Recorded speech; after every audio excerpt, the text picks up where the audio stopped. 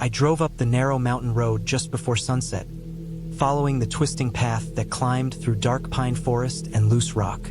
The cabin I rented sat on a small clearing far away from the main highway, deep enough into the woods that the air already felt colder and heavier, almost like a warning that this place followed its own rules. I came here because I wanted a break from everything. The noise, the messages, the crowded streets, the feeling of being watched by people everywhere. I wanted isolation. I wanted quiet. At that time, I did not understand how too much silence could turn into something much worse, something that sank into the mind the way cold water sinks into the bones. By the time I reached the cabin, the sun was already halfway hidden behind the distant ridge. The last bit of daylight stretched through the trees in thin orange lines that looked sharp enough to cut. The cabin itself was small and simple. A single floor, weathered wood, a metal roof with rust spots around the edges, a narrow porch with 2 steps that creaked even under my light weight. There was nothing special about the place, nothing that should have made me uneasy, but as soon as I got out of the car, I noticed how quiet the area felt. There were no insects humming, no wind moving through the trees, no birds settling in branches for the night. It was the kind of quiet that made me feel like the forest was holding its breath. I took my bags inside and looked around. The cabin smelled like old wood and dried pine needles. The floorboards were worn and had long scratches that looked like they came from years of dragging furniture. The windows were small and placed oddly low, almost as if the cabin had been designed for someone shorter than me. That strange detail lingered in the back of my mind as I unpacked, but I ignored it because I was tired and I wanted the evening to feel normal. I checked the small kitchen, opened a few cupboards, turned on the weak overhead light, and walked through the place just to get familiar with it. There was a bedroom with a thin mattress that sagged in the middle, a bathroom with a metal shower that looked like it might rattle loose from the wall, and a living room with a wood stove made of black iron. The place felt old but workable, the kind of structure that had seen decades of use without much care. I told myself it was fine. It was what I paid for. I wanted quiet, and this place definitely had that. After unpacking, I stepped outside again just to breathe the cold air and look at the forest before the last bit of sunset disappeared. That was when I first noticed the footprints. They were in the thin dirt patch on the left side of the cabin, just beyond the wooden steps. They were wide and uneven, like someone wearing heavy boots had walked through soft ground and twisted their foot in strange angles while doing so. At first I assumed they were old, maybe from a previous visitor or the owner coming by for maintenance. But as I bent down to look closer, I realized the edges of the prints were fresh. The soil around them was slightly damp, as if the impressions had been made not long before I arrived. Something about that felt off. No car tracks, no sign of anyone driving up or leaving. Just footprints circling the cabin like someone had walked around the place more than once. I tried to brush the unease away by telling myself that maybe someone had come earlier in the morning. Maybe they lived nearby and walked through the woods. Maybe it was just a hiker who got curious. I tried to make the explanation simple because I came here for peace, not paranoia. But as the sky darkened and the air grew colder, the quiet around the cabin changed. It was heavier, thicker, almost like the darkness pressed itself against the small clearing. I locked the cabin door even though I wasn't planning to leave it unlocked anyway. Something about the quiet made me more aware of the boards under my feet, the thin walls, the small windows, and the fact that I was completely alone. I made a quick dinner from a can, ate it at the small wooden table, and listened to the faint ticking of the old clock on the wall. Every now and then, I thought I heard something outside, not anything sharp or loud, just a soft movement like something brushing against the ground. But every time I stood still and held my breath, the sound stopped. Later that night, I tried to sleep, but the old mattress made my back ache, and the cold air creeping around the window frame kept my mind awake. I stared at the ceiling for a long time, trying to slow my breathing, but the cabin's silence made every tiny sound inside feel louder. The faint shift of the wood, the distant pop of cooling metal on the roof, the brush of wind, except it didn't sound like wind. The forest had been still since I arrived. Somewhere outside, I heard a slow step in the dirt. Not a heavy stomp, but a careful weight shift, like someone trying not to make noise. I stayed frozen in the dark, breathing shallow air, waiting to hear it again. For a long moment, there was nothing. Then, another step, closer this time, the kind of movement that made the tiny hairs on my arms rise. I kept telling myself it was an animal, a deer, maybe even a stray dog, but the pattern was wrong. There was too much hesitation between each step, like something was stopping, listening, checking its position, then moving a little more. I stayed awake for hours, staring at the ceiling. Eventually, I drifted into a light, uneasy sleep. When I woke up in the morning, the light through the window was pale and cold. My neck felt stiff from the awkward sleep, and the air in the cabin felt strangely still. I walked outside to breathe for a moment, and what I saw made my stomach tighten. More footprints, fresh ones. They circled the cabin again, but this time, they were deeper and closer to the porch. There were also marks near the back door. Not full prints, but spots where the dirt looked slightly disturbed, like someone had put their weight there. I looked around the forest, but nothing moved. The trees stood still. The clearing felt too empty, too exposed. I felt like something had been watching me while I slept. I spent the next few hours trying to calm myself down. I swept the prints away with a branch, telling myself that if anything new appeared, then I would know for sure someone was coming around at night. I tried to distract myself with small tasks, like filling the stove with wood and heating some water. Even then, I could not shake the sense of being watched. That afternoon, while checking around the trees near the cabin, I noticed a spot where the pine needles were slightly crushed. The pressure pattern looked like someone had knelt there for a long time. It faced directly toward the cabin window, the same window next to the bed where I had been lying awake the night before. I stared at that spot for a long time, trying to understand what kind of person would kneel in the woods in the cold darkness just to watch a cabin. It felt like my chest tightened slowly, inch by inch, the same way cold grips the fingers until they stiffen. I went back inside and closed all the curtains. Even though it was barely noon, the cabin felt dim and enclosed. I paced around the small space for a while, trying to decide if I should leave. But something in me refused to act out of panic. I told myself that I came here to escape noise and pressure, and I didn't want to run away just because of footprints. I convinced myself to stay one more night. That decision, looking back, feels like the worst choice I made during the entire trip. As dusk settled again, the cabin grew colder and quieter. Every corner of the room felt like it held a shadow. I kept the stove burning, but the warmth did little to calm me. I kept noticing small sounds, a faint shift of weight outside, a soft scrape like something brushing against wood, the subtle creak of the porch steps settling under uneven pressure. The unease built slowly, rising through me like water filling a room. By midnight, I was sitting on the edge of the bed, staring at the window even though the curtain covered it. I could not bring myself to lie down. I felt too exposed, too vulnerable. Then I heard it again. A slow step, another, then a pause long enough to make the cabin feel like it was holding its breath along with me. I stayed still for a long time, listening to the faint movement around the cabin. Whoever or whatever was out there moved carefully, circling the place again. At one point, I heard the softest thud against the wall, like a palm resting there or a shoulder brushing against it. I could feel each sound in my chest. After what felt like an hour of that slow circling, the steps finally faded away into the forest. But I didn't sleep. I sat awake in the dim cabin until the faintest hint of morning light appeared. When I stepped outside, the cold morning air hit me like ice. And then I saw them. The footprints were back again, clearer than ever. They circled the cabin many times, overlapping in some areas, spreading out in others as if the person had wandered closer and closer to the windows. There were also new marks on the porch, a faint line on the wood, like something had scraped or dragged lightly across it.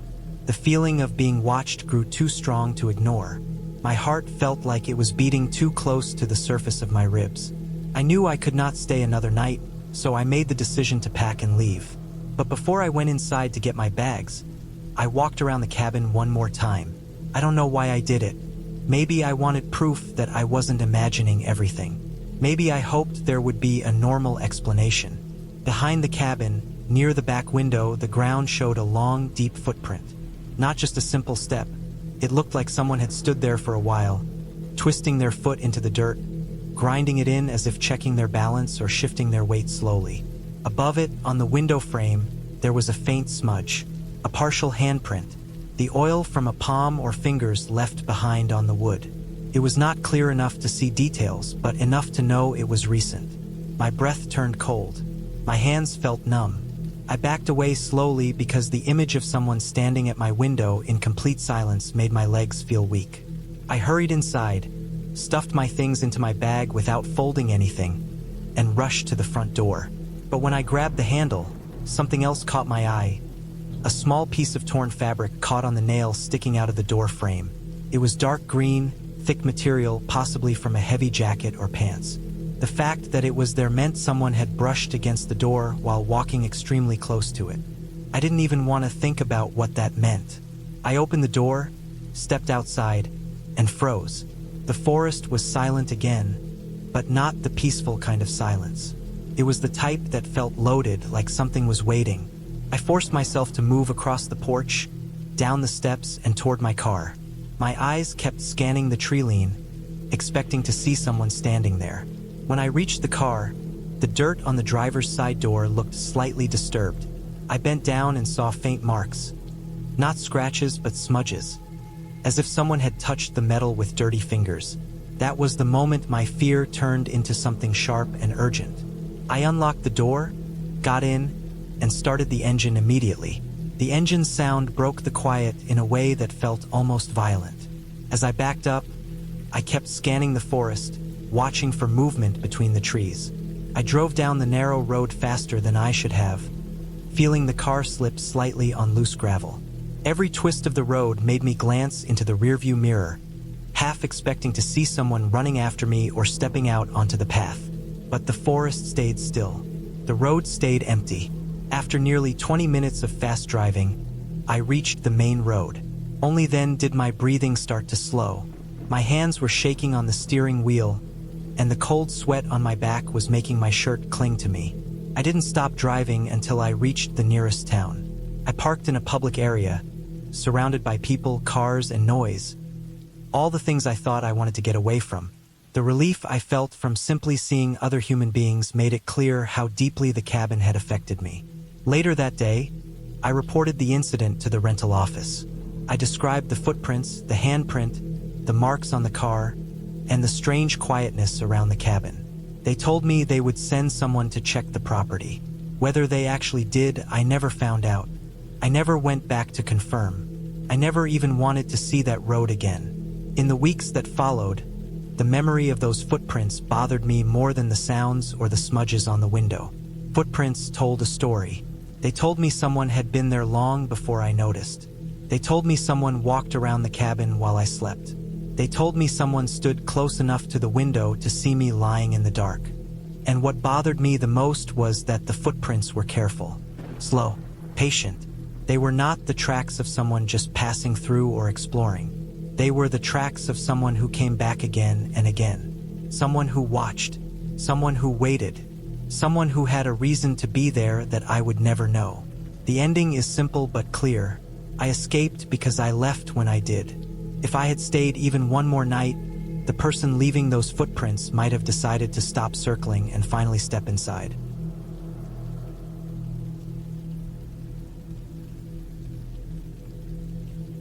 I never planned to spend those days alone in that cabin. It happened because life had been feeling too loud, too fast, and too heavy. I wanted a place where I could sit in quiet, away from phone notifications, traffic, and people. The cabin belonged to a distant cousin who barely used it. A small wooden place sitting on the far end of North Ridge, tucked between tall pines and a thin, rocky river that cut through the forest like a sharp gray scar. It wasn't a fancy cabin. The wood was old. The windows were cloudy.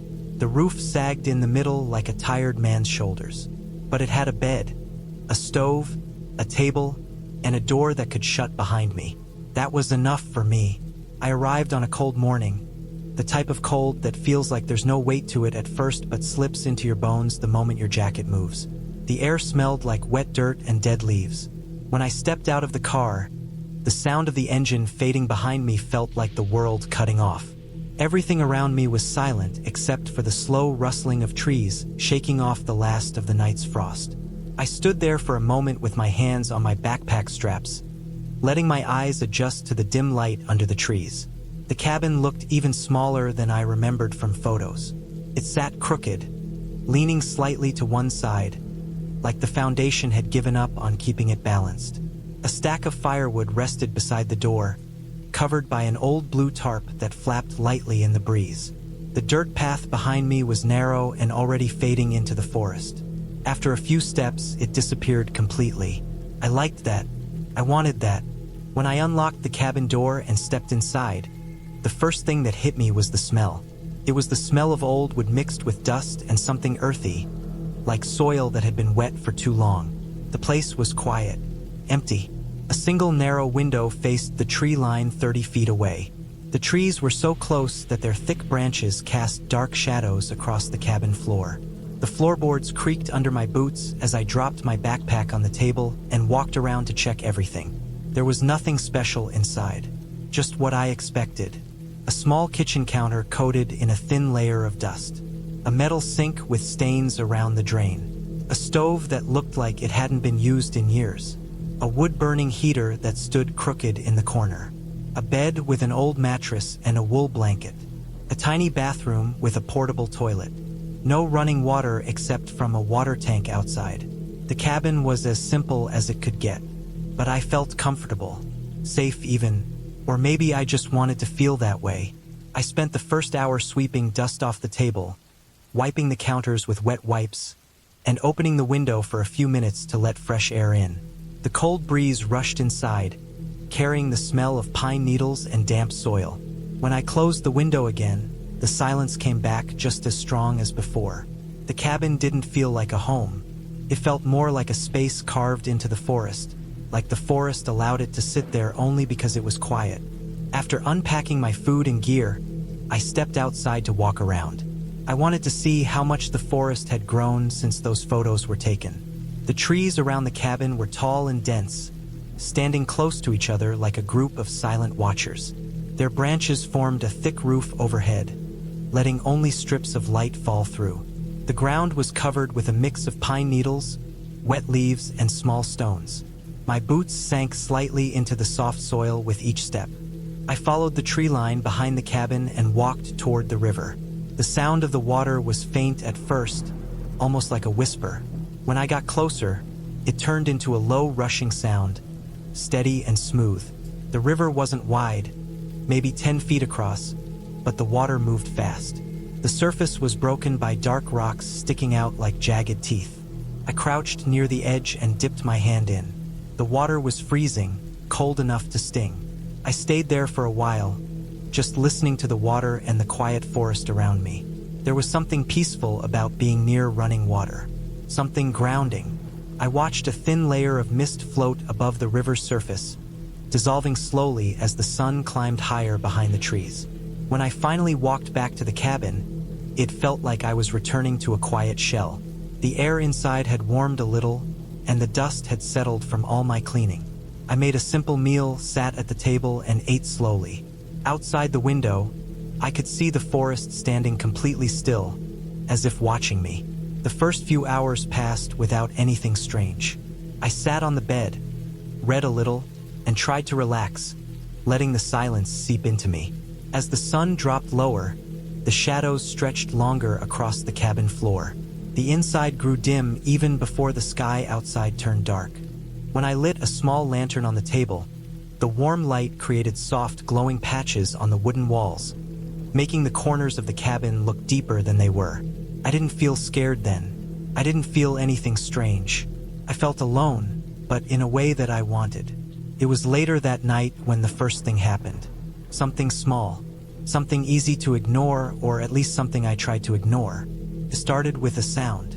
A soft snapping sound from the tree line in front of the cabin. At first, I thought it was just a branch falling or maybe a small animal stepping on dry twigs. It was a forest, after all. Forests make sounds. They breathe and shift and move even when everything looks still. But the sound didn't stop after one snap. It happened again. Slow, sharp. Then again, like something heavy was stepping carefully through the trees. I sat still on the bed, holding the lantern with my hand, listening closely. The wind outside was weak. The branches weren't moving much. The snapping sound didn't match the rhythm of the breeze. It sounded like weight, controlled steps, something taking its time. I waited. The snapping stopped. The forest went silent again. So silent that I could hear my own breathing. I told myself it was nothing. I wasn't worried yet. I didn't want to be. I blew out the lantern and lay down. The darkness filled the room slowly, pressing against the window until I couldn't see the tree line anymore. The only sound left was the faint hum of the night, a soft ringing in my ears mixed with distant wind. I fell asleep without realizing it, but I woke up again. And when I woke up, everything felt different. It was the middle of the night. The cabin was nearly pitch black except for a thin line of moonlight slipping through the window. My back ached from the old mattress. My eyes took a moment to adjust. When they did, I noticed something that made my stomach tighten. The cabin was cold, much colder than before. Not normal cold, not slow-creeping cold. It felt like something had opened the door while I slept and let all the freezing air inside. I sat up slowly and rubbed my arms. My breath came out in faint, visible clouds. That wasn't normal. The stove wasn't lit, but the temperature shouldn't have dropped that fast. I listened, and I heard it again. A sound outside. Not the snapping this time. Not the same sharp breaks from earlier. This sound was softer, slower, like something dragging lightly across the ground. I held my breath. I never planned to spend those days alone in that cabin. It happened because life had been feeling too loud, too fast, and too heavy. I wanted a place where I could sit in quiet, away from phone notifications, traffic, and people. The cabin belonged to a distant cousin who barely used it. A small wooden place sitting on the far end of North Ridge, tucked between tall pines and a thin, rocky river that cut through the forest like a sharp gray scar. It wasn't a fancy cabin. The wood was old. The windows were cloudy. The roof sagged in the middle like a tired man's shoulders. But it had a bed, a stove, a table, and a door that could shut behind me. That was enough for me. I arrived on a cold morning, the type of cold that feels like there's no weight to it at first but slips into your bones the moment your jacket moves. The air smelled like wet dirt and dead leaves. When I stepped out of the car, the sound of the engine fading behind me felt like the world cutting off. Everything around me was silent except for the slow rustling of trees shaking off the last of the night's frost. I stood there for a moment with my hands on my backpack straps, letting my eyes adjust to the dim light under the trees. The cabin looked even smaller than I remembered from photos. It sat crooked, leaning slightly to one side, like the foundation had given up on keeping it balanced. A stack of firewood rested beside the door, covered by an old blue tarp that flapped lightly in the breeze. The dirt path behind me was narrow and already fading into the forest. After a few steps, it disappeared completely. I liked that. I wanted that. When I unlocked the cabin door and stepped inside, the first thing that hit me was the smell. It was the smell of old wood mixed with dust and something earthy, like soil that had been wet for too long. The place was quiet, empty. A single narrow window faced the tree line 30 feet away. The trees were so close that their thick branches cast dark shadows across the cabin floor. The floorboards creaked under my boots as I dropped my backpack on the table and walked around to check everything. There was nothing special inside, just what I expected. A small kitchen counter coated in a thin layer of dust. A metal sink with stains around the drain. A stove that looked like it hadn't been used in years. A wood-burning heater that stood crooked in the corner. A bed with an old mattress and a wool blanket. A tiny bathroom with a portable toilet. No running water except from a water tank outside. The cabin was as simple as it could get. But I felt comfortable, safe even, or maybe I just wanted to feel that way. I spent the first hour sweeping dust off the table, wiping the counters with wet wipes, and opening the window for a few minutes to let fresh air in. The cold breeze rushed inside, carrying the smell of pine needles and damp soil. When I closed the window again, The silence came back just as strong as before. The cabin didn't feel like a home. It felt more like a space carved into the forest, like the forest allowed it to sit there only because it was quiet. After unpacking my food and gear, I stepped outside to walk around. I wanted to see how much the forest had grown since those photos were taken. The trees around the cabin were tall and dense, standing close to each other like a group of silent watchers. Their branches formed a thick roof overhead, letting only strips of light fall through. The ground was covered with a mix of pine needles, wet leaves, and small stones. My boots sank slightly into the soft soil with each step. I followed the tree line behind the cabin and walked toward the river. The sound of the water was faint at first, almost like a whisper. When I got closer, it turned into a low rushing sound, steady and smooth. The river wasn't wide, maybe 10 feet across, but the water moved fast. The surface was broken by dark rocks sticking out like jagged teeth. I crouched near the edge and dipped my hand in. The water was freezing, cold enough to sting. I stayed there for a while, just listening to the water and the quiet forest around me. There was something peaceful about being near running water, something grounding. I watched a thin layer of mist float above the river's surface, dissolving slowly as the sun climbed higher behind the trees. When I finally walked back to the cabin, it felt like I was returning to a quiet shell. The air inside had warmed a little, and the dust had settled from all my cleaning. I made a simple meal, sat at the table, and ate slowly. Outside the window, I could see the forest standing completely still, as if watching me. The first few hours passed without anything strange. I sat on the bed, read a little, and tried to relax, letting the silence seep into me. As the sun dropped lower, the shadows stretched longer across the cabin floor. The inside grew dim even before the sky outside turned dark. When I lit a small lantern on the table, the warm light created soft, glowing patches on the wooden walls, making the corners of the cabin look deeper than they were. I didn't feel scared then. I didn't feel anything strange. I felt alone, but in a way that I wanted. It was later that night when the first thing happened. Something small, something easy to ignore, or at least something I tried to ignore. It started with a sound, a soft snapping sound from the tree line in front of the cabin. At first, I thought it was just a branch falling or maybe a small animal stepping on dry twigs. It was a forest, after all. Forests make sounds. They breathe and shift and move even when everything looks still. But the sound didn't stop after one snap. It happened again, slow, sharp. Then again, like something heavy was stepping carefully through the trees. I sat still on the bed, holding the lantern with my hand, listening closely. The wind outside was weak.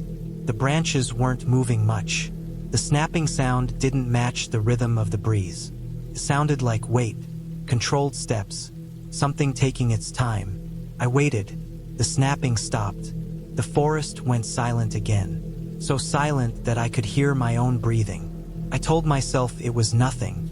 I wasn't worried yet. I didn't want to be. I blew out the lantern and lay down. The darkness filled the room slowly, pressing against the window until I couldn't see the tree line anymore. The only sound left was the faint hum of the night, a soft ringing in my ears mixed with distant wind. I fell asleep without realizing it, but I woke up again. And when I woke up, everything felt different. It was the middle of the night. The cabin was nearly pitch black except for a thin line of moonlight slipping through the window. My back ached from the old mattress. My eyes took a moment to adjust. When they did, I noticed something that made my stomach tighten. The cabin was cold, much colder than before. Not normal cold, not slow-creeping cold. It felt like something had opened the door while I slept and let all the freezing air inside. I sat up slowly and rubbed my arms. My breath came out in faint, visible clouds. That wasn't normal. The stove wasn't lit, but the temperature shouldn't have dropped that fast. I listened, and I heard it again. A sound outside. Not the snapping this time. Not the same sharp breaks from earlier. This sound was softer, slower, like something dragging lightly across the ground. I held my breath. The sound moved around the side of the cabin. A slow brushing, something scraping lightly against dirt and dry leaves. the kind of sound that made me picture a heavy boot sliding or something weighed down by gear. The dragging sound stopped near the window. I sat completely still on the bed, barely breathing. Something was out there, something close. My heart thud.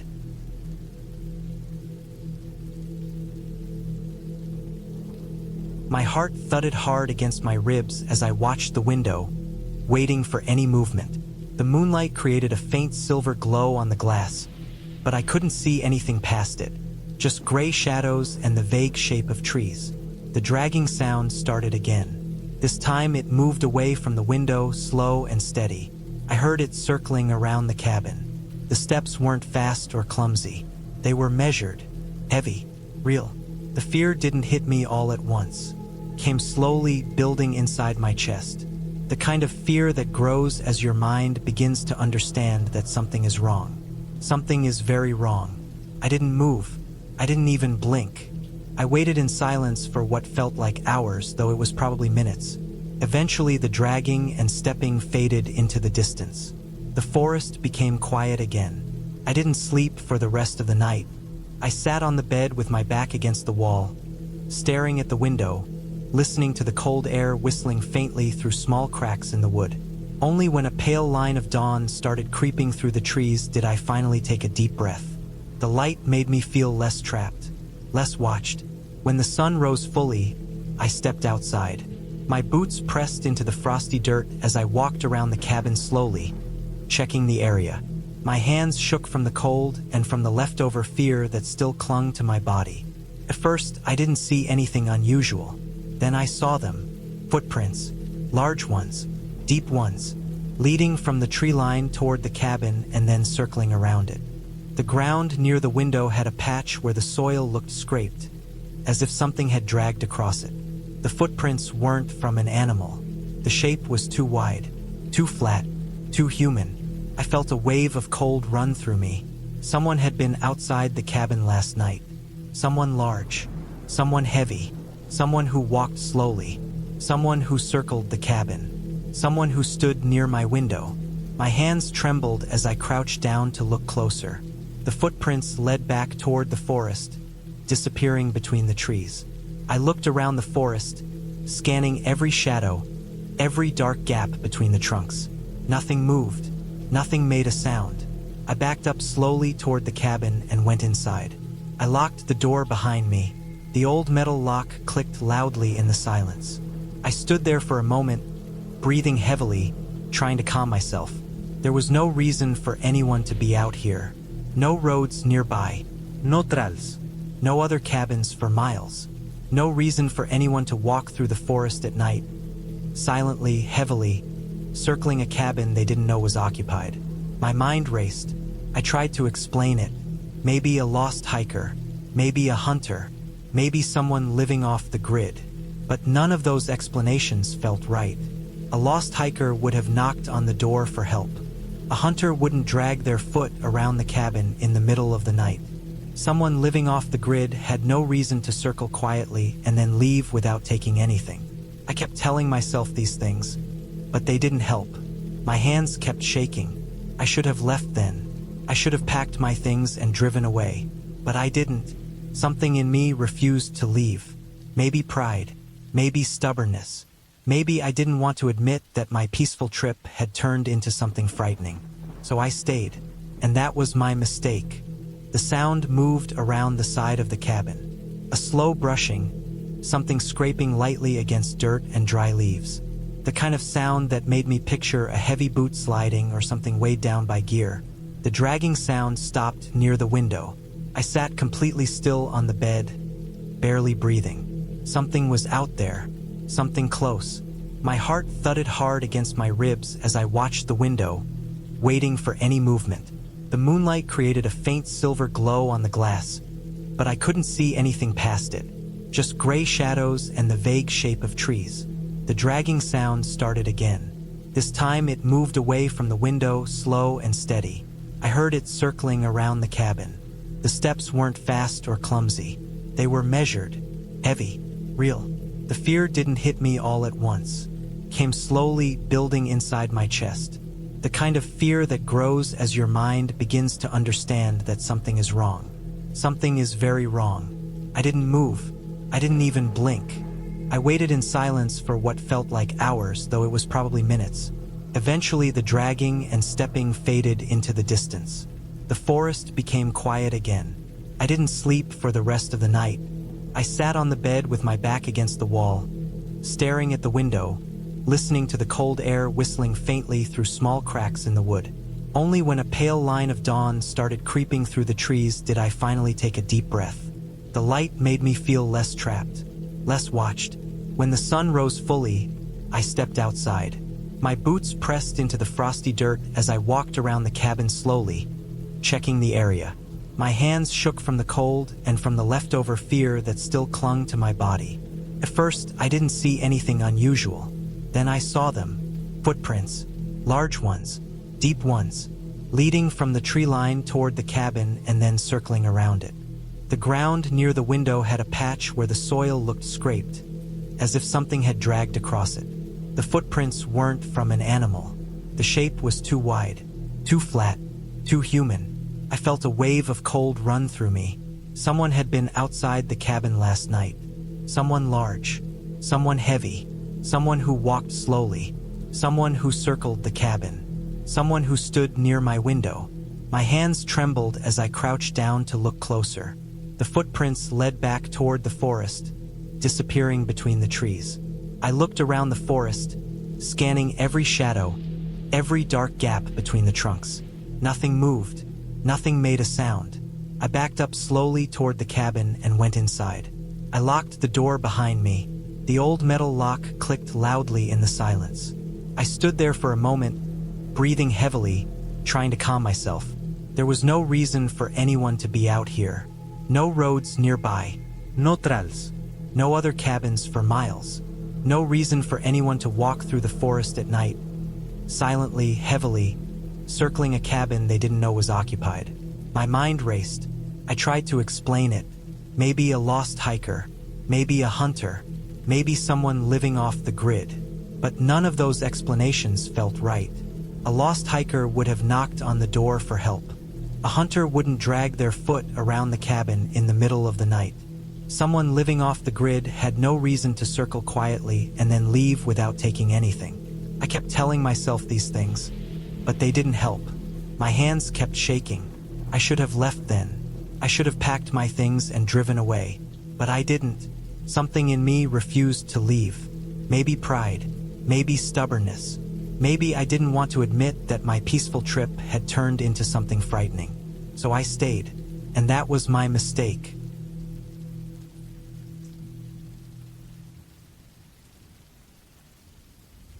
I went to the cabin because I needed space from everyone. Life in the city was squeezing me every single day, and I felt like my own thoughts were getting louder than anything around me. When a friend told me about a small cabin deep inside a thick forest, far from the nearest town, I imagined it as the perfect place to clear my head. I thought a few days alone with trees, cold air, and some silence would fix everything that felt out of place in my life. I didn't know anything about the area, but I didn't think it mattered. I only knew the cabin had been empty for years, and I thought that meant I would have complete peace. The road to the cabin was already making me feel like I had made a mistake. The dirt path was narrow, barely wide enough for my car. Bushes kept brushing against both sides of the vehicle, and the deeper I drove, the darker the forest became. It felt like the trees were slowly closing in around me. The track had no signs, no markers, nothing to let me know I was going the right way. My GPS lost signal after the first 20 minutes, so I had nothing to guide me except a few notes written on a piece of paper. Every turn I took felt like a guess. By the time I reached the cabin, my shoulders were tight from anxiety. The place looked even older than I expected.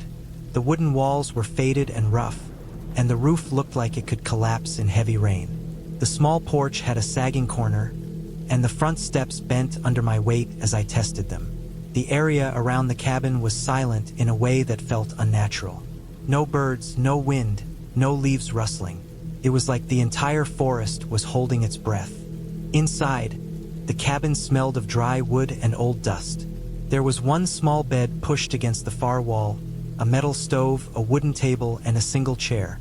Everything looked like someone had left in a hurry years ago. The bed sheets were still half on the mattress, and there were tiny scratches on the wooden floor that I couldn't explain. They looked like deep lines made by something sharp being dragged across the boards. I unpacked slowly, trying to calm myself. The quiet felt heavy, almost like a weight pressing down on my chest.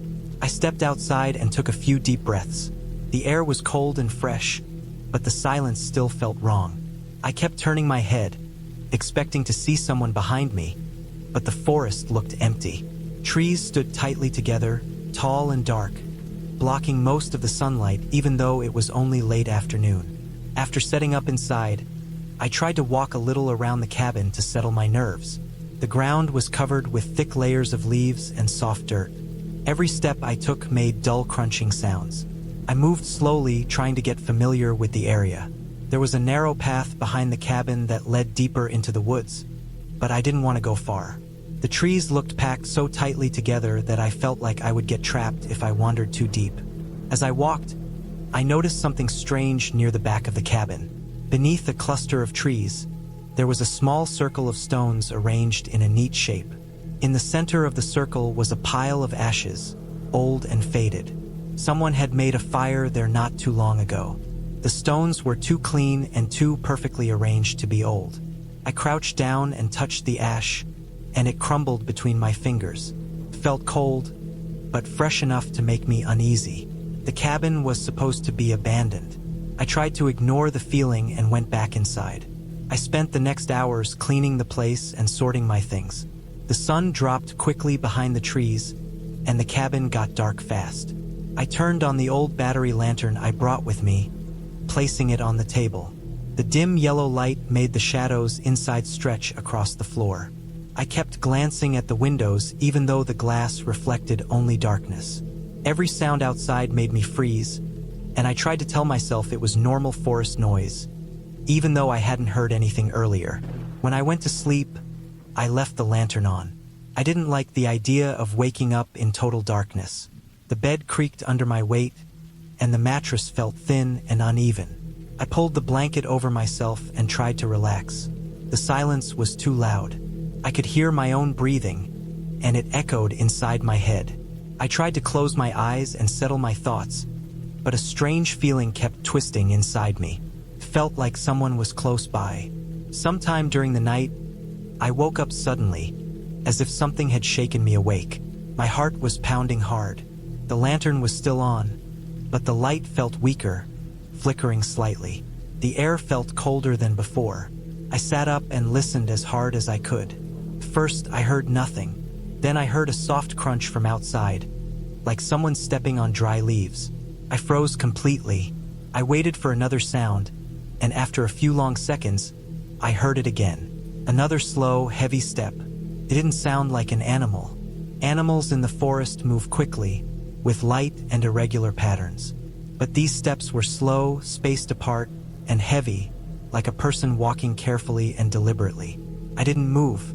I kept staring at the door, expecting the handle to turn. My chest felt tight, and my breathing was shallow.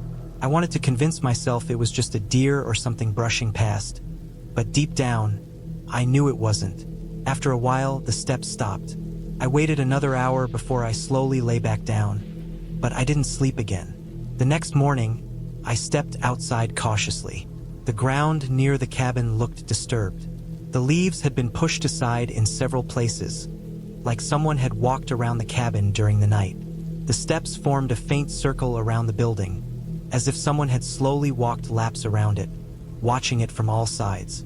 I stood there for a long time, staring at the ground. My stomach tightened with a cold feeling. I took a walk around the cabin, following the faint prints, but they faded quickly in the soft dirt. I checked the trees, the small fire pit behind the cabin, and the narrow path, but everything looked untouched except the ground closest to the cabin. I spent the rest of the day inside with the door locked, even though the lock was old and weak. I kept the lantern near me even though it was daytime. Every small sound outside the cabin made my heart jump. Birds occasionally appeared now, but their calls sounded distant and thin. The air felt heavier, and every hour felt longer than the one before. When night came again, I felt a deep sense of dread. I didn't want to turn off the lantern, so I replaced its batteries and kept it glowing beside me. I lay on the bed fully awake, waiting. The darkness outside the windows looked even deeper than the previous night. I kept staring at the shadows on the floor, watching them shift slightly as the lantern flickered. Sometime after midnight, the same sound returned, slow steps approaching the cabin. I held my breath. The steps were careful, like whoever it was knew exactly where to place their feet. The sound got closer until it reached the wall near my bed. I stared at the wooden planks, imagining someone standing on the other side, inches away from me. Then the sound moved around the cabin again. Slow, steady steps circling me. I lay frozen for nearly 2 hours, listening to it. When it finally stopped, I didn't relax. I stayed awake until dawn, staring at the door the entire time. By the third day, I was completely on edge. I couldn't think straight anymore. I felt like I was being watched every second. I walked outside slowly and checked the area again. More disturbed leaves. I found a broken branch that looked freshly snapped, lying close to the porch. I looked deeper into the woods, but I couldn't see anything except endless trees. Inside the cabin, I kept pacing. The air felt too hot and too cold at the same time. My hands were shaking, and I couldn't eat. I kept imagining someone hiding just beyond the tree line, staring at the cabin, waiting for night to fall again. Around the afternoon, I noticed something new. Behind the cabin, near the small fire pit, someone had placed a small item on the ground. It was a piece of wood, carved roughly into a thin shape. It looked like a crude figure, the kind someone would whittle with a knife. It wasn't there before. I felt my chest tighten again. I didn't touch it. I backed away slowly and went inside. That night, the sounds started earlier. I hadn't even gone to bed yet. I sat on the floor, leaning against the wall with the lantern beside me. The steps came from the back of the cabin. Slow, heavy, and careful. They paused often, like the person was stopping to listen. I closed my eyes and tried to breathe quietly. The steps came right up to the back wall. I heard something brush lightly against the wooden planks. Then the steps moved toward the side of the cabin. They dragged slightly this time, like someone was tired or carrying something heavy. The sound moved back and forth between the sides of the cabin for hours. Near dawn, the footsteps suddenly stopped completely. The silence that followed felt even worse. When morning came, I stepped outside once more, even though I was terrified. I needed to see if something had changed. When I walked around the cabin, I froze. On the ground, right below the window where I had been sitting, was a fresh footprint. Clear and deep, too big to be mine, too heavy to be an animal, pointed directly toward the cabin wall. I felt sick. That was when I decided I needed to leave. I packed everything as fast as I could. I kept looking at the trees, expecting someone to step out at any moment. I locked the cabin door even though it didn't matter. I started the car and drove fast down the narrow dirt road, branches scraping the sides of the vehicle again. I didn't care if I damaged it. I just needed to get out of there. The air in the forest felt even heavier on the way out. The shadows looked darker, and the trees seemed to close in further. The deeper I went, the more I felt like I was being watched. Several times, I saw shifts in the corner of my eye, like someone moving between the trees, following me. I didn't slow down. I gripped the steering wheel so tightly that my hands hurt. When I finally reached the main road, I felt a wave of relief so strong that it made me lightheaded. I didn't stop driving until I reached the town. Even then, I scanned the parking lot, the trees nearby, and the people around me. For days after I left the cabin, I couldn't sleep without thinking about those slow, deliberate steps circling the cabin every night. They replayed in my mind constantly, the steady rhythm of them, the heavy pressure of each footfall. I kept imagining someone standing in the dark, watching me from only a few feet away, waiting for the right moment. What stays with me the most is the fact that whoever it was never tried to break in or make noise that would scare me away. They stayed quiet, patient, and careful. They circled the cabin night after night like someone studying something before making a move. The carved wooden figure behind the cabin proved that they had come close while I was awake. The fresh footprint showed how close they stood when I was sitting against the wall. What I realized later made everything worse. They must have known I was inside the first night. They must have been watching the cabin while I was still unpacking. They knew I was alone, unarmed, isolated, and too far from anyone who could hear me. They had been watching me from the moment I arrived. Maybe they had been living somewhere near the cabin for a long time. Maybe the cabin wasn't abandoned the way I was told. Maybe someone else had been using it or watching it or waiting for strangers like me to show up. What scares me the most is what would have happened if I stayed one more night. The steps were getting closer. The movements were getting slower. The carved figure was a sign that whoever it was wanted me to know they were there. Everything felt like part of a slow, careful process. I left before the final step in whatever that process was. I never went back to that cabin, and I never will. I still think about the deep footprint outside the window and the slow, heavy steps circling me while I lay frozen in the bed. I think about the silence in the forest, the clean stones around the fire, and the carved figure placed close enough for me to find. Someone was living in those woods. Someone who didn't want to be seen. Someone who was dangerously patient. And I know they would have eventually tested the door. That is the thought that wakes me up sometimes, long after midnight. The quiet realization that if I had stayed just one more night in that old wooden cabin, I might have learned what they were waiting for, and I might not have left those woods at all.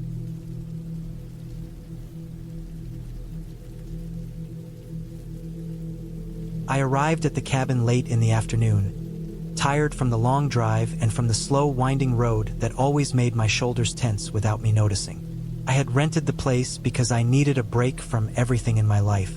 My work, my family, the noise of the city, the constant pressure I felt in every corner of my daily routine. I wanted to be alone for a few days, far from anything that could reach me. The cabin seemed like a perfect choice because it sat deep inside a dense stretch of forest, with no other cabins visible in any direction and no neighbors for several miles. At least that is what the listing claimed. I liked that idea. I liked the thought of silence, empty space, and the sound of wind moving between trees instead of cars running down a busy street.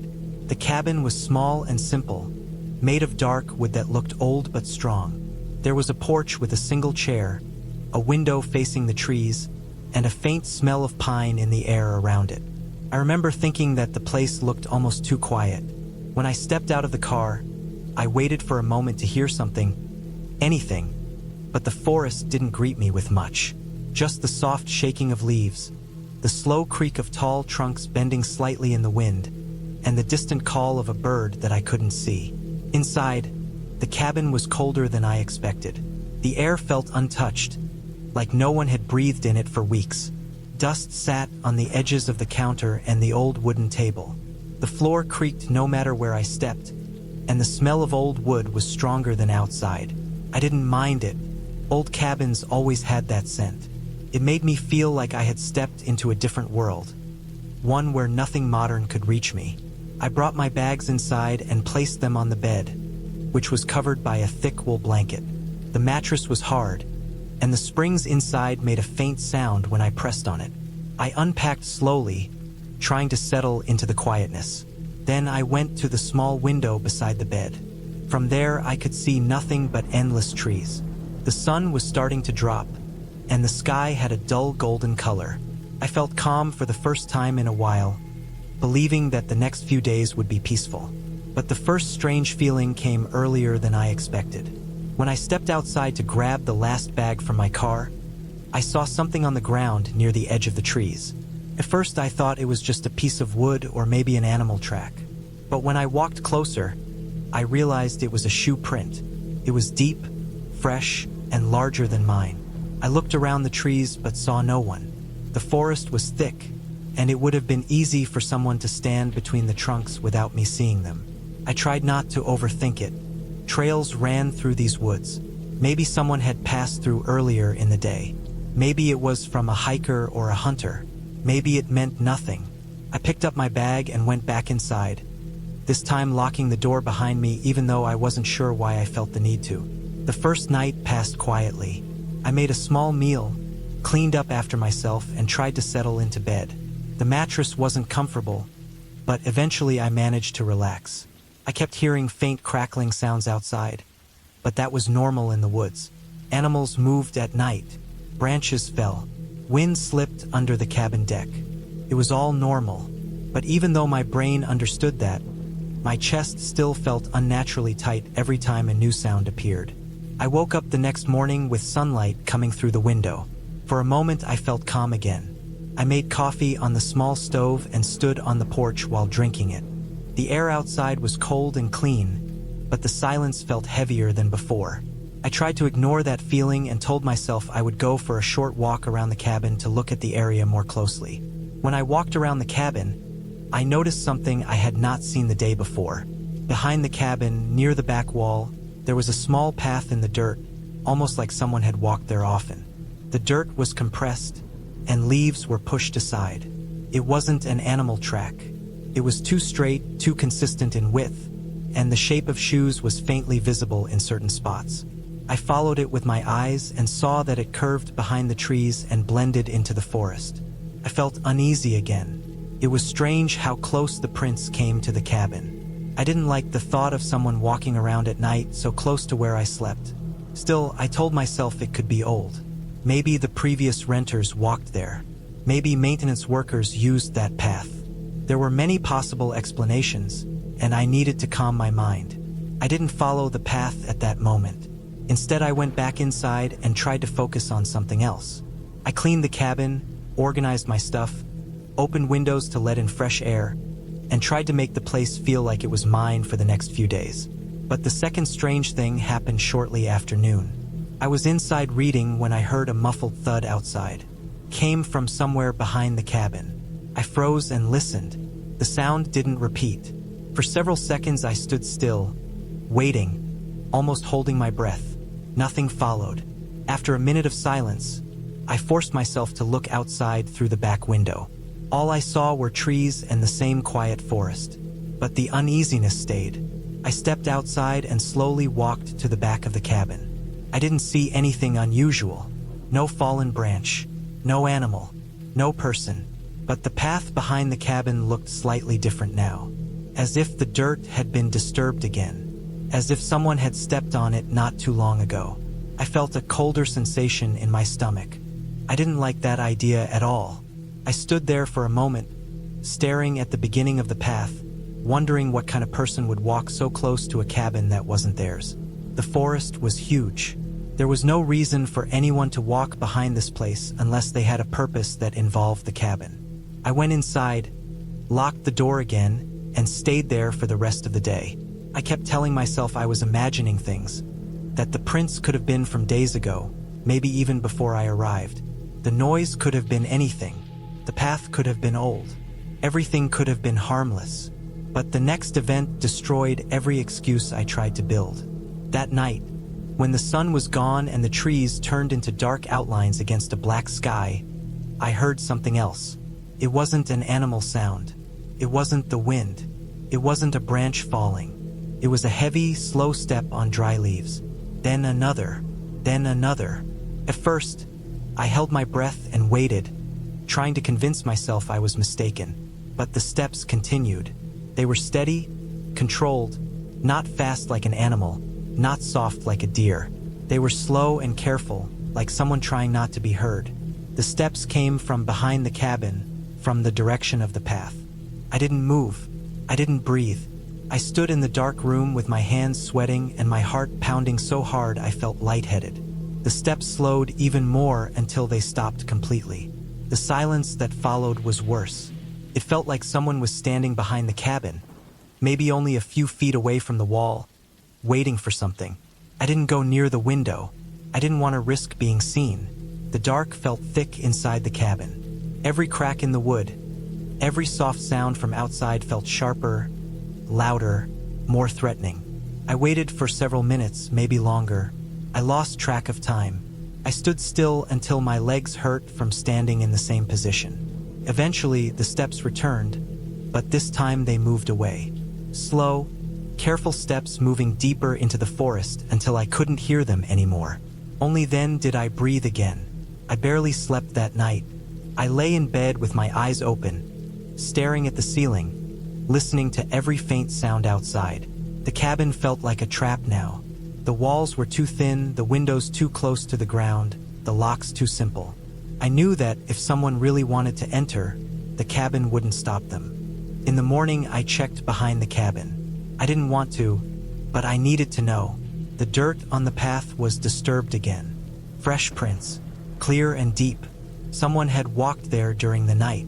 Someone had stood behind my cabin, probably listening, maybe watching, maybe trying to understand if I was awake. I felt sick to my stomach. I decided I should leave, but my car keys were inside, and I needed to gather my things. I forced myself to stay calm, telling myself that whoever walked around the cabin must have left by now. People didn't stay in the forest during the day unless they had shelter, and there were no other cabins around. But I was wrong about that. Around noon, when I tried to calm myself by exploring a short distance in the woods, not to follow the path, just to distract my mind, I saw something I never expected. About 100 meters behind the cabin, hidden behind a thick cluster of trees and overgrown bushes, there was another structure. It wasn't visible from the cabin at all. It blended perfectly into the forest, as if someone wanted it to remain unseen. It was a small shack, built poorly with mismatched boards and rusted metal sheets. The roof sagged, and the walls leaned in strange angles, but it was clearly used recently. There was a pile of chopped wood outside, a bucket, and footprints all around it. I stepped closer, driven by a mix of fear and curiosity, even though my heart told me to turn around and go back. The shack smelled like smoke and damp clothes. A thin trail of old ash lay on the ground near the door. The ground around it was disturbed by footprints that matched the ones I saw behind my cabin. The prints were deep, fresh, and pointed toward the shack. Someone was living here. Someone had been living only a short walk behind my cabin, without the rental listing mentioning anything about it. Someone who walked around at night. Someone who stood behind my cabin in the dark. My entire body felt cold. The fear settled into my chest in a heavy way, like a weight I couldn't remove. I backed away slowly, careful not to make noise, careful not to get too close to the shack. I didn't want whoever lived there to know I had found it. I moved back toward the cabin, rushing once I thought I was far enough away. When I reached the cabin, I locked the door again, grabbed my bags, and prepared to leave. My plan was simple: get to my car, start it, and drive away as fast as possible. I walked toward the front door with my keys in hand, breathing quickly, feeling as if the forest was getting smaller around me. But when I opened the door and stepped outside, something froze me in place. There were footprints on the porch. Fresh ones, large ones.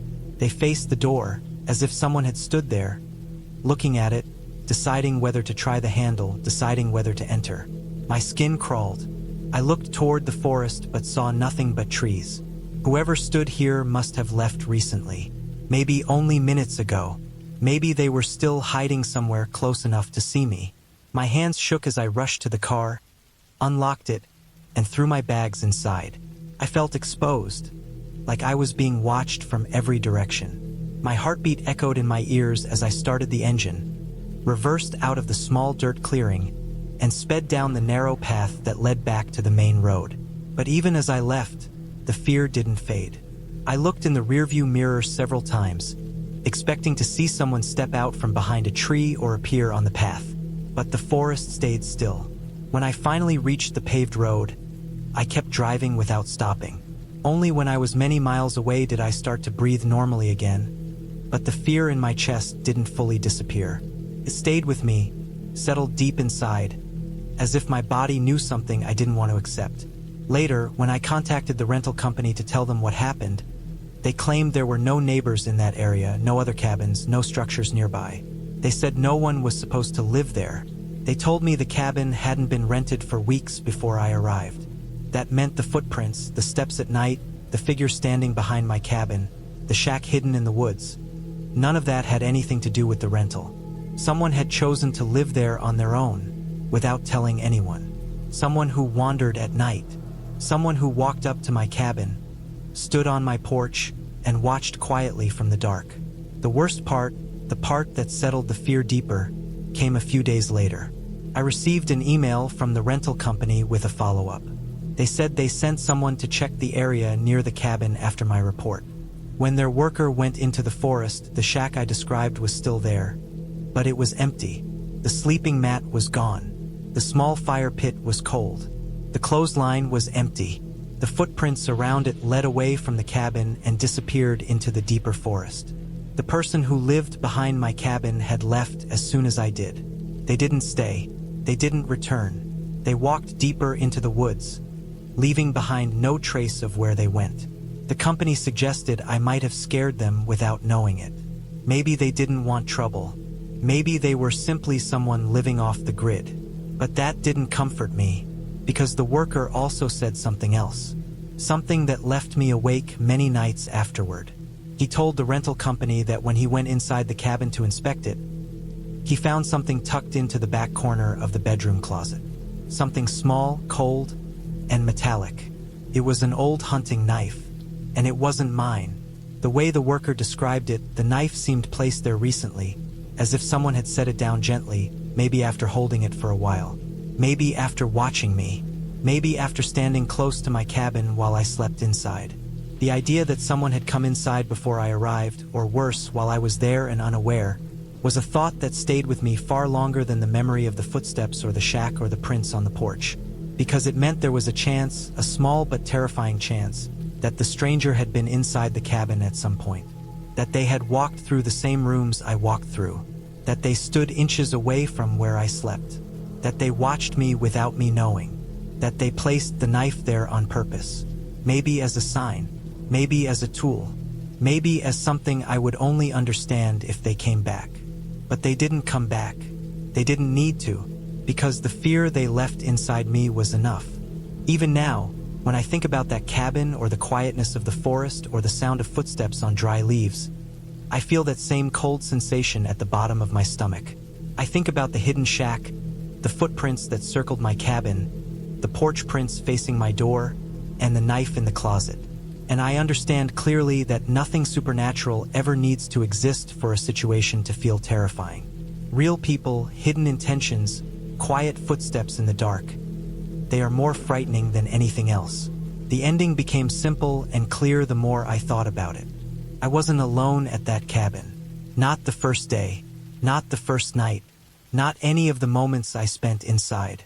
I was being watched the entire time, by someone who lived close enough to approach quietly, someone who walked around my cabin at night, someone who might have stepped inside before I ever locked the door. And the only reason nothing worse happened was because I left before they decided what to do. That realization stays with me every time I think of the cabin. And that is why I will never go back.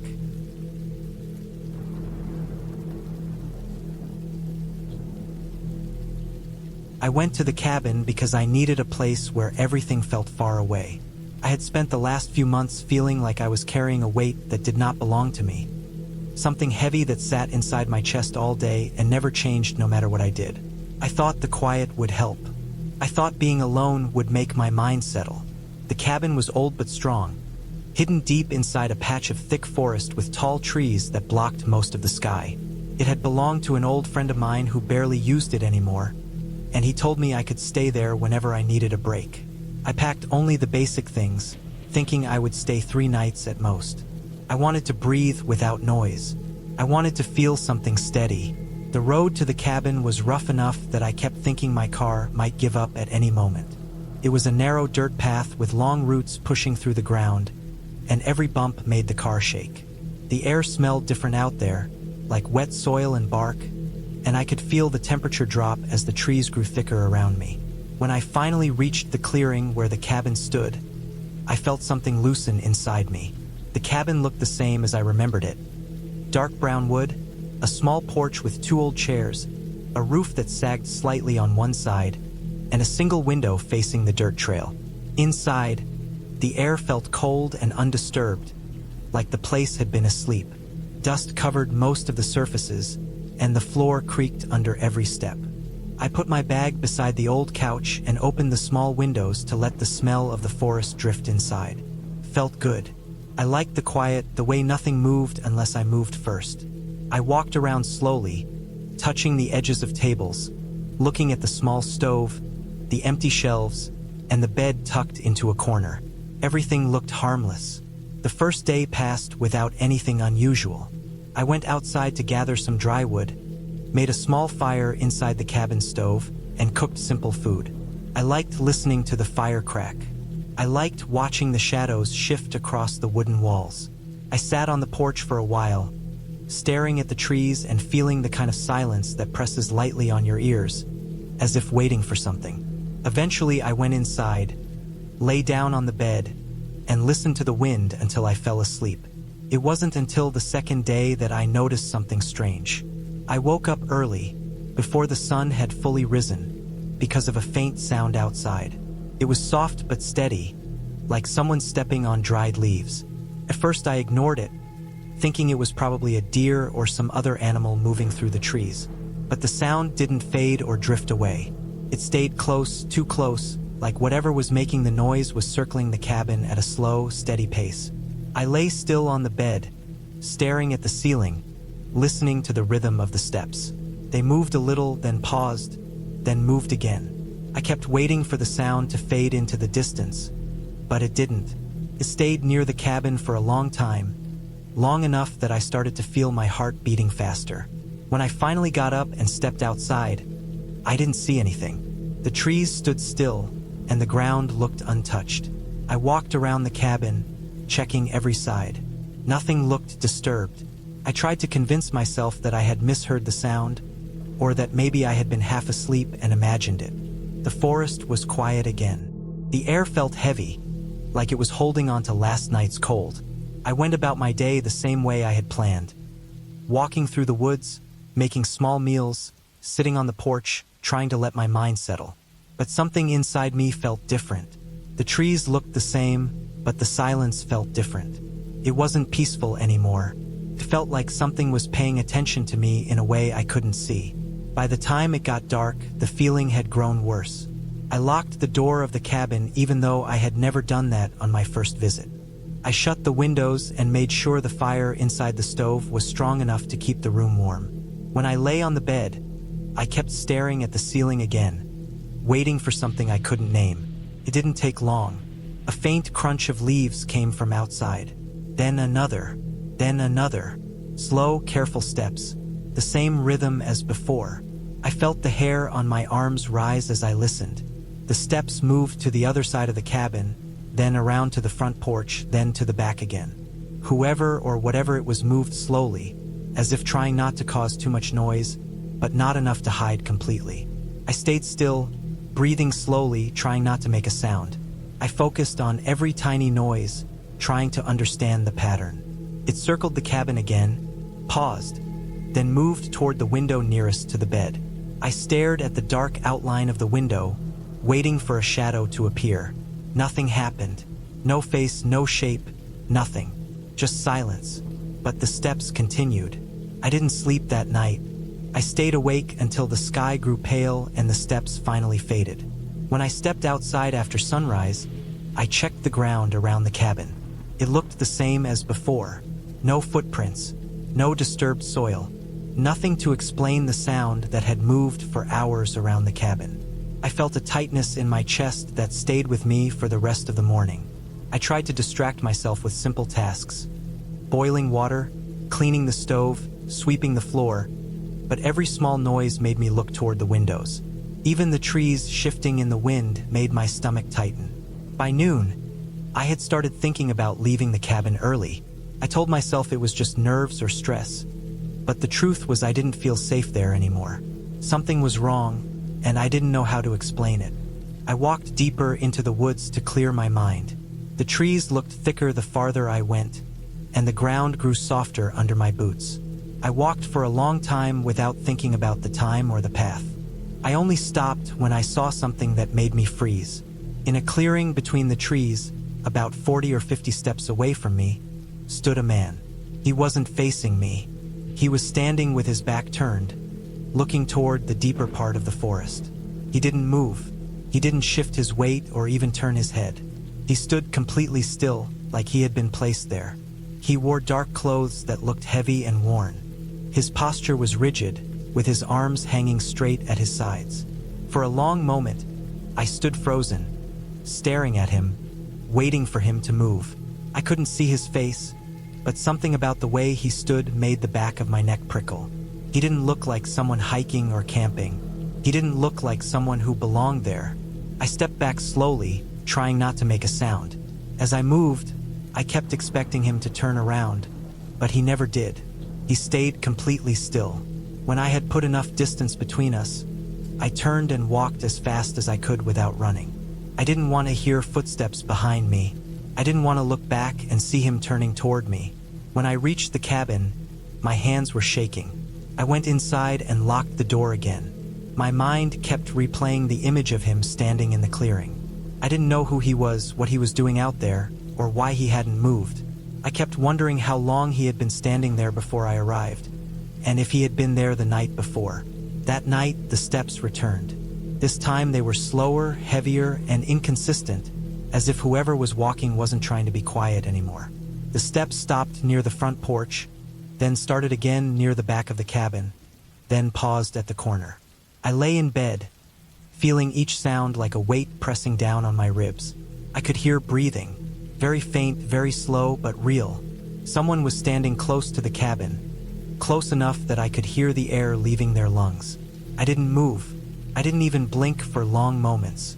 I stared at the ceiling again, waiting for something to happen. The breathing stayed near the wall for a long time, long enough that I thought I would faint from holding myself still.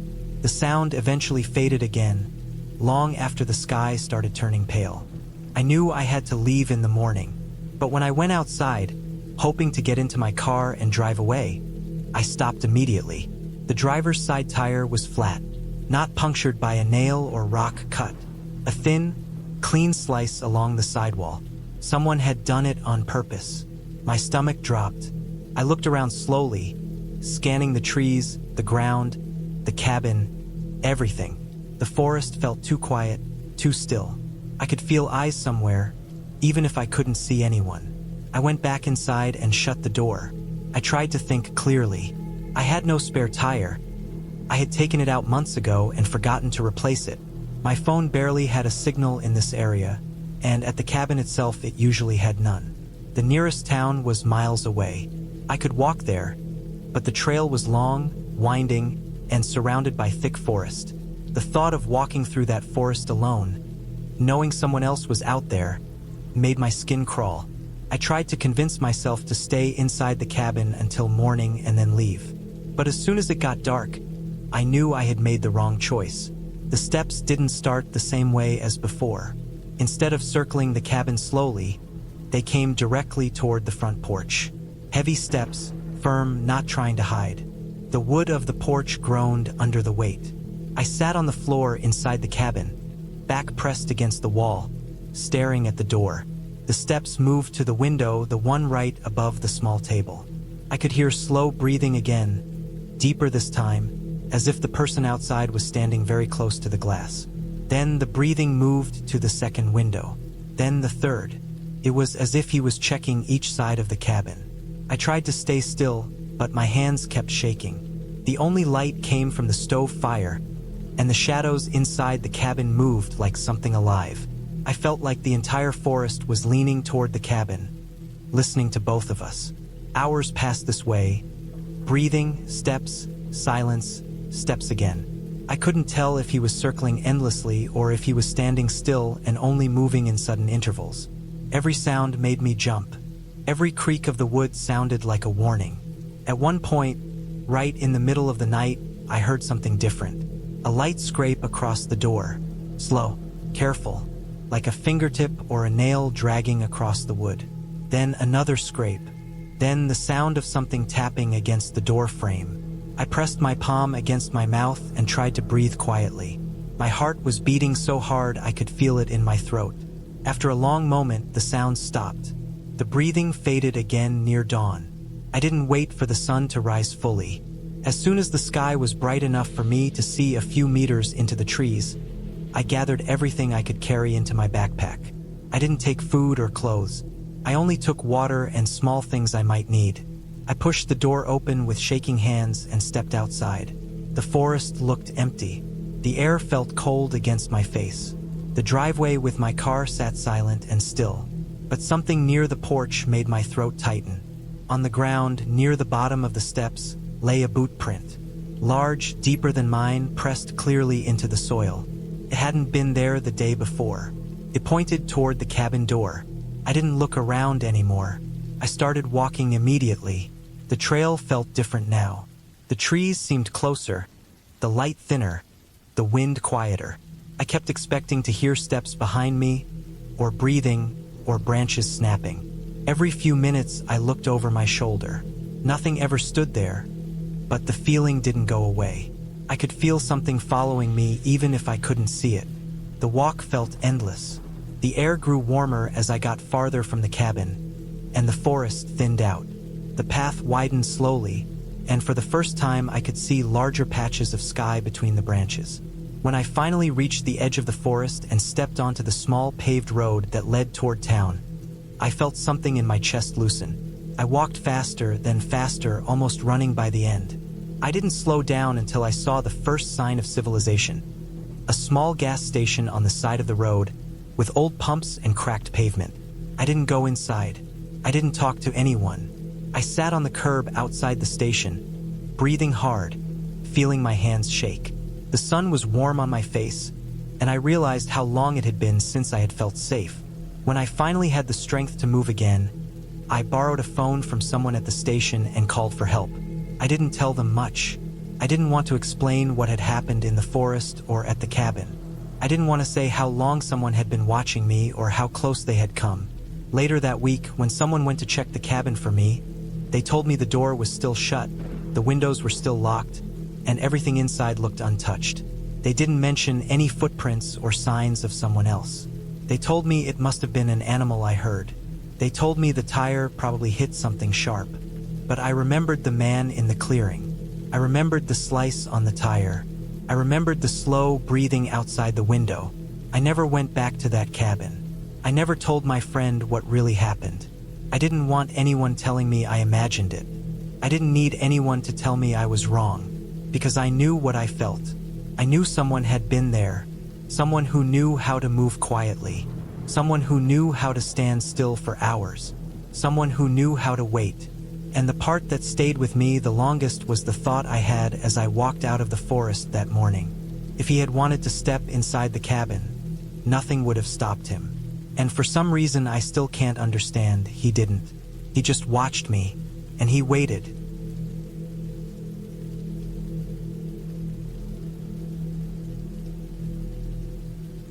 I drove up to the cabin on a cold, gray afternoon near the end of autumn, when most of the trees around the mountains had already dropped their leaves.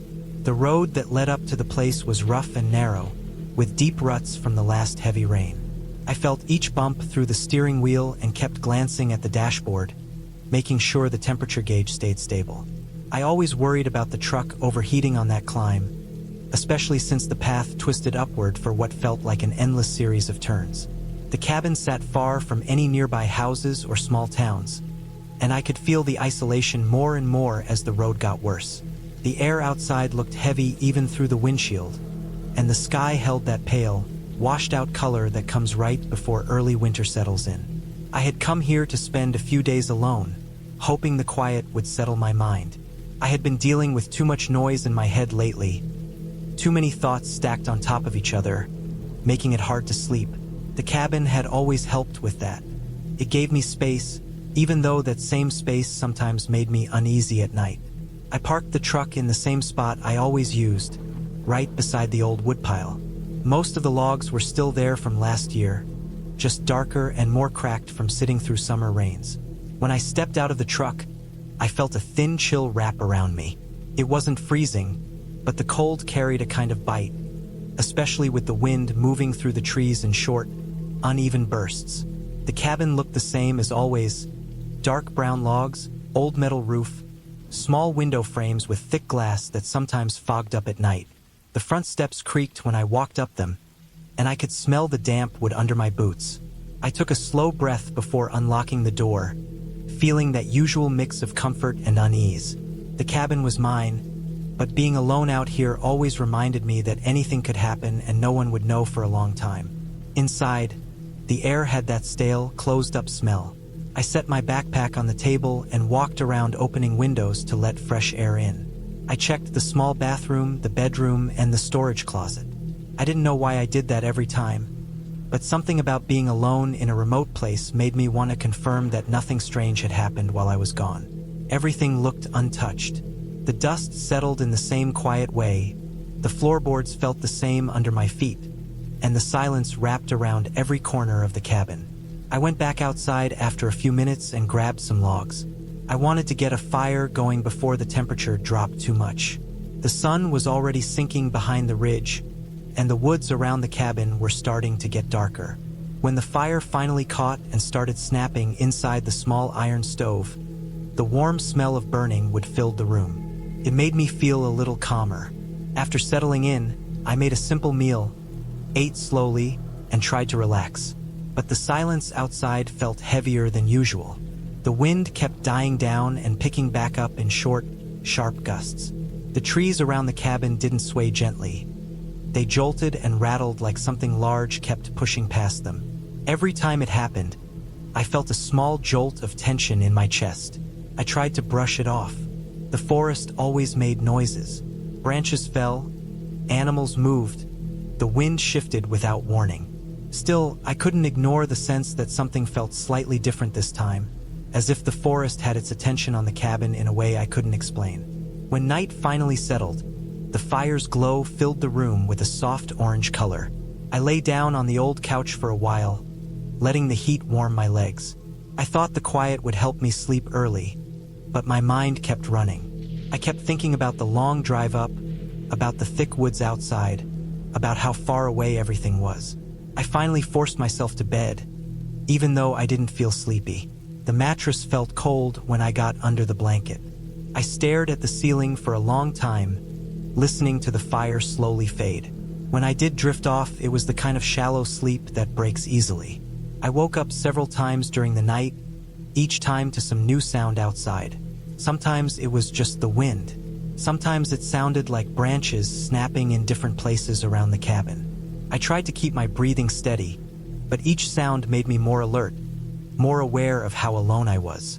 By the time morning came, the sky was a pale silver color. My eyes felt dry from poor sleep, and my body felt stiff. I walked outside to get some air and stretch my legs. The air carried that sharp, cold smell that only happens close to winter. That's when I noticed the footprints. They were near the woodpile, pressed deep into the soft, cold dirt. My boots made a certain shape, and these weren't the same. These prints were wider with a different tread pattern.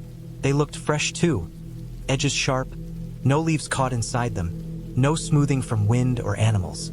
My mind froze when I saw them. I stared at the prints, trying to figure out how they appeared there without me hearing anything. The cabin was small. Anyone walking that close should have made some kind of sound, steps, crunching leaves, something. There were several prints, spaced like someone had walked past the woodpile toward the back of the cabin. I followed them slowly, even though something in my body told me not to. The tracks went around the cabin side and stopped near the back window. When I saw the spot where they ended, my stomach tightened. The prints faced the window directly. Whoever stood there had stayed long enough for the ground to show a deeper indentation, as if they had planted their feet and just watched inside. I stepped back, feeling my heartbeat get faster. The idea of someone standing outside while I slept froze my thoughts. I hadn't heard anything. I hadn't noticed any lights, any movement, anything that hinted at someone being close. I walked around the cabin again, searching for more signs. I checked the trees, the ground near the shed, the area near the truck. No more prints, just that one set. The idea that someone had gotten that close without me waking up unsettled me more than anything. I kept trying to explain it in simple ways. Maybe a hiker got lost. Maybe a hunter passed through. Maybe someone thought the cabin was empty. But none of those thoughts felt right. The cabin was too far from any normal trail. No one should have been walking out here randomly. As the day went on, I tried to calm myself by focusing on normal tasks. I chopped some wood, cleaned the stove, boiled water for tea. But every time I walked past the window, I thought about those prints facing it in the dark. I imagined someone standing there while I was asleep, watching through the glass. The thought made my back tense each time. Later in the afternoon, I walked farther into the woods to clear my head. The cold air felt good, but the forest felt strangely muted. I didn't hear many birds. I didn't hear much movement in the brush. The quiet made me feel more exposed. Every sound seemed sharp, twigs snapping under my boots, wind scraping across the branches, leaves brushing against each other. When I walked back toward the cabin, something about the view made my steps slow down. The cabin looked smaller, almost fragile, sitting there alone in the middle of the clearing. The prints near the woodpile were still visible, and seeing them from afar made the whole place feel different. It didn't look peaceful anymore. It looked vulnerable. As evening came again, the temperature dropped quickly. I started another fire and sat close to it, trying to focus on the heat and ignore everything outside. But my mind kept drifting back to the night before, imagining the moment when those prints were made. I thought about the person standing at the window. I imagined them breathing quietly, maybe holding their breath, maybe trying not to make any noise. The sky outside turned darker, making the glass reflect the firelight. I couldn't see the woods clearly anymore, and that made me more uneasy. I tried to keep my movements normal, but I kept glancing toward the windows. Every time the fire cracked, I felt a quick spike of tension in my chest. When it was time to sleep, I hesitated. The bedroom felt too exposed.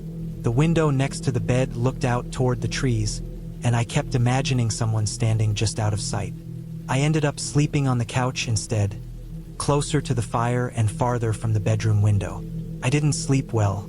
Every small noise outside made me open my eyes. The wind was steady that night, moving through the woods like a low, soft hum. But above the wind, I thought I heard something else. Something lighter, quick, sharp tapping sounds like someone stepping on small twigs but trying not to. I couldn't tell if it was real or just my mind reacting to the fear I had been building up. I stayed awake for long stretches, listening so carefully that my ears started to ache. I couldn't hear footsteps clearly, but I felt the constant sense that something was out there. Something moving slow, careful, patient. By the time morning came again, my body felt drained. My eyes stung, and my head felt heavy. I stepped outside again, even though I didn't want to. I needed to check. There were new prints. This time they were near the shed, not the woodpile. Same tread shape, same size, same fresh edges. They faced the shed door, and I saw dirt marks on the handle as if someone had tried it. I didn't keep walking after that. I backed up slowly, feeling a heavy coldness settle into my chest.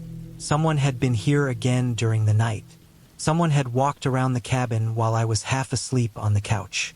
Someone had tried the shed door, maybe checking to see if anything inside was worth taking, or maybe looking for something else. I went back inside, locked the door, and sat down. I tried to think clearly, but my thoughts felt scattered. I knew I should leave. I knew it wasn't safe to stay any longer, but I felt trapped by the distance.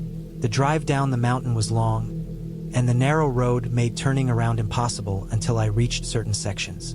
If someone was watching the cabin, they might see me getting ready to leave. They might follow me. They might try something. I sat there for a long time trying to steady myself. I kept listening for sounds outside. The woods seemed quiet again, too quiet. When afternoon came, I finally forced myself up. I started packing slowly, trying not to make too much noise. Every time the floorboards creaked under my feet, I felt a jolt of fear that someone outside would hear it. Before leaving, I checked the windows one last time. The prints near the shed hadn't changed. The woods looked still. No movement. No signs of life. I got into the truck and sat there for a long moment. My hands felt cold on the steering wheel. I kept watching the tree line, expecting something to move. When I finally turned the engine on, the sound echoed through the clearing. It felt too loud. I pulled out slowly, feeling my heartbeat increasing with each meter of distance I put between myself and the cabin. As I drove down the narrow path, I kept checking the rearview mirror. The cabin disappeared behind the trees after a minute, but still I kept looking. At one point I thought I saw movement near the edge of the woods, but I couldn't tell if it was real or just my imagination after 2 nights of fear. The drive down felt longer than usual. Every turn felt too sharp. Every shadow between the trees made me tense. I didn't slow down until I reached the main road far below. By the time I reached the nearest town, my nerves were raw. My hands shook slightly when I stepped out of the truck. Even inside the store where I stopped to get water, I felt like I kept seeing someone watching me from behind shelves, even though no one was actually there. When I finally got home much later, the relief washed over me slowly, not all at once. But even being back in my own house didn't erase what happened at the cabin. I couldn't forget the footprints. I couldn't forget how close they came to the window. I couldn't forget the feeling that someone had been watching me while I slept, standing in the cold, waiting for something. Over the next few days, I kept thinking about going back to check the cabin during daylight, but something inside me wouldn't let me. I knew those prints didn't appear by accident. I knew someone had been there more than once. Someone who didn't mind walking around a remote cabin at night. Someone who didn't care that the place was obviously occupied. The ending became clear to me over time. The cabin wasn't safe anymore. Not for me. Not for anyone alone. I realized that staying there would only put me in danger again. So I decided I wouldn't go back. Not even to collect the rest of my things. The place had changed. It no longer felt like a quiet escape. It felt like a trap waiting to close. And even now, long after leaving it behind, I can still picture the prints in the dirt. The way they faced the window. The way the edges looked fresh and deep. A silent reminder that someone had been standing there in the dark, watching me through the glass without making a single sound. I still don't know who it was. I don't know what they wanted. I don't know how long they watched. But I know this. If I had woken up at the wrong moment, or if the person had decided to try the door instead of the shed, the story would have ended very differently. Leaving the cabin was the right choice. It was the only choice. That was the clear ending. And I have no plans to ever return.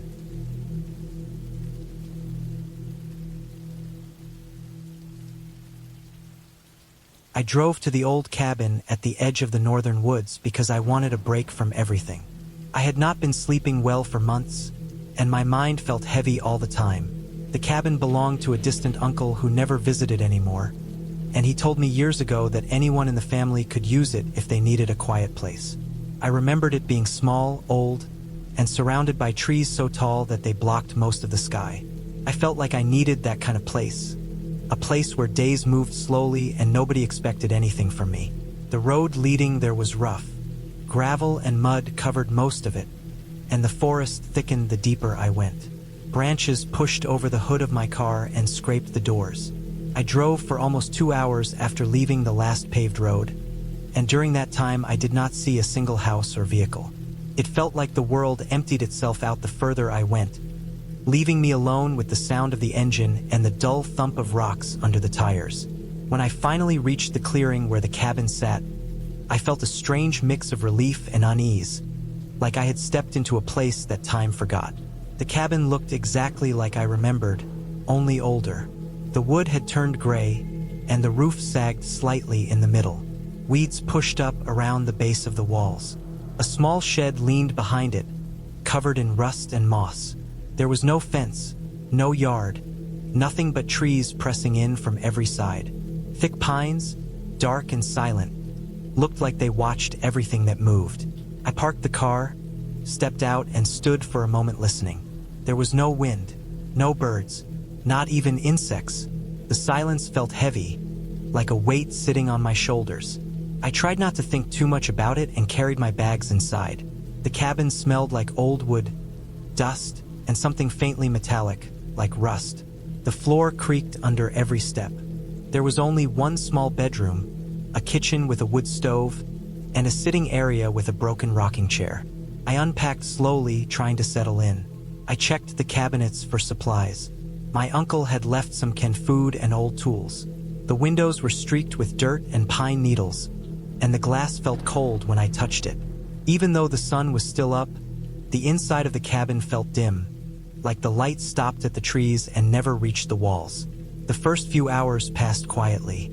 I walked around the clearing, stretched my legs, and tried to enjoy the stillness. But the silence started to feel strange.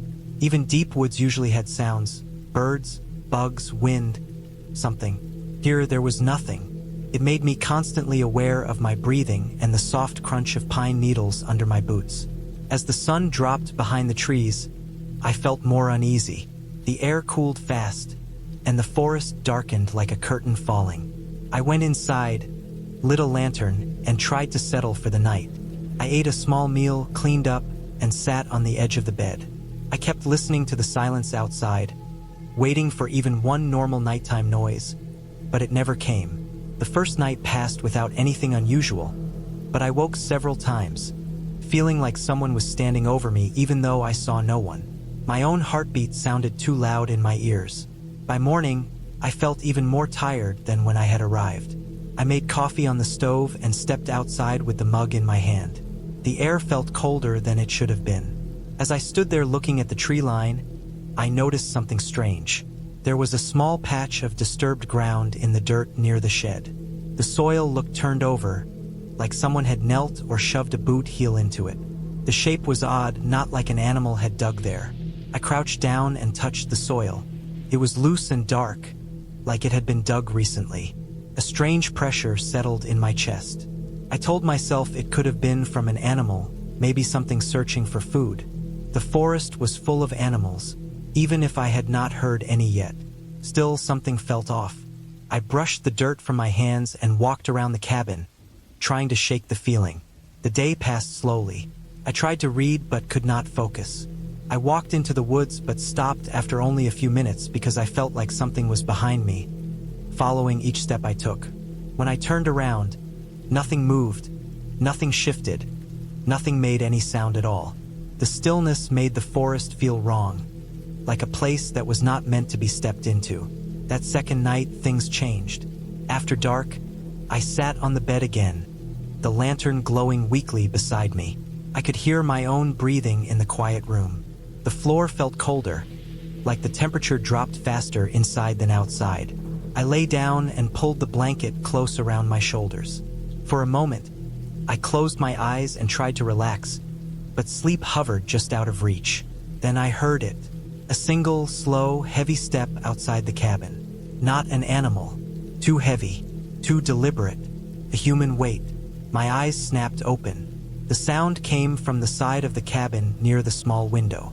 Then another step, slow and dragging, like someone placing their foot carefully, trying not to make noise but still too heavy to hide it fully.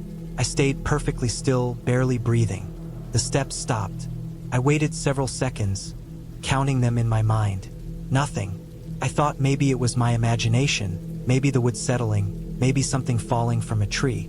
But then the sound came again, this time from the front wall. A slow, final step, then silence. I did not move for almost an hour. The lantern's flame flickered against the walls, and I watched the shadows shift slightly each time the flame bent. I listened for anything else, but nothing happened. Eventually, exhaustion won, and I drifted in and out of sleep until the sun rose. When I stepped outside that morning, I found the ground disturbed again, but this time in several places. The dirt near the window looked like someone had stepped there recently. The shape was clear, a footprint pressed deep into the soft earth. It was longer than mine, with a narrow heel and wide front. Something about the shape made my skin crawl. It did not look like a normal boot print. It looked like someone walking barefoot in cold ground. I felt sick. I walked around the whole cabin. On the far side, near the shed, more disturbed earth showed up, but the prints were faint, like whoever or whatever had passed through the night was circling the cabin and stepping lightly at certain points. I checked the shed next. The door hung crooked, and when I pushed it open, the smell of rust hit me like a wall. Tools hung on nails, hammers, saws, axes. The axe handle looked like it had been touched recently. A faint smear of soil clung near the base, and the dust around it looked disturbed. I stepped back and closed the shed, deciding not to touch anything inside. My mind churned with thoughts I did not want to acknowledge, but I could not deny the feeling that someone had been walking around the cabin during the night. I considered leaving, but the idea of driving several hours through forest roads while half asleep worried me. I told myself that maybe I was overreacting. Maybe a hunter passed through the woods. Maybe someone lived nearby and walked at night. But deep down, I felt something worse.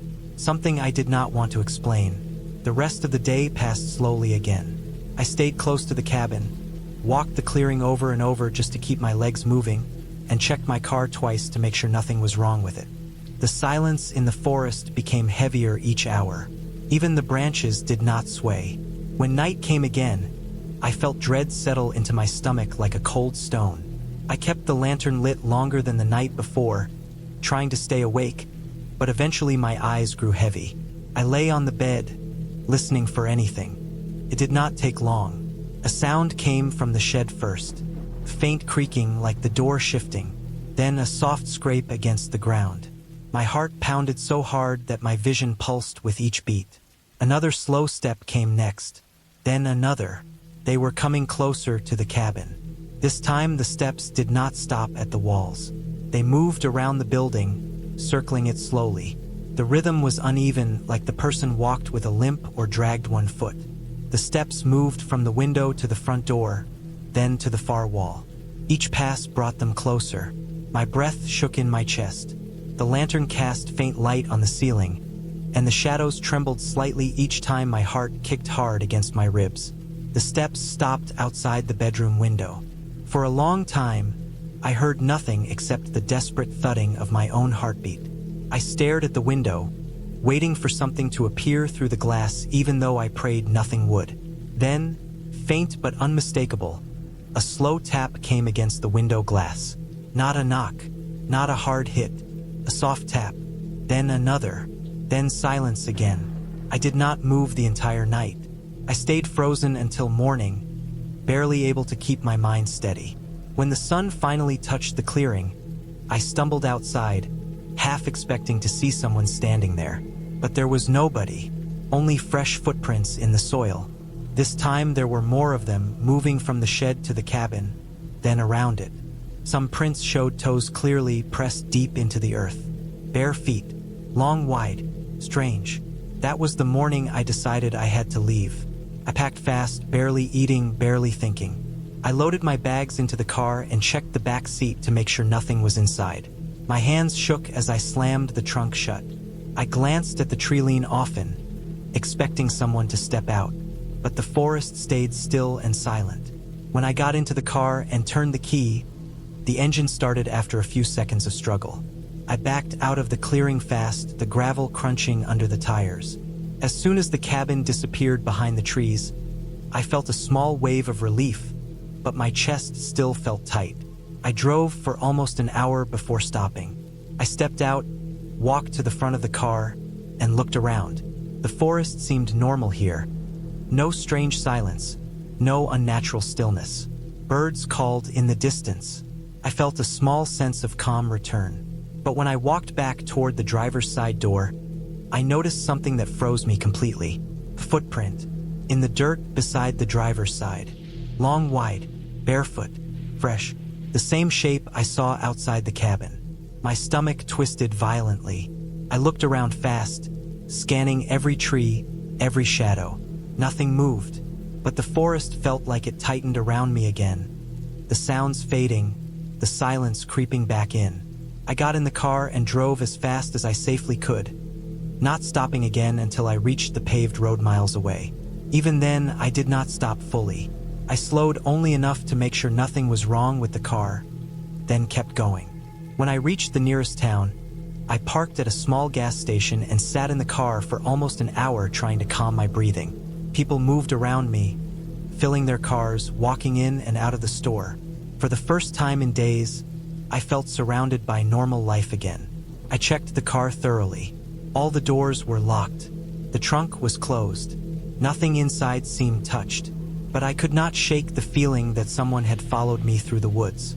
Someone walking barefoot in cold soil, circling the cabin at night, watching from the trees, waiting for something. The idea filled my mind until I could not think of anything else. I drove home that same day, refusing to stop anywhere quiet. I kept to busy roads, passed through towns, stayed near people. When I finally reached my apartment, I parked under a bright streetlight and locked the doors twice.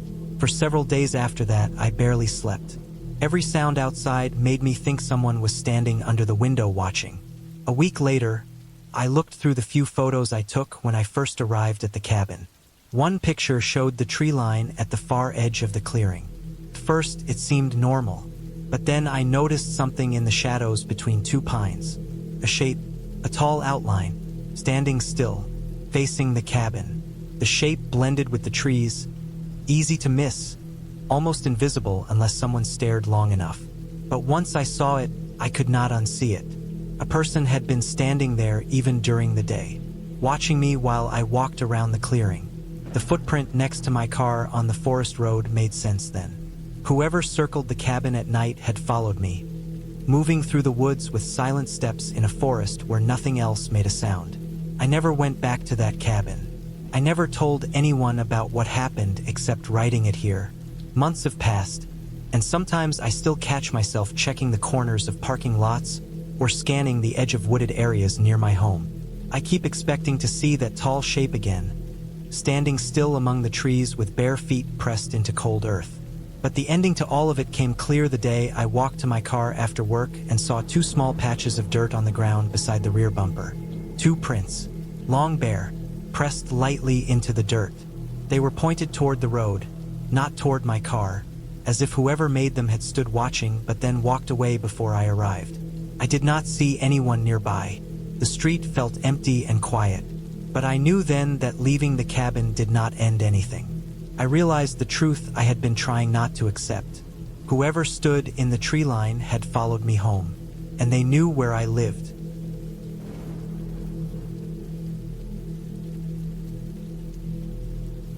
I went to the cabin at the start of autumn because I wanted a quiet place to work. I had been feeling pressure building in my chest for weeks, the kind that makes your thoughts run too fast and your sleep gets shorter and shorter every night. The cabin felt like a good solution. It sat alone on a small hill deep inside a thick forest, about 20 minutes from the closest dirt road. The walk always felt longer than it should, probably because of how silent the woods were when I was there. The silence didn't feel peaceful. It felt like something was holding its breath. The cabin was small, old, and simple. Wood walls, metal roof, one bedroom, one small storage area. A single window facing a slope covered in dead leaves and crooked trees. The air inside always smelled like dust even after sweeping. The boards creaked under my feet every time I moved, and the wind made soft tapping sounds on the roof at night. I thought those sounds would bother me, but when I arrived, I felt relieved to finally have a space where nobody could ask me anything or expect me to talk. I brought food for 2 weeks and enough water to last even longer. I set everything in place the first night, taking slow steps around the cabin to get used to being alone again. I lit a small lantern even though it wasn't too dark yet. It gave the inside of the cabin a warm orange glow that made me feel less tense. I remember standing near the window for a long time, looking out at the trees. The shadows between them became darker as the sun went down, and the slope outside looked steeper than I remembered. The forest floor was uneven and covered in old roots. I didn't see anything moving out there. The stillness was so complete that it felt almost unnatural, but I convinced myself that I was only noticing it because I had just come from the noise of the city. The first night went quietly.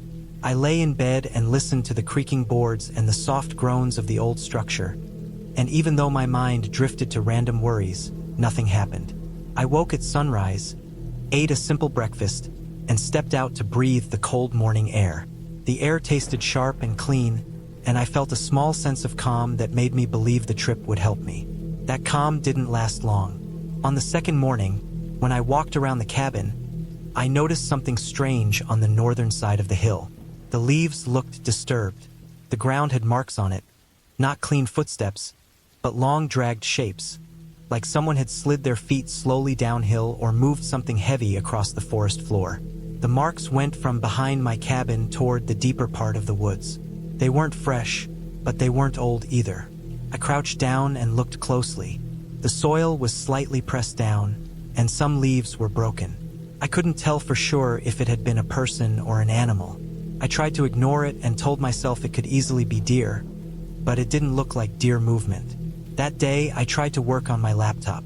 I forced myself to write, but my attention kept pulling toward that side of the cabin, like the marks were still in my head. I shut the laptop after a while and sat on the wooden chair, staring at the wall. I felt something building in my stomach, a small anxious twist that kept returning. I walked outside again and circled the cabin multiple times, checking the trees, the slope, the marks. I didn't find anything new. When night came, I pushed a wooden dresser against the door even though I knew it was unnecessary. It made me feel more secure. Around midnight, I heard something outside. It wasn't loud. It wasn't an animal running. It was slow and irregular, like weight shifting on dry leaves. My heart started beating fast. I lay completely still in bed with the blanket pulled up to my chest. The cabin was dark except for the faint light from the moon leaking through the small window. The sound continued for maybe 30 seconds, then stopped. I waited for a long time, breathing through my nose slowly so I wouldn't make a sound. Eventually, I fell asleep, but the sleep felt thin and full of half-waking moments where I wasn't sure what I was hearing. On the third day, when I stepped outside, I found something that made my stomach tighten. Near the bottom of the hill below the window, there was a pile of small broken branches arranged in a strange way. Not random, not natural. Someone had stacked them. It wasn't a symbol or anything like that. It was just a small messy pile, but it was clearly intentional. I stood over it and stared at the edges of the woods, trying to see movement, but the trees were still. My breath came out in small white clouds in the cold morning air. For the rest of the day, I stayed inside. I tried to focus on work, but kept looking toward the window every few minutes.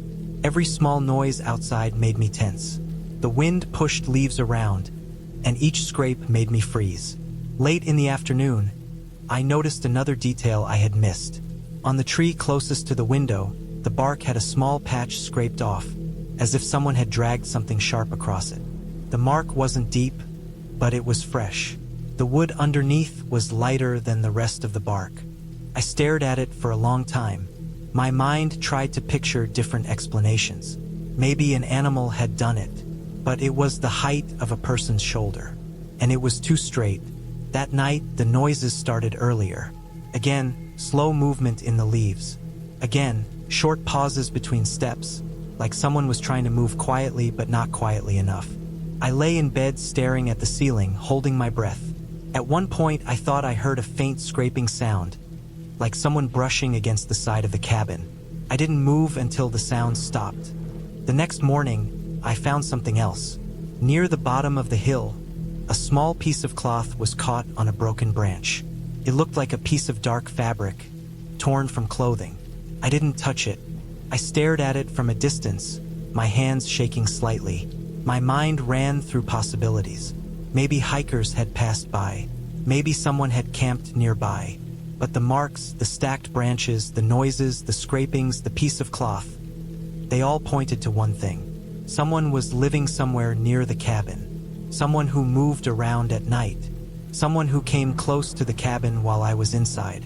I thought about leaving that day, but the sun was already dropping lower by the time I convinced myself something was wrong. I didn't want to walk through the woods at dusk carrying all my supplies and backpack. The idea of moving through those trees while someone could be hiding behind any trunk made my chest tighten. I told myself I would leave the next morning as soon as the sun came up. I packed most of my things that night and kept them near the door so I could grab them fast if something happened. But things didn't stay quiet. Around midnight, I woke up to a sound that made my body freeze completely. It wasn't footsteps this time. It was breathing. Slow, heavy breathing just outside the wall near the window. The sound was close, too close, like whoever it was stood only a few feet away. My heart pounded so hard I could feel it in my throat. I didn't move. The breathing continued for several seconds, steady and calm, like the person was just standing there, listening. Then I heard a soft shift of weight in the leaves. Then another. Then silence. I didn't sleep again that night, I stayed in bed until morning light touched the window. The moment it did, I got up, grabbed my bag, and stepped outside. The cold air hit my face, and my hands shook as I locked the cabin even though it didn't matter.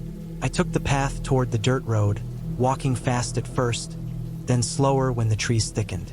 Halfway through the hike, I saw more signs. A crushed patch of ground beside the trail. A tree with bark peeled off at the same height as the one near the cabin. A large stone placed in the center of the path, as if someone wanted me to notice it. The forest felt different now. Heavier, like someone was watching me move through it. I kept my eyes straight ahead and forced myself not to look around too much, even though every part of me wanted to scan the trees.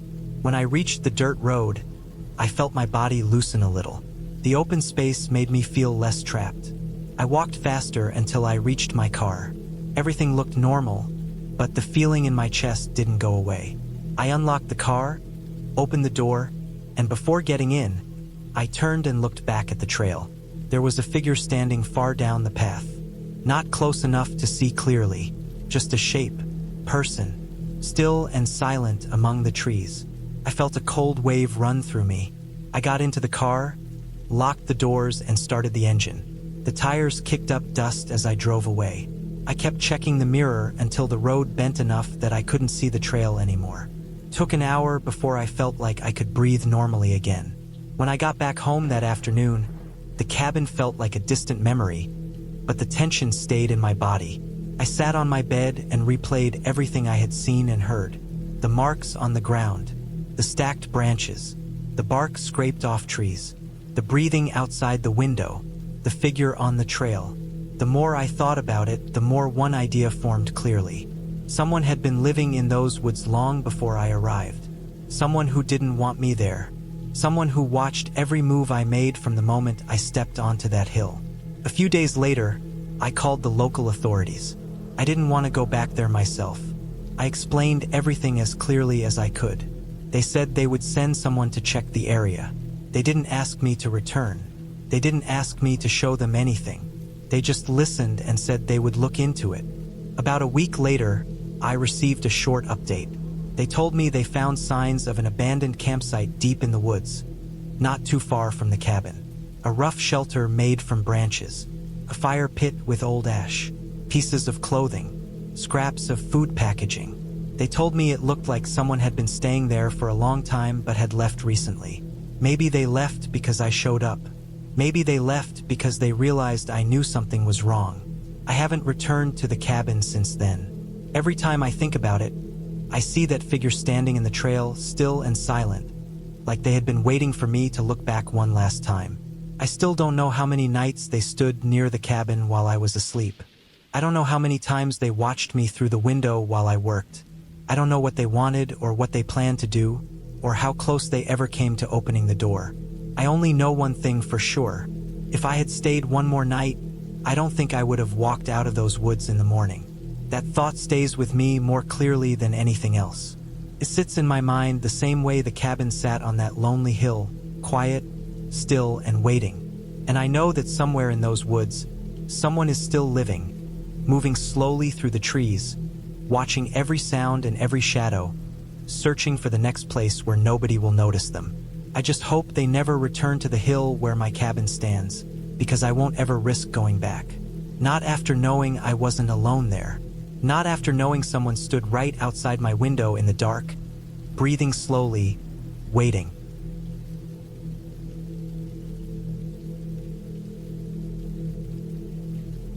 I went to the cabin because I needed to get away from noise, screens, and people. I had been sitting in front of a computer for weeks, barely sleeping, barely eating anything decent, feeling my head hurt all the time, like something heavy was pressing around my skull. I kept thinking that maybe a few days around trees and cold air would settle me down. I had access to a small cabin deep inside a forested area about 2 hours from the nearest town. It belonged to an old friend who barely used it anymore. He had told me long ago that I could go there whenever I wanted, and all I had to do was let him know through a text. He never asked questions. I didn't explain anything to him. I packed bags in a hurry, threw in simple food, water, a flashlight, some batteries, and basic gear, and then drove out before sunrise so I could reach the place early in the day.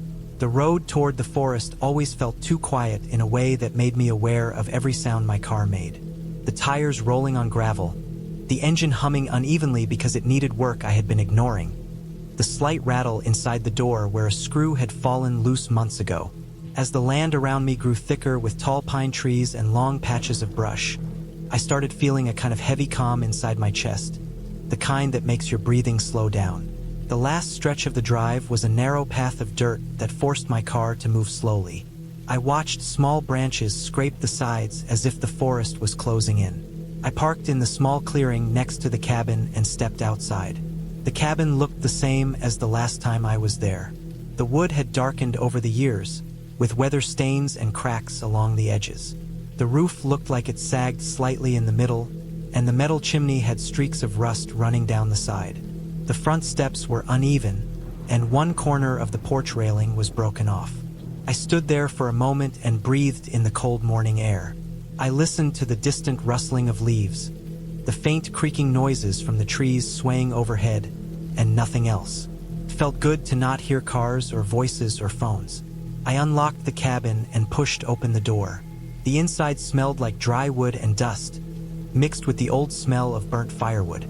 There were thin layers of dust on the shelves, and I could tell small insects had crawled in and out through the corners. I opened a window to let some fresh air in. The cabin was simple.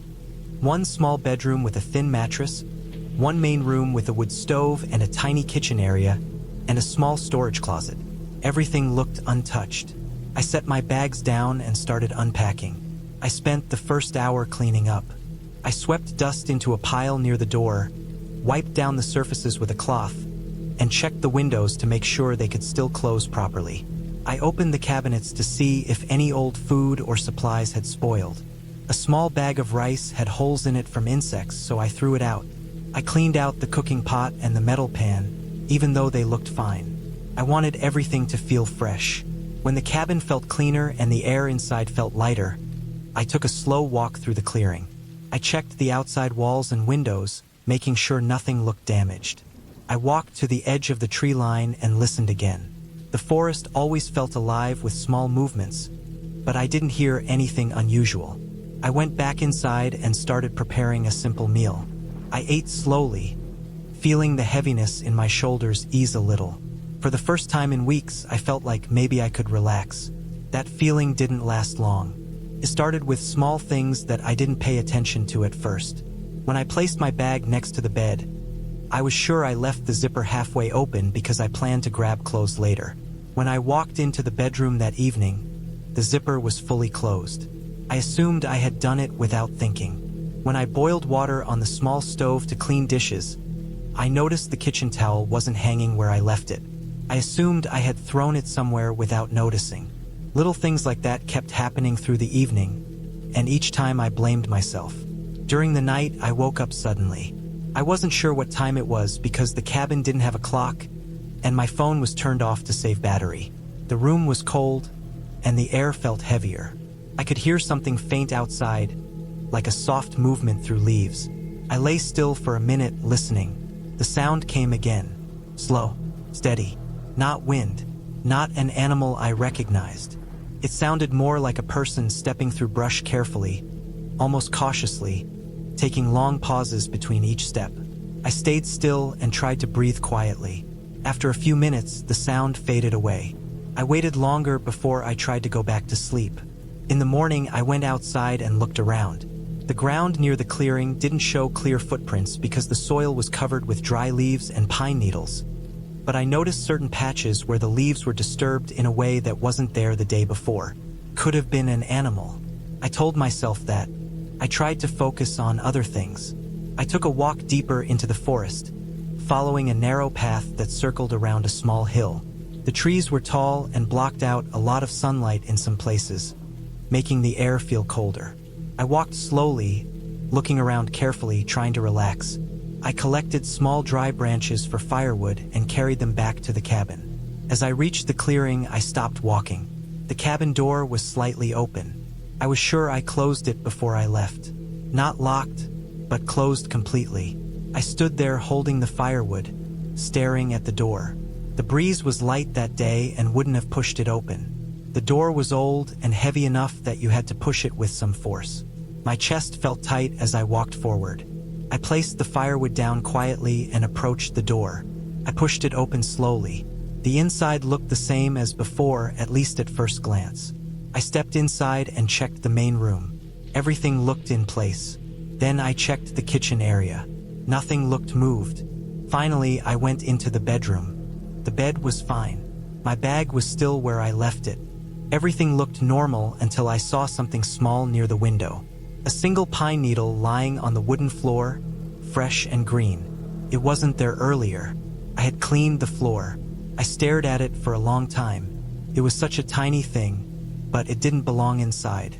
Someone had opened the door and stepped inside.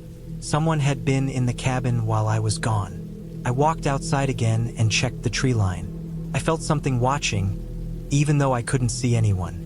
The wind made soft noises through the leaves, but I didn't hear anything else. I locked the door this time and kept the key in my pocket. I stacked the firewood near the stove and tried to shake the feeling off. I kept telling myself it could have been an animal pushing the door, but I knew deep down that wasn't true. In the afternoon, I sat outside on the porch, trying to calm down. The air grew colder as shadows stretched across the ground from the tall trees. I watched the forest carefully. Every small sound made me alert. A bird moving on a branch, a squirrel running across the ground, leaves shifting from the breeze. Every little thing felt like it meant something. My mind wouldn't settle. When the sun began to sink behind the trees, I went back inside and lit a candle. The small flame cast a warm glow across the room, but the shadows on the walls felt heavier than they should. I sat on the edge of the bed and tried to think clearly. Leaving that night was possible, but driving on the narrow forest road in the dark didn't feel safe. I decided to stay one more night and leave early at sunrise. I turned off the candle after eating and lay down on the bed. The cold inside the cabin felt stronger that night. I pulled the blanket up to my chest and tried to slow my breathing. My ears felt more sensitive in the stillness. I could hear the faint ticking noises of the wood contracting from the cold and the tiny movements of insects inside the walls. After a long time, I finally started drifting towards sleep. A sound woke me up again. This time it wasn't outside. It was inside the cabin. A soft creak from the main room, like someone shifting their weight on the wooden floor. My entire body froze. I kept my eyes open but didn't move anything else. Another sound followed, a faint scrape near the wall. I could feel my heartbeat pounding against the blanket. My mouth felt dry and my chest felt tight. I listened as the noises continued, slow, small movements, as if someone was walking very carefully through the main room, trying not to make sound. I could hear breathing that wasn't mine. My body refused to move at first. It felt like my muscles were locked. After a long time, I reached slowly toward the flashlight near the bed. My hand shook as I closed my fingers around it. I waited again, listening. The breathing stopped. The cabin fell silent. After several minutes, I sat up slowly and turned on the flashlight. The beam shook as it cut through the darkness. I stood up, walked toward the main room, and stopped just before the doorway. I stepped into the main room with the light pointed straight ahead. Nothing was there. I checked behind the table, behind the small shelf, near the stove, near the storage closet. Everything looked normal, but I knew what I had heard. I checked the door. It was still locked from the inside. The windows were closed. I inspected them one by one. None were broken. Nothing was forced open. I checked the storage closet. It was empty except for old tools and a folded canvas. I checked under the bed. Nothing. Even though everything looked untouched, I couldn't shake the feeling that someone had been inside only moments ago. I didn't sleep after that. I sat near the door with the flashlight pointed at the main room until sunrise. Every time the cabin creaked, I felt my muscles tense. I waited for the sun to come up so I could leave. When the morning finally arrived, I packed everything quickly. I kept looking around at every corner of the cabin as if something might appear again if I looked away too long. I grabbed my bags and went outside. That's when I saw something that made me stop completely. Near the edge of the clearing, where the trees began, the ground was disturbed again. But this time it wasn't random leaves. There were clear footprints. Deep, fresh prints from the weight of a full-grown person. They led out of the clearing and into the forest, moving between the trees in a direction opposite the trail I usually used. They weren't mine. I hadn't walked there. The size was wrong. The spacing was wrong. Someone had been close to the cabin. Someone had been watching. I forced myself to look at the forest, scanning between the dark trunks of the trees. Nothing moved, but that didn't make me feel better. I loaded my bags into the car and got inside, locking the doors immediately.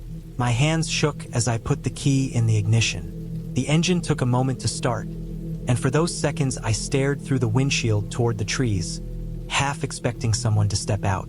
The car finally started, and I drove out of the clearing fast enough to make dirt scatter behind the tires. I kept checking the rearview mirror as the trees passed by. The forest seemed darker than before, even though the sun was rising. I didn't slow down until I reached the main paved road miles away. Even after I left the forest completely, the feeling didn't fade. It stayed with me the whole drive back, settling deeper into my chest. I kept thinking about the pine needle inside the cabin, the door opening by itself, the breathing in the dark, the footprints near the trees. Someone had been there. Someone had entered the cabin while I slept. Someone had walked quietly through the main room in the middle of the night. When I reached home, I didn't unpack my bags for hours. I sat on the couch and tried to think clearly. I replayed the noises again and again in my head. I tried to convince myself it could have been something else, but no explanation fit. It wasn't an animal. It wasn't the wind. It wasn't my imagination. I knew what I heard. I never told anyone about it. Not even the friend who owned the cabin. I didn't want to talk about it or hear anyone try to explain it away. I can't go back to that place again. Even now, months later, when I close my eyes at night, I still sometimes imagine the sound of slow breathing in a dark room. I imagine someone standing only a few feet away in the shadows, watching quietly, waiting for something. The ending is simple but clear. The cabin wasn't empty. I wasn't alone. Someone had been living near it, watching it, entering it, and moving through it while I slept. And I left before I got the chance to find out what they really wanted.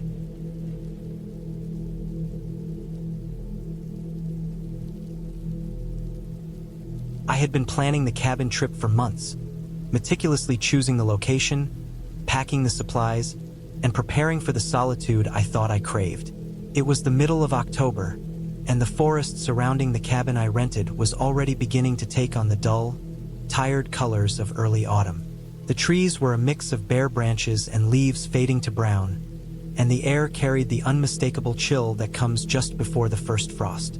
I remember feeling a quiet excitement as I drove along the winding dirt road that led to the cabin, knowing that the isolation would allow me to escape the noise of everyday life, the constant hum of traffic, and the ceaseless obligations at work.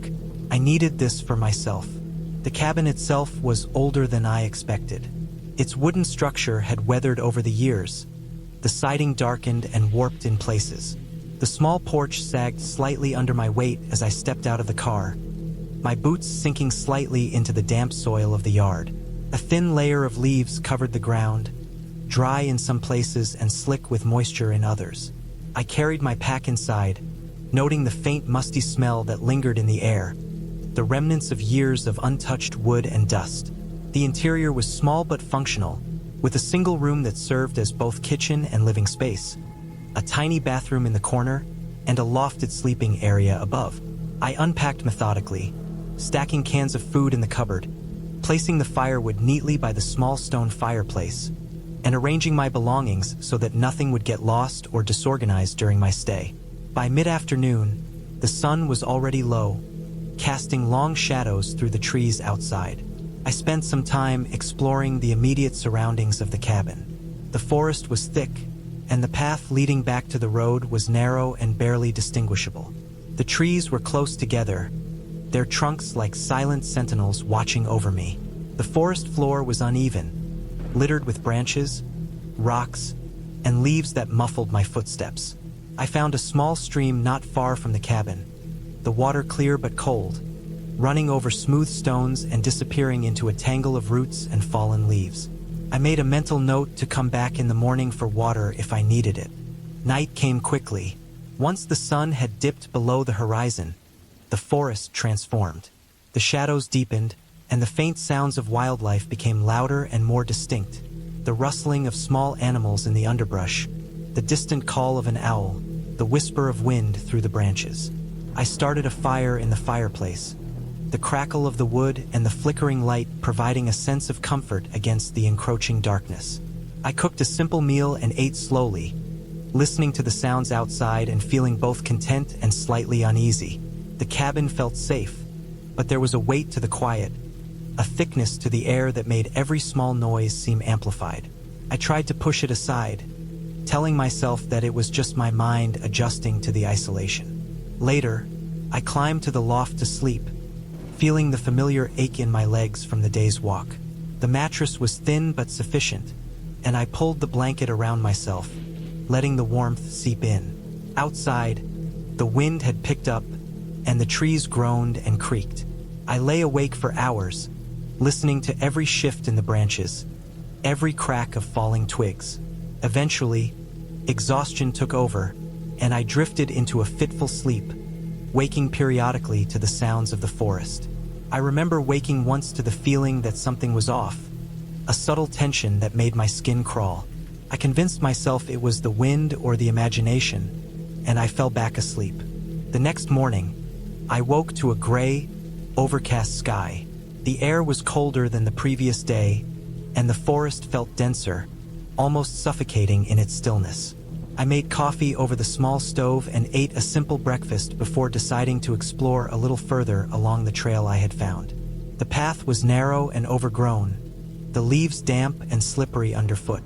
As I walked, I noticed that the forest seemed quieter than the day before. There were no birds, no movement in the underbrush, just the soft crunch of my boots and the occasional gust of wind. It was a strange kind of silence, the kind that makes every sound feel significant. I kept my eyes moving, scanning for any sign of wildlife or other people, but there was nothing. I had been walking for over an hour when I stumbled across something that immediately made me tense.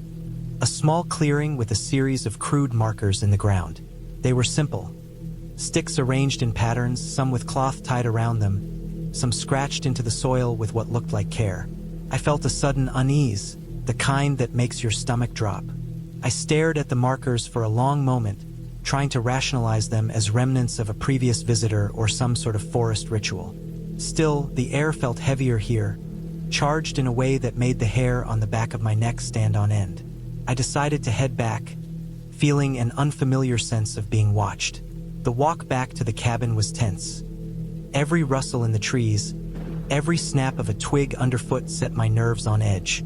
When I finally reached the safety of the cabin, I double-checked the locks on the door and bolted the windows, a small but necessary reassurance.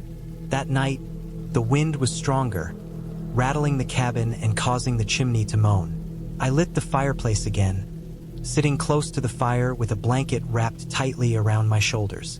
The markers from the clearing lingered in my mind, a constant, gnawing presence. The forest outside seemed alive in a new way, shadows twisting unnaturally in the firelight. I tried to sleep again, but the anxiety was too strong. I lay awake, listening to the noises, feeling the tension building in my chest. At one point, I thought I heard someone, or something, moving outside, brushing against the cabin walls. My heart leapt, and I stayed as still as possible, telling myself it was just a deer or the wind. Eventually, I drifted off again, though fitfully. The images of the clearing and the strange markers burned in my mind. The following day, I decided to confront my fear. I packed a small bag with essentials, water, snacks, a flashlight, and my phone, though I knew service was unreliable, and set out toward the clearing again. The forest felt oppressive as I walked, every step deliberate, every sound magnified. When I arrived, the markers were even more disturbing in daylight. Some appeared to have been tampered with, the ground freshly disturbed, the cloth fluttering faintly in the breeze. I examined the area carefully, trying to determine if there was a logical explanation. As I moved around the clearing, I noticed footprints in the damp soil, fresh, human footprints leading toward the thicker forest beyond. My stomach twisted. Whoever had been here had been watching, waiting, or returning. I turned to leave quickly, but the feeling of being watched intensified.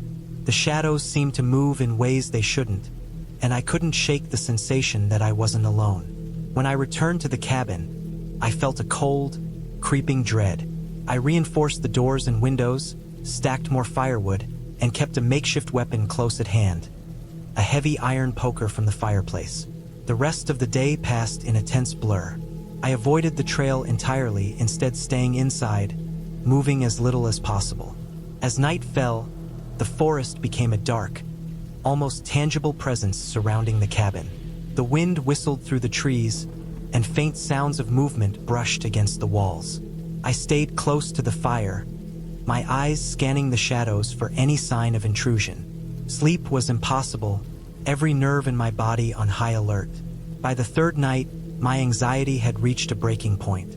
I could no longer ignore the feeling that I was being watched, that someone, or several someones, were moving around outside, just beyond my line of sight.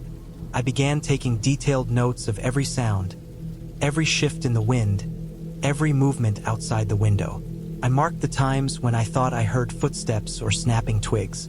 The sense of isolation was overwhelming, and I started rationing the trips outside the cabin to essential tasks only. I realized that staying put and waiting for morning was the only way to preserve my safety, but the fear was a constant weight pressing against my chest. The next morning, I decided to leave. I could no longer bear the uncertainty, the constant fear of being watched or followed. I packed everything into my car quickly, checking twice for anything left behind. As I drove down the dirt road, I kept glancing at the dense forest on either side, imagining shadows shifting among the trees, footprints marking the damp soil. My heart pounded with relief and lingering fear. Once I reached the main road and finally saw signs of civilization, a small gas station, a passing car, I felt the tension in my body start to loosen. I stopped for coffee, sitting in the warmth of the cafe and watching people move about normally, unconcerned with the wilderness beyond. I realized then how quickly the isolation had amplified my fears, turning every small sound into a potential threat. Later that day, I returned home and unpacked my belongings, trying to reintroduce myself to normal life. I called the rental service to explain why I had left, careful not to exaggerate, but also honest about the unease I had felt. They mentioned they had no other complaints, that the area was typically quiet and undisturbed. I told myself that perhaps it was just the isolation, my mind exaggerating the natural sounds of the forest. Still, I couldn't shake the memory of the clearing, the markers, and the footprints. Even days later, I found myself checking the locks on my apartment door multiple times at night, imagining shadows moving outside. Over time, I learned to compartmentalize the experience, treating it as a lesson in the unpredictability of wilderness isolation and human psychology. I took comfort in the fact that I had left safely, that no one had followed me, that the fear I felt was contained to that moment in time and place. I started to hike again, but only on well-populated trails, and I never strayed into unknown, dense forests alone. The cabin had been a test of my own resilience, my ability to remain calm under pressure, and a stark reminder of how isolation can transform the ordinary sounds of nature into a source of dread.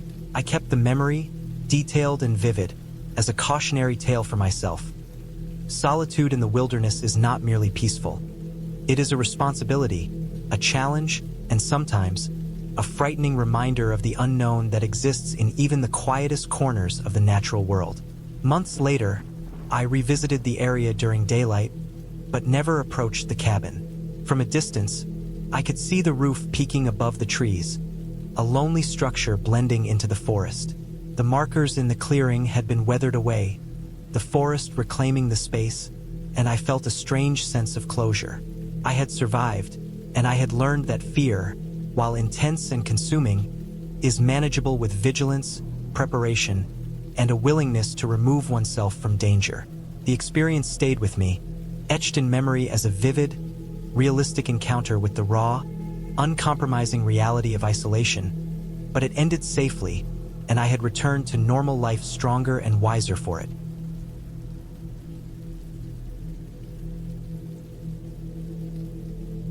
I had been driving all day, the sky gradually darkening as I moved deeper into the mountains. The GPS signal flickered every few minutes, leaving me with a vague sense of uncertainty, but the cabin I had rented was supposed to be completely isolated, far from the roads and the nearest town. I had insisted on this isolation. I wanted the quiet, the solitude, the chance to escape the endless noise of city life. When I finally reached the turnoff, a narrow dirt road barely visible through the overgrowth of pine trees, I slowed and drove cautiously, gripping the wheel tightly. The sun was slipping behind the mountains, leaving shadows stretched long and deep across the forest. By the time I reached the last curve, I could see the cabin for the first time. It was small, wooden, and roughly built, with a steep roof and a stone chimney. Smoke curled lazily from the chimney, as if someone had just lit a fire inside, but the place was supposed to be empty for my stay. I parked in front of the cabin, stepped out, and felt the cold air settle around me. The wind carried the smell of wet pine needles and damp earth. I could hear distant birds calling to each other, but mostly there was silence, the kind that pressed against your ears and made every sound seem louder than it should. The cabin itself was rustic. The front porch sagged slightly in the middle, and the wooden steps creaked under my weight. I had brought all my supplies in a heavy backpack, and the process of unloading and carrying them inside left me feeling tense, though I could not pinpoint why. The interior smelled faintly of smoke and old wood. Dust lay in fine layers over the furniture, and the wooden floorboards groaned as I walked. I unpacked slowly, arranging my things in the small kitchen area and placing my sleeping bag on the floor near the wood stove. Outside, the wind had picked up, rattling the windows and sending branches scraping against the roof.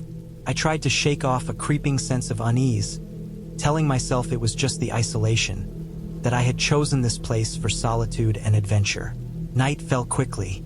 I lit a fire in the stove, and the room filled with warmth and the faint, crackling sound of burning wood. Shadows danced across the walls, and the faint smell of smoke mixed with the earthy scent of the forest. I sat on the floor, leaning against the wall, listening. At first, I heard nothing beyond the wind and occasional animal calls. Then, a sound caught my attention. A scraping, subtle at first, coming from outside the cabin. I froze, straining to listen. It stopped after a few moments.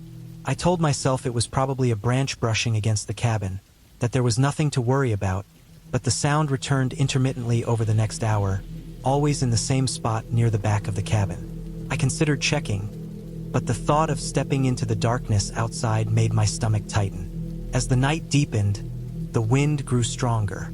The cabin shuddered slightly with each gust, and the shadows outside seemed to lengthen, pressing against the windows.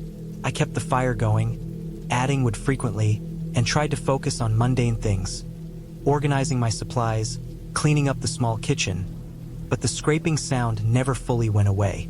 Sometimes it was rhythmic, almost deliberate, and other times it was erratic. The darkness beyond the cabin seemed heavier than normal, almost tangible. My thoughts began to race, and I realized I had no cell signal. No one could reach me, and I could not reach anyone if something went wrong. My sense of vulnerability grew, and with it, a tension in my chest that I could not shake. Around midnight, I decided I needed to investigate. I grabbed a flashlight, its beam weak against the vast blackness outside, and slowly stepped onto the porch. The wind hit me immediately, cold and sharp. I moved toward the side of the cabin where I had heard the sound, each step careful on the uneven ground. The beam of the flashlight fell on thick undergrowth, fallen leaves, and the shadows of trees bending in the wind. I strained my eyes, looking for anything out of place, and that's when I saw it. A figure crouched low among the trees, almost perfectly still. My heart jumped violently. I froze, gripping the flashlight so tightly my knuckles turned white. The figure didn't move, didn't make a sound. It was human-shaped, I could tell that much, but I could not see any details. I stepped back toward the cabin, trying not to make noise, and the figure vanished. I could not tell whether it had run off or simply melted into the darkness, but the fear that surged through me was immediate and overwhelming. I hurried back inside, locked the door, and sat against it, trembling. The fire in the stove seemed suddenly inadequate, its warmth failing to reach the chill that had settled over my body. I stayed awake the rest of the night, listening. Every gust of wind, every snapping branch, sounded like movement near the cabin. I tried to convince myself that it was just the forest, that it was nothing more than my imagination heightened by isolation, but my mind refused to accept it.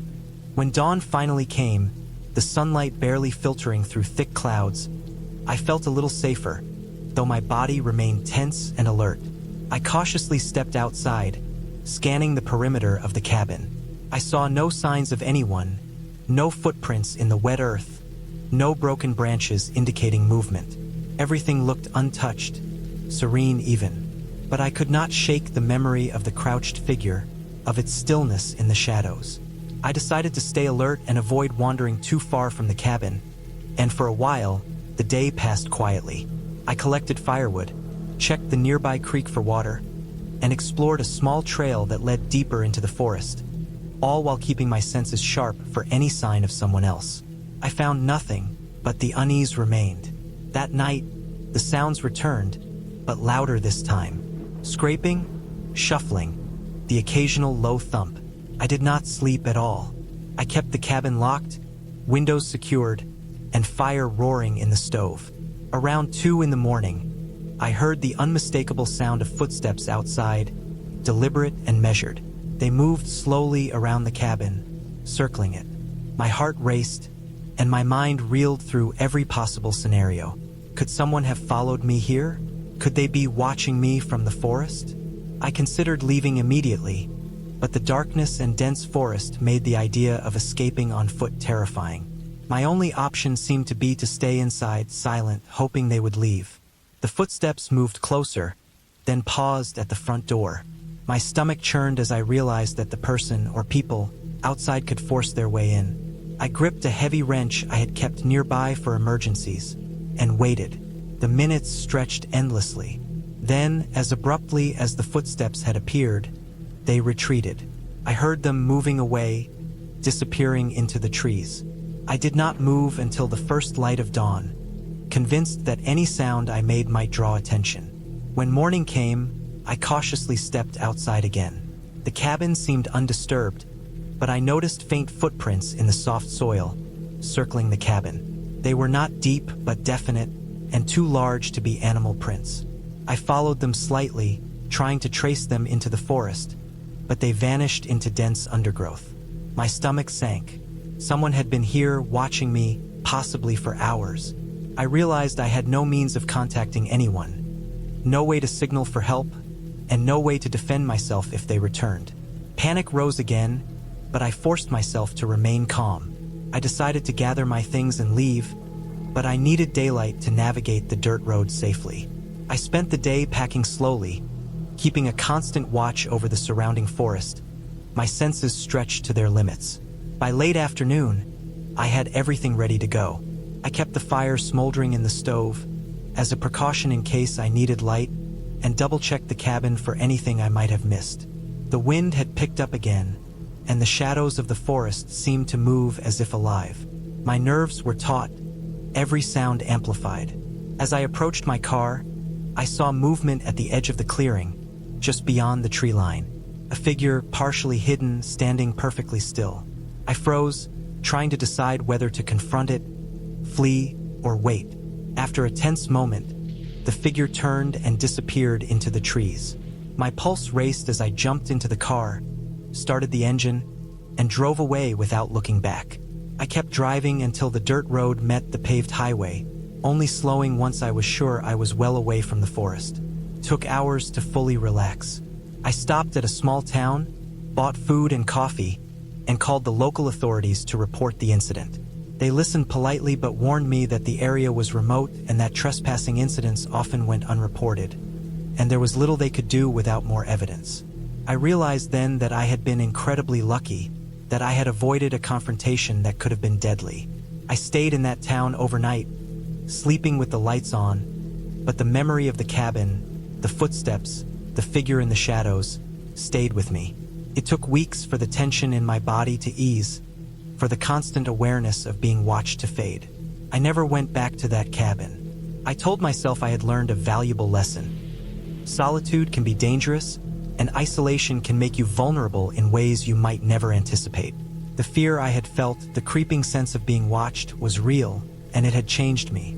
I became more cautious, more aware of my surroundings, and more respectful of the limits of venturing into remote, isolated areas.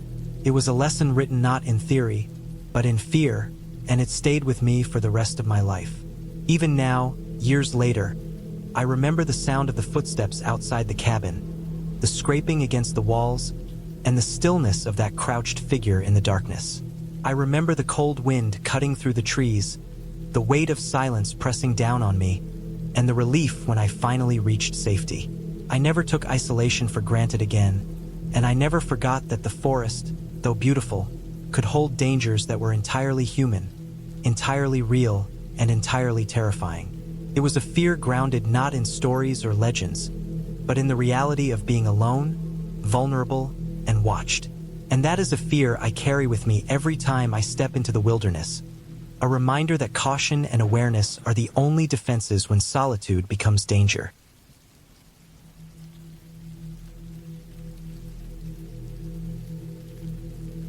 I remember the cabin clearly even now, years later. It sat alone in a dense stretch of forest, far from any town or road. I had found it through an online listing for a remote rental, advertised as secluded, perfect for solitude and nature. At first glance, it seemed ideal. The photos showed a small wooden cabin with a steep roof, a stone chimney, and a clearing around it large enough for a campfire and a few chairs. The forest beyond looked thick and silent, untouched. I wanted isolation, the kind that made you feel entirely alone and free. I didn't expect just how isolating it would become. The drive there was long, even though the directions were supposed to be simple. I left my car at the edge of the forest where the paved road ended and a dirt path began. The path twisted, rising and falling with the uneven ground. Loose stones shifted under the tires, and at times the trees grew so close I had to inch along slowly. I arrived just before sunset, the light turning orange and pink behind the tall pines. From the moment I stepped out of the car, I felt a weight in the air, like the forest itself was watching, patient and quiet. The smell of damp earth, pine sap, and decaying leaves filled my nostrils. The cabin was even smaller than I expected in person. A simple rectangular structure with one main room, a loft above, and a small bathroom. The interior smelled faintly of old wood and must, but it was dry and solid. Dust covered most surfaces, and cobwebs clung to the corners. The furniture was sparse. A worn couch, a wooden table, a few chairs, and a small stove. There was a pile of firewood stacked neatly by the wall, and the loft held a thin mattress and a blanket. The cabin's charm was in its simplicity, but it was clear it had not been lived in recently. I unpacked slowly, trying to absorb the quiet around me. The forest beyond the cabin was dense, the trees so thick that they almost swallowed the clearing entirely. I took a deep breath and stepped outside. The air was sharp with the scent of pine and wet soil.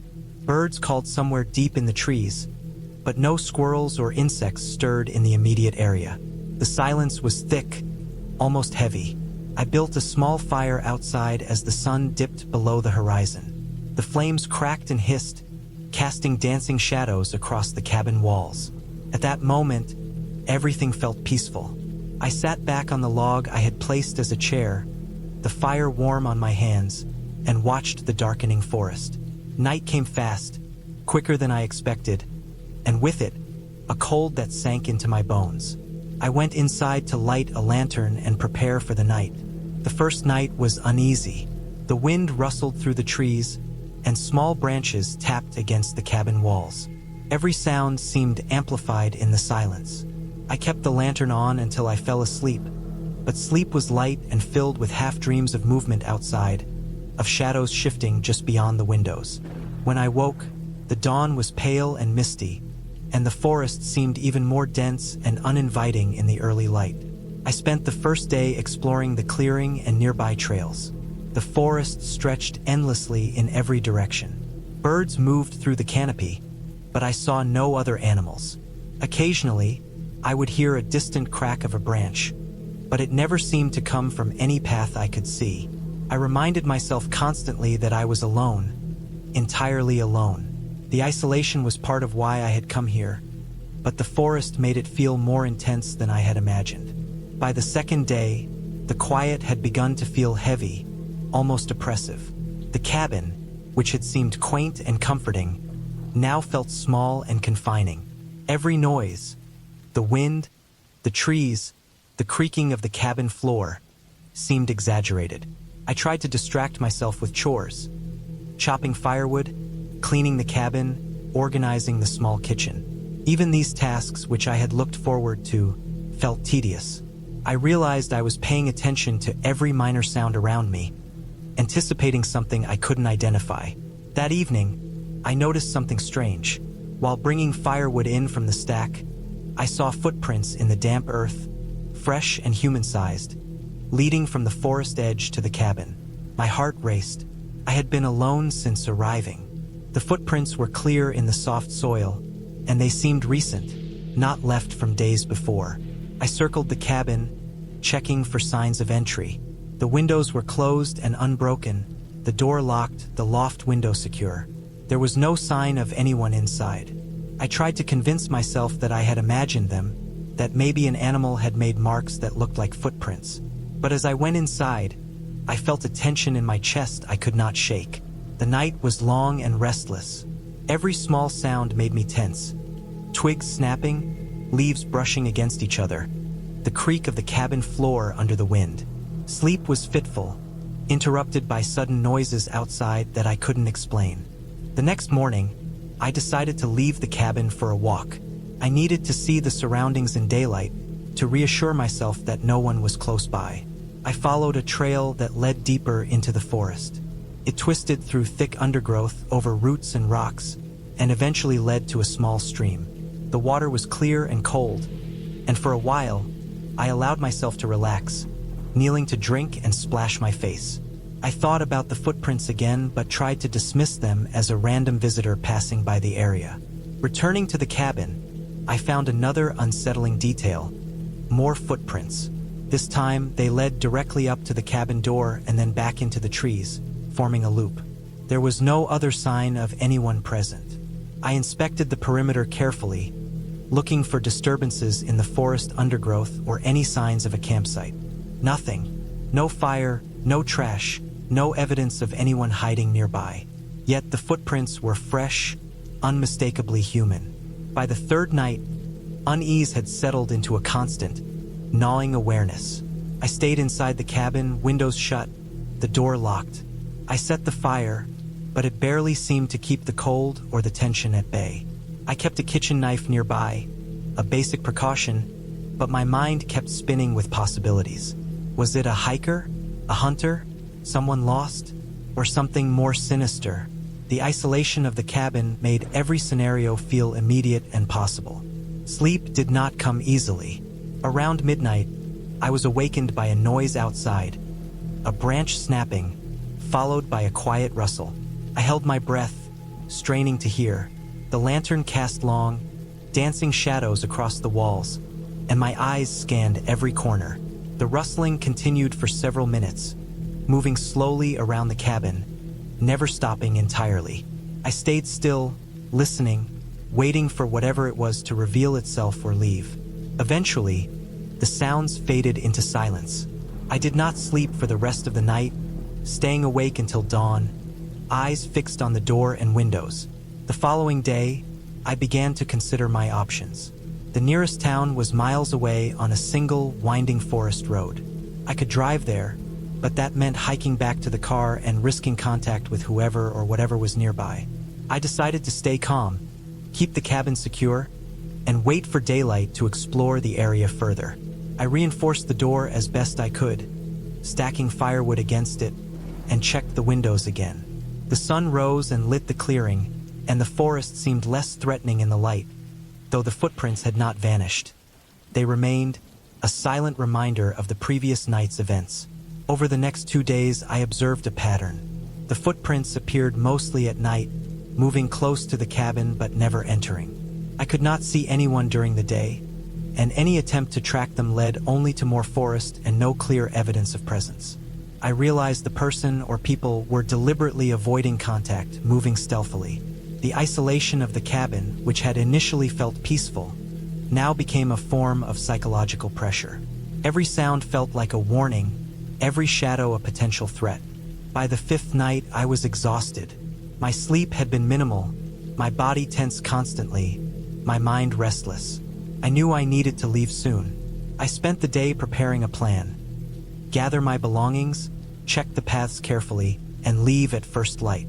That night, I set up the fire for warmth, keeping the knife close and a heavy lantern burning. Around midnight, the footsteps returned. They moved slowly around the cabin, circling several times. I did not move, breathing quietly, waiting for hours until the sounds finally receded. I fell into a restless sleep just as the first light of dawn touched the forest canopy. When I woke, I prepared quickly. I packed everything, checked the cabin one last time, and left through the main door. The forest seemed calm, almost indifferent, as I followed the trail back to my car. I did not stop to look behind me, did not slow my pace. The footprints were gone, but the sense of being watched lingered until I reached the car. I locked the doors, sat inside for several minutes, and finally breathed freely once the engine started. The drive back to civilization was long and tense. Every shadow along the roadside, every movement in the trees, made me glance over my shoulder. When I finally reached the town, the normal sounds, cars, people, dogs barking, felt almost overwhelming. I realized how intensely I had been attuned to the forest, how my senses had been consumed by the small clearing and the unseen presence that had haunted me for days. In the end, I never discovered who or what had left the footprints. There was no evidence left behind, no confrontation, no encounter beyond the silent, unsettling presence. The cabin itself remained intact, quiet, and untouched, a reminder that the forest had its own rhythm and rules, indifferent to the human fear it could provoke. I sold the rental listing soon after, unwilling to return. The experience stayed with me, a constant reminder of how isolating and psychologically intense true solitude can be, and how, even without confrontation, human presence, or the suggestion of it, can create fear as sharp as any threat. Even now, I think about that cabin. I remember the smell of the forest, the cold night air, the weight of the darkness, and the quiet footsteps in the soil. I remember the tension, the constant alertness, the exhaustion that came not from physical exertion, but from the mind's unrelenting focus on unseen threats. And I am grateful deeply that I left when I did. The forest keeps its secrets, and some of them are best left undiscovered.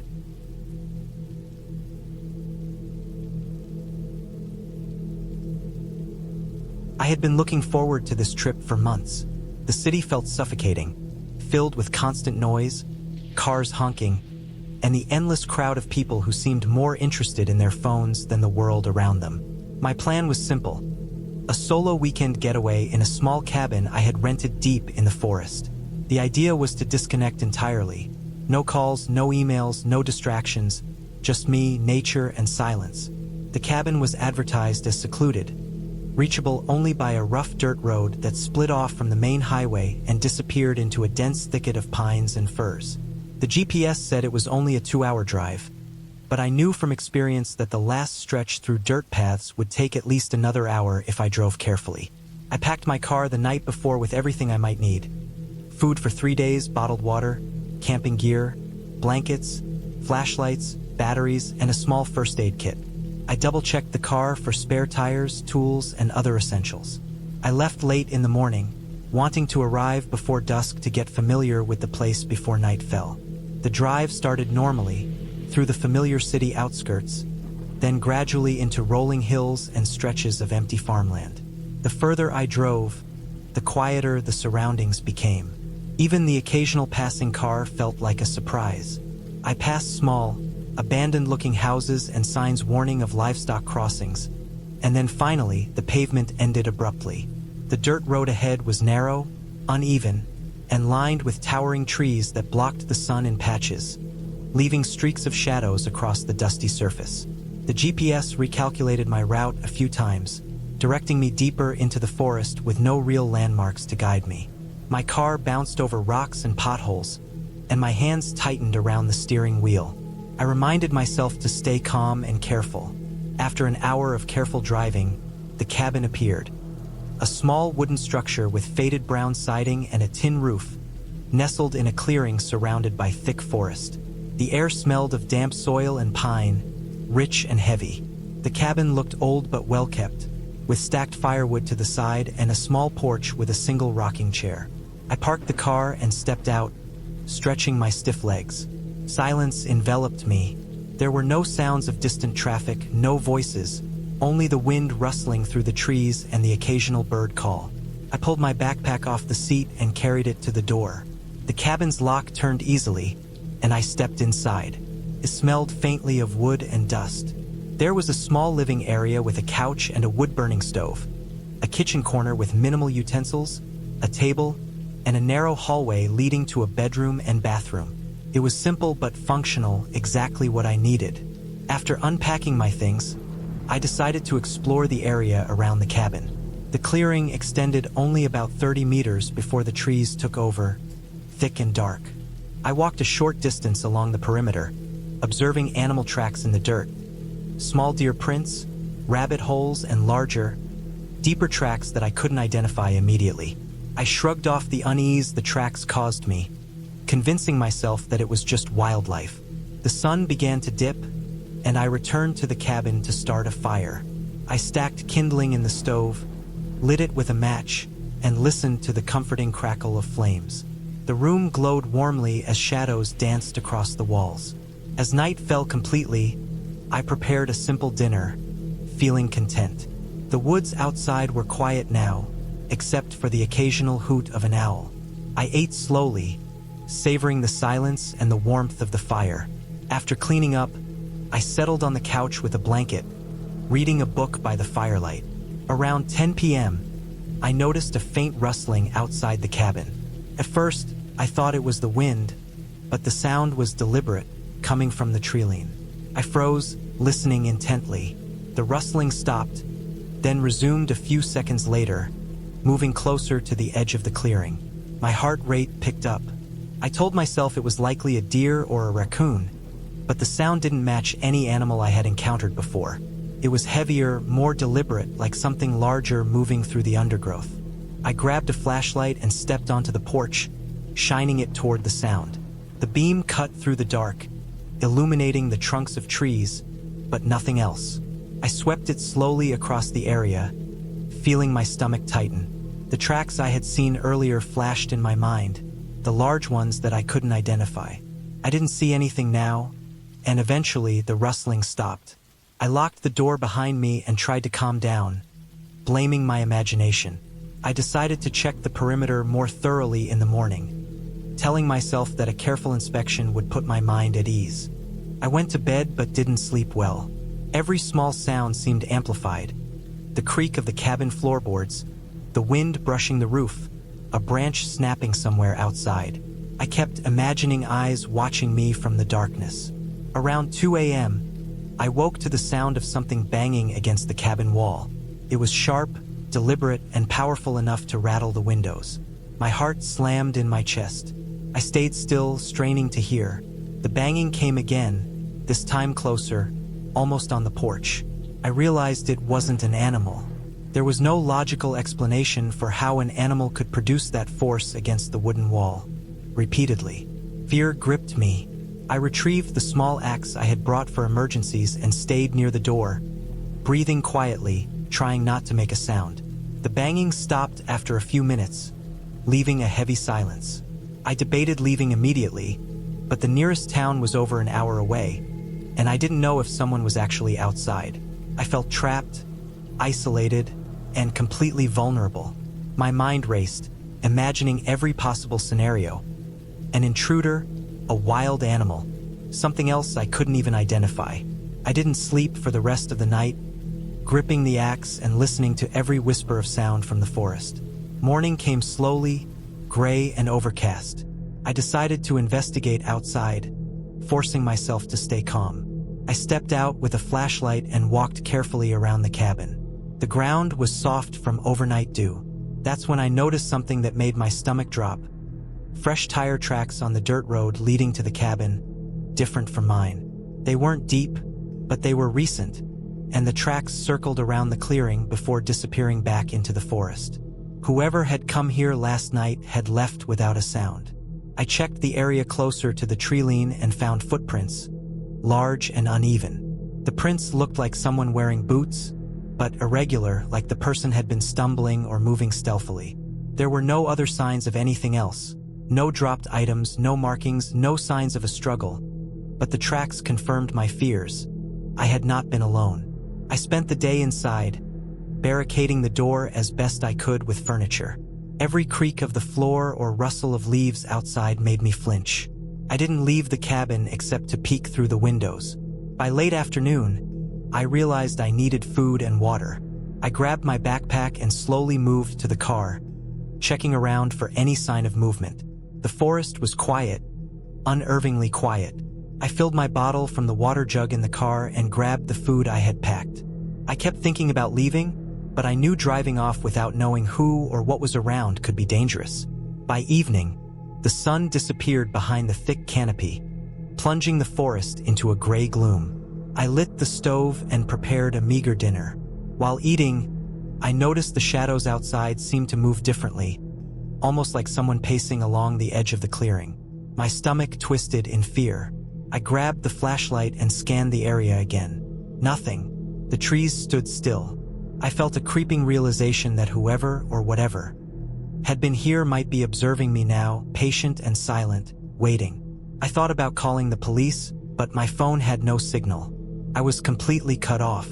The night stretched endlessly. Every sound was magnified. Around midnight, I heard it again. The deliberate sound of movement in the undergrowth, heavy footsteps, pauses, and then the faint scraping of something across the cabin wall. I gripped the axe, crouched near the door, and stayed absolutely still. Minutes passed like hours.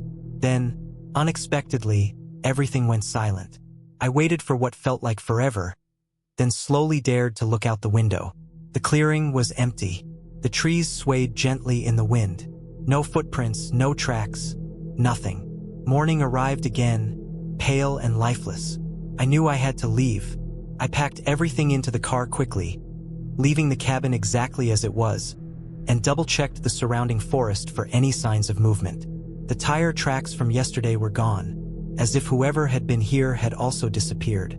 My pulse gradually steadied as I drove back along the rough dirt road, keeping my eyes peeled for anyone or anything that might emerge from the trees. I didn't see a single sign of life until I reached the paved road. By the time I returned to the city, the fear had begun to fade, replaced by relief and a lingering adrenaline high.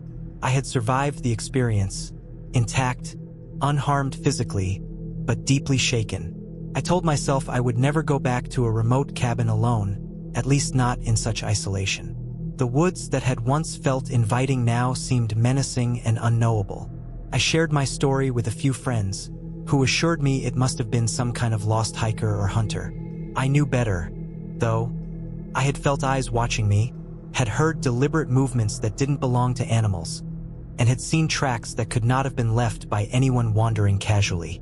I didn't know what or who had been there, and I never wanted to find out. But I also knew one thing. I had survived because I stayed calm, observant, and cautious. The fear I had felt in that cabin, alone in the silent forest, was something I would never forget.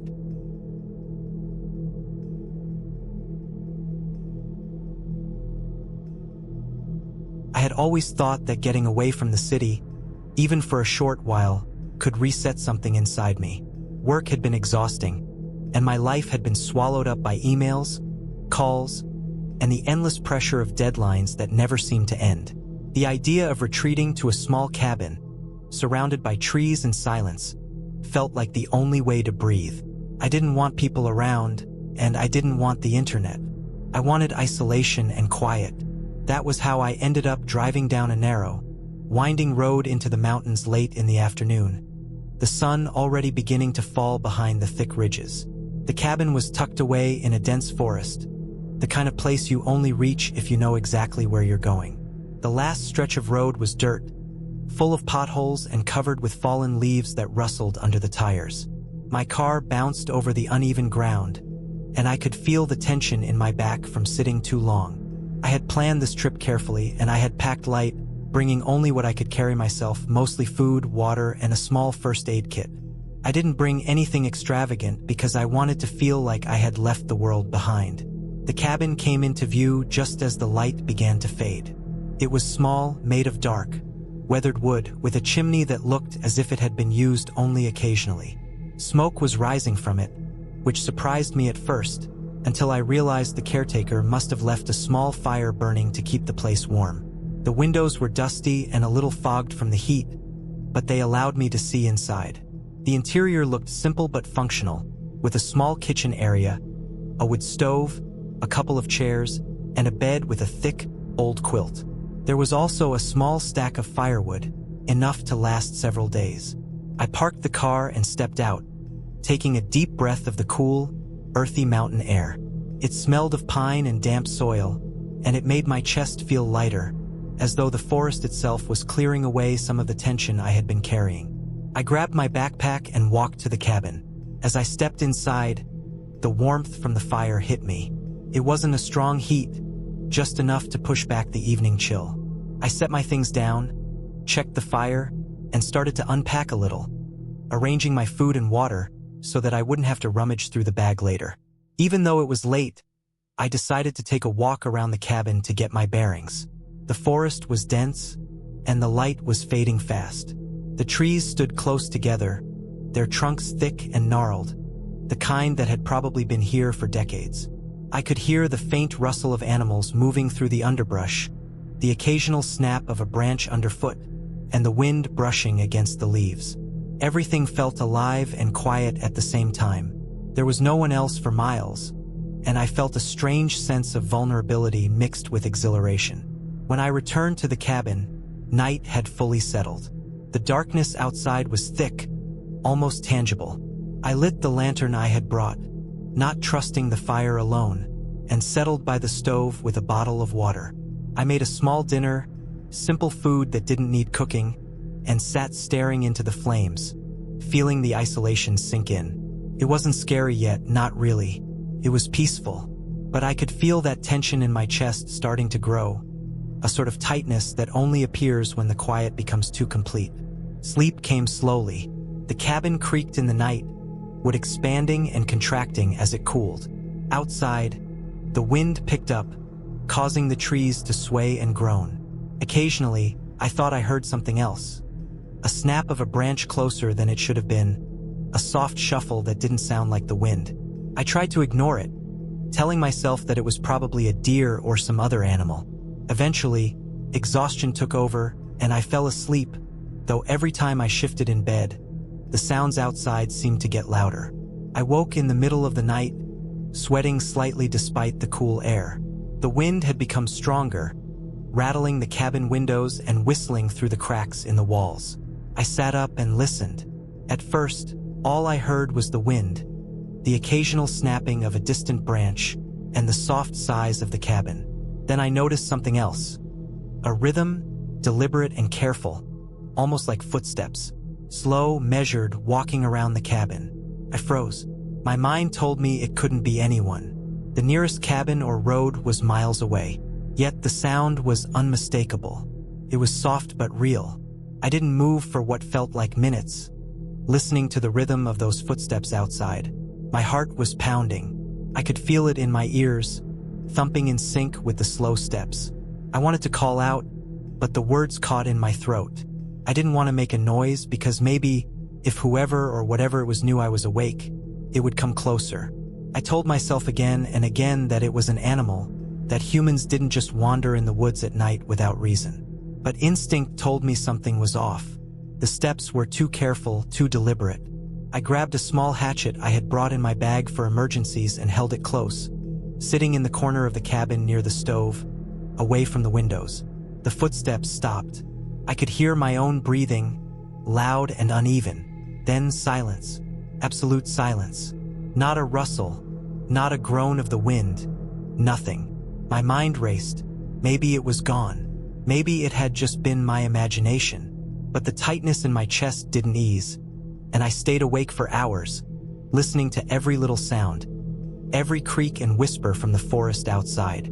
By dawn, I had dozed off in short bursts, exhausted and tense. The sunlight filtered through the windows, bright and reassuring. I got up and looked outside, seeing nothing but the familiar forest and the shadows of the trees. No footprints, no evidence of anyone being there. The wind had died down, and the forest seemed almost peaceful in the light of day. I told myself I had imagined it. The fear had made me jumpy. I spent the next day trying to regain some sense of calm. I gathered firewood, explored a little further around the cabin, and made sure my food and water were secure. I moved slowly, trying not to startle any wildlife, and kept a constant watch on my surroundings. Every small sound made me flinch, every snap of a twig or rustle of leaves bringing back the tension from the night before. I realized that being alone in such isolation was harder than I had anticipated. It wasn't the darkness or the cold. It was the uncertainty, the not knowing what might be just out of sight. As night fell again, I tried to prepare myself differently. I built the fire high, stacked the logs carefully, and ensured my lanterns were ready.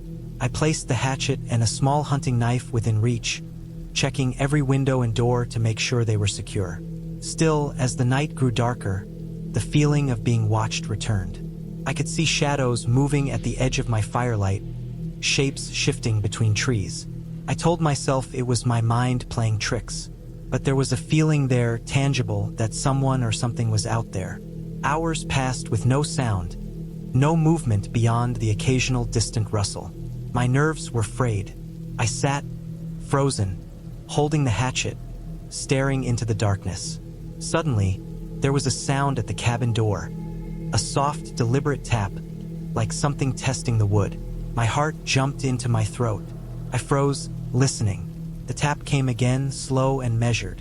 Someone was out there. My first instinct was to hide, to retreat to the corner with the hatchet, but I realized hiding would do nothing. I had to act. I moved quietly to the door, peeking through the small window next to it. A man stood there, dressed in dark clothing, face partially obscured by a hood. He wasn't carrying anything visible, but the way he stood, frozen yet deliberate, set off every alarm in my head. I didn't know his intentions, but the isolation meant I had no one to call. No one could hear me. Panic surged. I realized that I needed to protect myself and that the fire, light, and noise might be the only deterrent I had. I grabbed a couple of logs from the fire and threw them onto the floor near the door, making a loud, crashing noise. The man flinched, stepping back into the shadows. I grabbed the hatchet and shouted, just to assert some presence, making as much noise as I could without opening the door. The man hesitated, then turned and ran into the forest. I didn't chase him. I stayed by the door, shaking, listening to the forest resume its normal rhythm. The danger had passed, but the tension remained, tight in my chest. The rest of the night passed slowly. I barely slept, keeping the fire high and watching the perimeter through the windows. When morning came, I packed quickly. I didn't want to stay another night. I left the cabin exactly as I had found it, though my mind remained haunted by the experience. On the drive back, I kept looking in the rearview mirror, half expecting to see the figure emerge from the trees again. I didn't see anyone. The forest was quiet, almost peaceful in the light of day, but the memory of that night would stay with me for a long time. I returned to the city exhausted, dirty, and shaken, but alive. The cabin had been everything I wanted in terms of isolation, yet it had also taught me the fragility of safety when you are truly alone. I realized that nature isn't the only danger out there. Humans can be unpredictable and, in isolation, frightening. I made a promise to myself that I would be more cautious in the future, that I would respect the potential for danger, even when seeking peace. Weeks later, I still thought about that cabin, the sound of the footsteps, the figure at the door. But instead of fear alone, I felt a sense of accomplishment. I had faced a real threat, alone in an unfamiliar environment, and I had survived. I had learned to trust my instincts, to prepare, and to respond without hesitation. The fear had been real, intense, and overwhelming, but the outcome was clear. I was safe, I was aware, and I had survived a night that could have ended very differently. That knowledge stayed with me, stronger than any fear. It reminded me that survival depends on vigilance, preparation, and the ability to remain calm under pressure. Over time, I found myself wanting to return to the mountains, but not the same cabin, not in isolation. I realized that the experience had changed me, given me a sense of respect for the wilderness and the people who inhabit it. I became more careful, more observant, and more prepared. The memory of that night didn't haunt me anymore. It guided me. Every time I think back, I remember the cold, the fear, the footsteps, and the man at the door, but I also remember the fire, the hatchet, and the clarity that allowed me to survive. It was a hard lesson, and one I would never forget.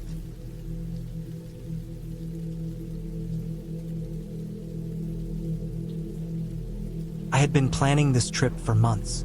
The idea was simple: disconnect completely from the city, from work, from people, and spend a week alone in a remote cabin in the mountains. I wanted solitude, a chance to think, and maybe to challenge myself a little. I didn't expect it to become one of the scariest experiences of my life. The cabin I rented was far from the nearest town, off a narrow, winding dirt road that barely showed up on the map. The forest surrounding it was dense, the kind of thick woodland where sunlight barely reaches the ground. When I drove up, the road was overgrown in places, tree branches brushing against my car, and the wind sounded strange, whistling through the gaps in the trees. The cabin itself looked almost like it had been built in the 1970s, maybe earlier, but it was sturdy.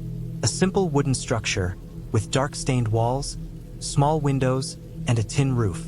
There was a porch with a creaking railing, and the steps leading up to it were uneven. I had brought supplies for a week: food, water, a small generator, batteries, candles, a first aid kit, a heavy-duty flashlight, and a camping stove, because the cabin's small kitchen didn't have electricity or running water.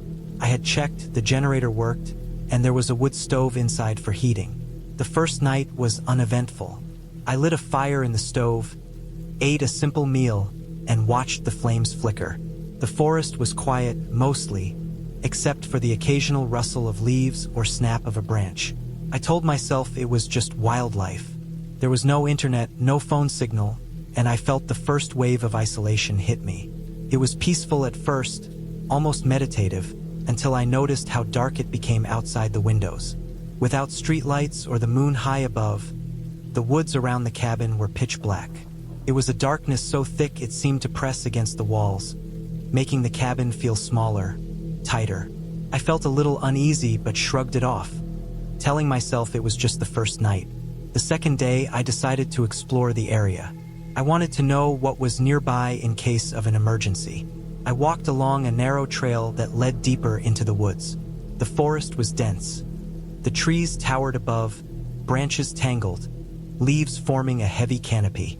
Sunlight barely filtered through, casting strange shadows. Birds called out occasionally, but otherwise the forest was quiet. I found a small creek and a few flat areas where I could sit, rest, and observe. The creek sounded nice, but I noticed the water wasn't entirely clear, muddy in places, and I knew I couldn't drink it without purifying it. By mid-afternoon, I noticed a section of the forest where the underbrush seemed trampled. At first, I thought it might have been animals, but the patterns were strange, too organized, almost like someone had walked there recently. I didn't see footprints, but I noted the area mentally and walked back to the cabin, finishing the day by chopping wood and preparing a fire. That night, the wind had picked up, and the branches scraped against the walls of the cabin.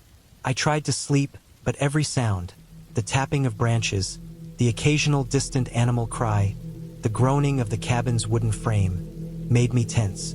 The third day, things began to feel different. I woke up to a broken window screen on the side of the cabin. I remembered checking all the windows before leaving the city, making sure they were secure. Now, one was bent and ripped. I couldn't see anything out of the window except the dark forest. My first thought was an animal, a raccoon, maybe, or a larger animal looking for food. But when I checked inside, nothing had been moved. I locked the door, double-checked the other windows, and tried to go about the day. I decided to stay inside mostly that day, organizing my supplies, stacking wood, and trying to ignore the growing unease. By evening, I had noticed something else. Footprints in the dirt outside the porch. They were human, adult-sized, and they hadn't been there before. They didn't lead anywhere in particular, at least none I could see. They just appeared near the cabin and stopped. My stomach sank. I tried to rationalize it, thinking maybe a hiker had passed by earlier in the day. But the area was extremely remote. Very few people ventured out here, and certainly not without leaving a path behind. That night, the knocking returned, louder this time. Then footsteps circling the cabin. I could hear the faint crunch of boots on dirt. Adrenaline surged. I refused to open the door, fearing it would be a trap. I stayed awake, waiting, listening. Hours passed. At one point, I heard movement on the roof. Someone had climbed up, walking lightly, trying to peer inside. I realized how vulnerable I was. The cabin offered minimal protection against a determined intruder. Morning finally came, and I knew I had to act. Couldn't stay and wait. I gathered everything I could carry, filled containers with water, packed all food, and secured the generator. I decided to leave at first light. The intruder wouldn't expect me to leave immediately, but I had no other choice. I started my car, engine running, checking the surrounding woods as I went. Every shadow looked like a figure, every rustle a threat. I drove slowly down the dirt road, keeping an eye on the trees. For the first half hour, nothing. Then I saw them. A figure standing among the trees, watching me. They were too far to recognize, but they froze as I passed. I didn't slow down. I didn't look back. I drove continuously for hours, eventually reaching a main road. Only when I saw other cars, other people, and finally a gas station did I feel the tight knot of fear loosen in my chest. I reported the incident to the local authorities, who told me the area had had similar issues before. Isolated cabins occasionally targeted by trespassers, people who observed, sometimes stole, sometimes terrorized those staying alone. They didn't catch anyone, but they advised me never to return alone. The experience stayed with me for years. Every time I think of that cabin, the darkness, the footsteps circling at night, I remember the intense fear, the helplessness, and the relief when I finally escaped. I never went back. Instead, I stayed with friends or rented places closer to towns where help was reachable. That week taught me the fragility of safety, how quickly isolation can become dangerous, and the strength it takes to stay calm when every instinct screams to run. I survived, but the memory is sharp, vivid, and always cautionary. Even now, I can close my eyes and see the shadows moving through the trees, hear the faint snap of a branch, feel the cold fear pressing against the walls. It's a memory I can never erase, but at least I left alive, intact, and wiser about the dangers of being truly alone.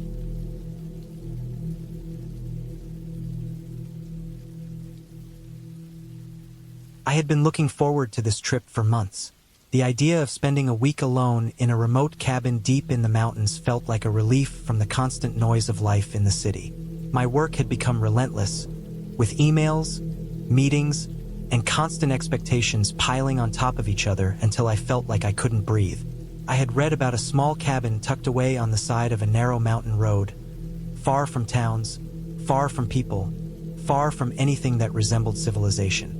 It was the kind of place that promised complete solitude, which is exactly what I wanted. I packed my car with food for the week, enough firewood to last the evenings, a small gas stove, and a few tools, then set off early in the morning, hoping to arrive before sunset. The drive was long and winding, stretching for hours through dense forest roads and steep cliffs. I remember the smell of pine and damp soil as I drove, and the sound of my tires crunching over gravel and dirt. At times, the trees grew so close to the road that I had to drive carefully, keeping an eye on the narrow edge that dropped sharply into the undergrowth below. There were no signs of other cars, no houses, no lights, nothing but the thick forest. The isolation felt heavy, almost pressing against the windows of my car. I tried to convince myself it was peaceful, but part of me already felt uneasy, a little too alone, a little too exposed. Finally, as the sun began to dip behind the mountains, I spotted the cabin. It was small, made of dark wood that had weathered many winters. A thin trail led up to it, overgrown with grass and shrubs, as if no one had passed this way for some time. I parked my car near a makeshift wooden gate and stepped out. The air was cold and sharp, carrying the scent of wet leaves and old wood. My footsteps on the gravel were the only sounds I could hear besides the occasional rustle of wind through the trees. As I approached the cabin, I noticed the windows were grimy and opaque, but I could see that the roof and walls were intact. The front porch sagged slightly under years of neglect, and the door creaked ominously when I pushed it open. Inside, the cabin smelled of damp wood and old smoke. Dust motes floated in the streams of fading sunlight that fell through the windows. It was small, just one room with a loft above, a stone fireplace, and a narrow kitchen area. It had a certain charm, but also an undeniable sense of isolation, almost like the cabin itself had been waiting, untouched, for someone to arrive. I unpacked my supplies, stacking firewood carefully near the fireplace and arranging my food on the counter. I checked the gas stove, made sure the lantern had fuel, and finally sat down to rest for a moment, listening to the silence. It was absolute. No cars, no voices, no distant dogs barking. Just the wind moving through the trees and the occasional snap of a twig somewhere outside. At first, it was calming, but as darkness fell, I realized just how empty this place really was.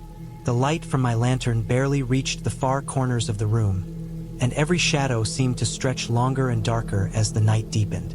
I decided to make a fire. There was an old pile of wood by the fireplace, enough to get it going, though some of it was damp. I spent a good half hour carefully splitting pieces, arranging kindling, and finally striking a match. The flame caught slowly, sputtered, and then roared to life. The crackle of the fire was comforting, a small piece of warmth and safety in the vast, silent darkness of the cabin. I sat near it for a while, sipping water from a bottle and looking around the room. The loft above was dark, the ceiling beams casting sharp shadows. There were signs that someone had stayed here before, old furniture covered in dust, a stack of newspapers from several months ago, and a few dishes in the sink, still dirty. The place had been abandoned for some time, but it wasn't completely forgotten. I spent the evening making a simple dinner, heating canned soup on the stove. Outside, the wind had picked up, rattling the windows and causing the cabin to groan in response. I could hear the branches tapping against the walls and roof, and the sound of something heavy moving through the forest beyond the clearing. I told myself it was just the wind, but every few minutes, I caught myself glancing toward the dark shapes outside, waiting for movement, imagining eyes watching me from the shadows. I tried to focus on the fire and my dinner, but the feeling of being observed lingered, gnawing at the edges of my mind. Night fully fell, and I climbed the narrow ladder to the loft, laying out my sleeping bag on the small mattress that had been left there. From this height, the cabin felt even smaller, more enclosed, like a wooden box in the middle of a vast, dark forest. I tried to sleep, but every creak of the floorboards, every shift of wind through the trees, kept me on edge. At one point, I thought I heard footsteps outside the cabin, careful, deliberate steps on the gravel, but when I leaned over to look, there was nothing. My heart was racing, my mind inventing sounds and shapes in the darkness. I told myself it was just my imagination, that no one could be out here in this empty, remote area, but I couldn't shake the sense of unease. Morning came slowly. The sun filtered through the dirty windows, casting long beams of light across the cabin floor. I got up, stretched, and checked the perimeter outside. Nothing, just the forest, dense and silent, the trail leading away from the cabin disappearing into the trees. I made breakfast and decided to explore the surrounding area. The forest was thick, the trees tall and closely packed. There were signs of wildlife, birdsong, scattered leaves, the occasional paw print in the soft soil, but no human presence. I walked for hours, careful to mark my path so I could find the cabin again. The isolation was exhilarating at first, a welcome escape from city life, but I couldn't ignore the growing tension that had started to build overnight. It was hard to explain, a deep, creeping awareness that I was completely alone in a place where help would be far away if something went wrong. Back at the cabin, I spent the afternoon stacking more firewood, checking the old stove, and making sure I had enough supplies to last the week. I found an old journal tucked in a drawer. The entries were sparse, describing someone's stay here months ago. At first, it was mundane notes about weather and hunting, but then the entries grew darker. The writer spoke of being watched, of hearing footsteps in the night, of strange rustling outside. At one point, they wrote that they felt like someone or something was following them through the trees. The final entry ended abruptly, a single line that read, "I don't know if I'll see another sunrise." My stomach turned. The thought that someone else had felt the same sense of unease, the same creeping fear that I was feeling now, made the cabin feel even heavier, as if it was holding its own secrets. That night, the wind was worse. It howled around the cabin, rattling the windows and shaking the walls. I tried to read the journal to distract myself, but every sound made me jump. Around midnight, I heard it again, the footsteps. Slow, deliberate, moving around the cabin, stopping, then moving again. I froze, listening, straining to hear any detail. The steps were heavy, too heavy for a deer or other forest animal. My heart pounded. I grabbed a flashlight and crept down the ladder, shining the beam around the cabin. But the darkness swallowed everything beyond the edges of the light. There was no one there. I checked all the doors and windows, making sure everything was locked and secured, but the feeling of being watched didn't leave. I could feel it pressing against the walls, filling the corners of the room. The next morning, I decided to leave.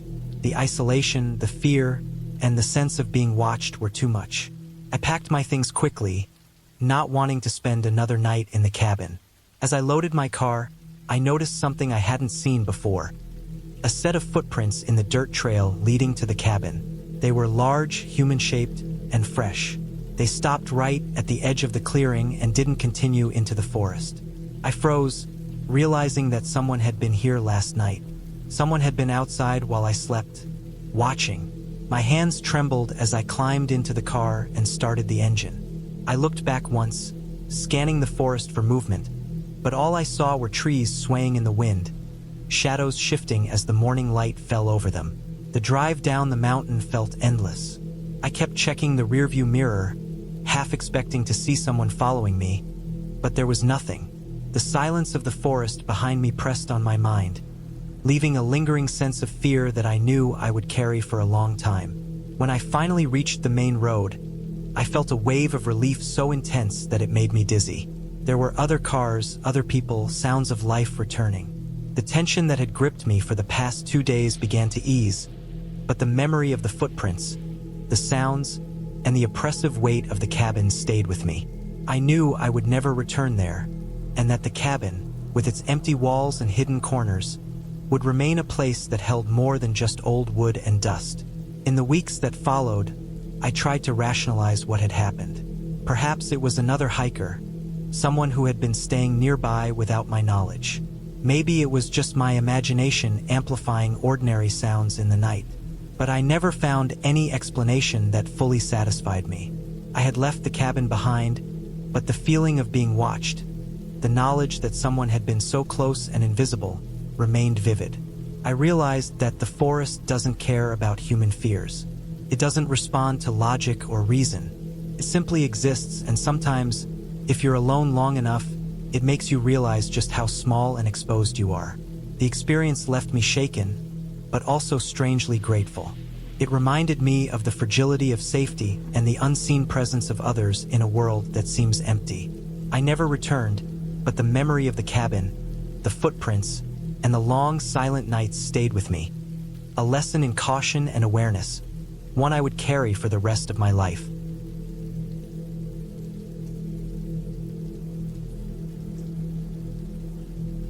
I had been looking forward to the trip for months.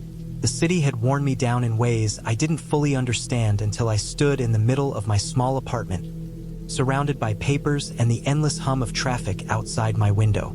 Everything felt heavy. My body ached from sitting too long in front of a computer. My mind raced with work I couldn't finish, and my sleep had been broken for weeks.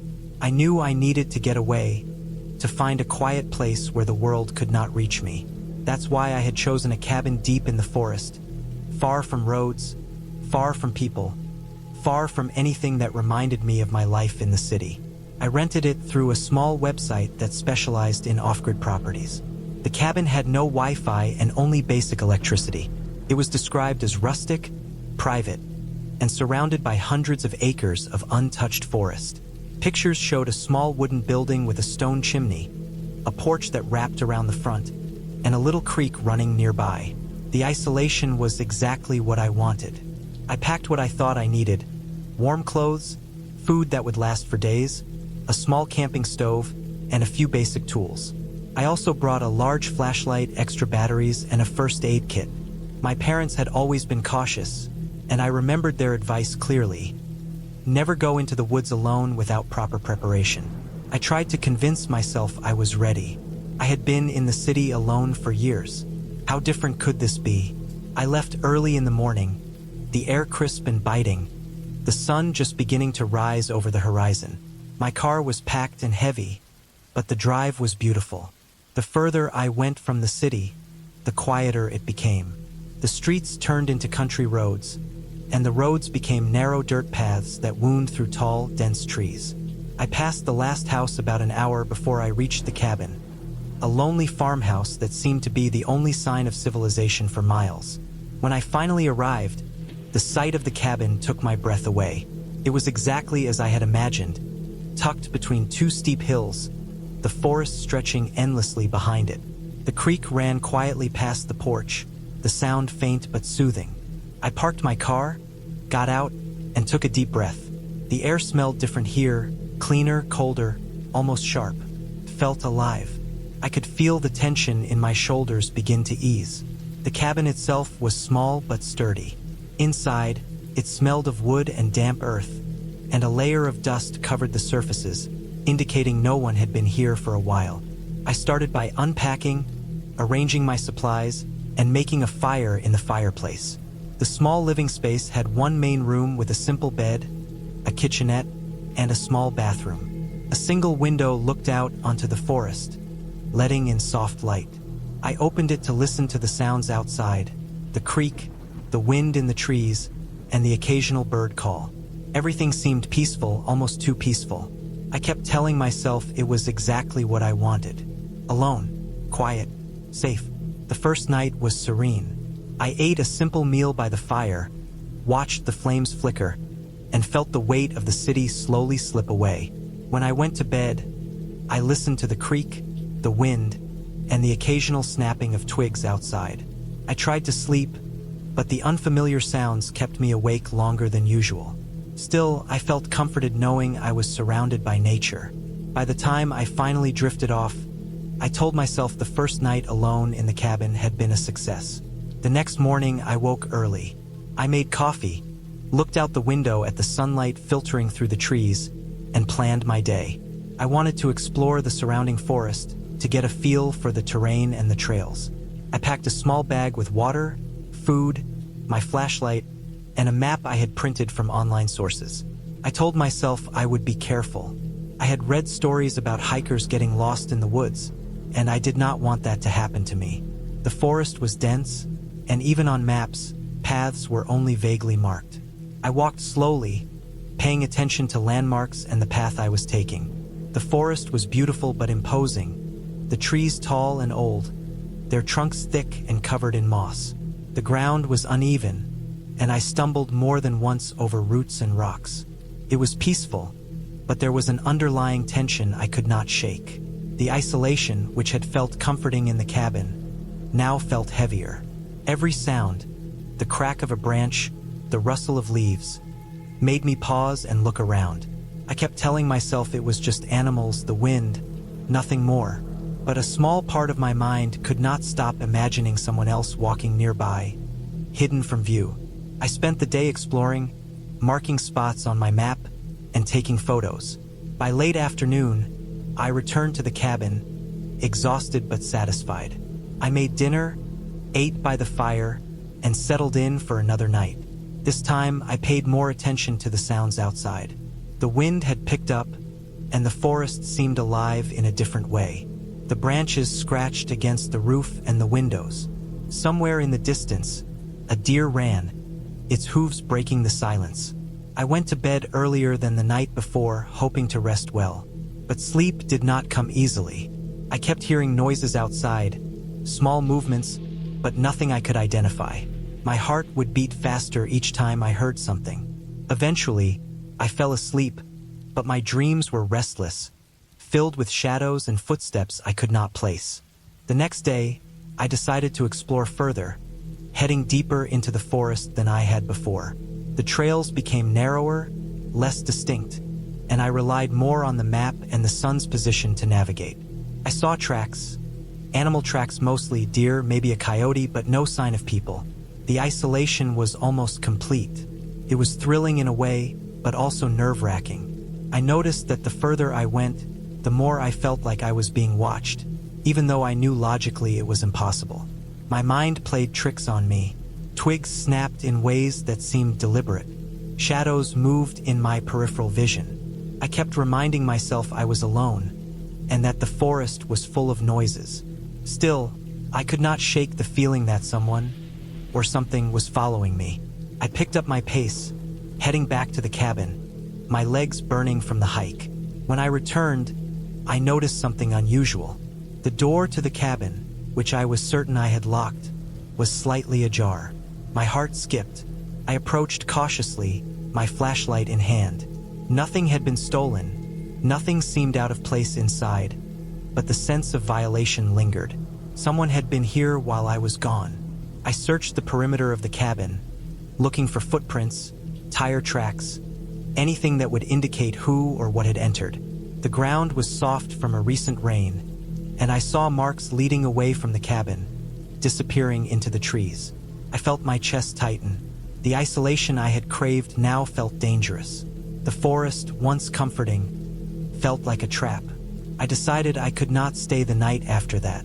I packed essential supplies into my backpack, filled a water bottle, and prepared to leave at first light. But that night I could not sleep. I sat by the fire, flashlight in hand, listening to the wind, the creek, and the shadows moving outside. Every noise made my pulse race. I kept imagining footsteps approaching the cabin, someone watching me from the darkness. I checked the locks on the door repeatedly, peered out the windows, and stayed alert. Sleep never came. At first light, I began the hike back to my car. The forest felt different now, oppressive and tense. Every crack of a branch made me flinch. I tried to focus on my path, retracing my steps as carefully as I could. The isolation that had felt liberating now felt like imprisonment.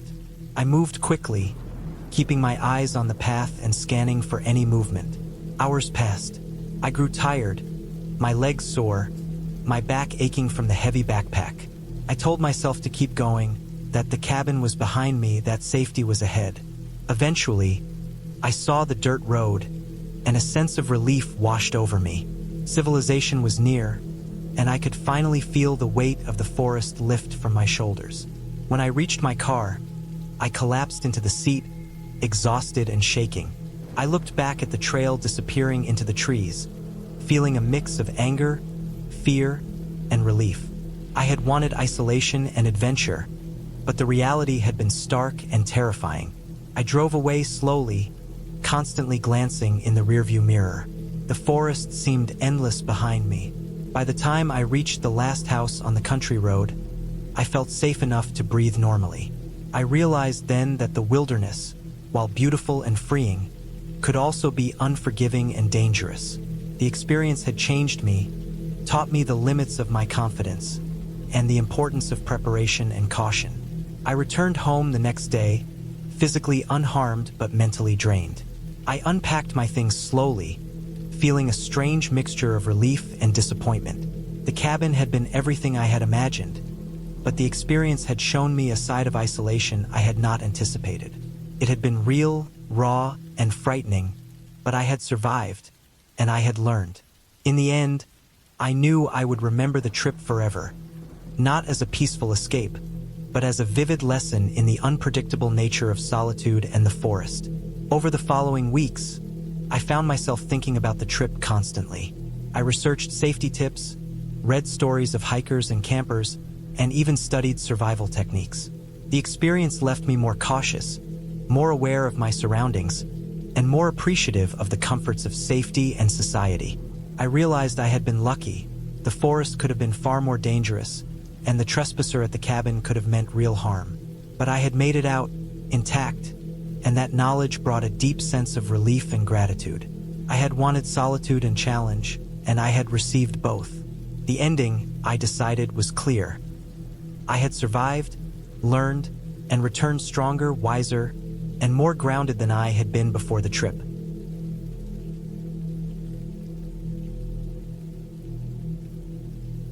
I had been driving for hours, the monotony of the winding forest roads lulling me into a state of half-consciousness. My plan had been simple. A weekend alone in a cabin I rented far from the city, away from the constant noise, the constant demand to be someone I wasn't. The directions I had printed out on yellowed paper were straightforward enough, though I had lost cell signal more than an hour ago. The road had narrowed to a single lane, lined with thick pines and oaks whose branches stretched across like fingers reaching down, and the air smelled of wet leaves and cold earth. A mist hung low over the ground, curling around the tires as I drove. I felt a faint chill creep over me, even through the heat of the car.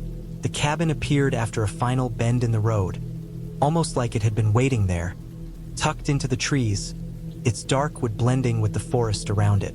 It was small but sturdy, with a steep roof, a stone chimney, and a narrow porch that looked weathered but solid. I parked and got out, letting the silence of the forest settle over me.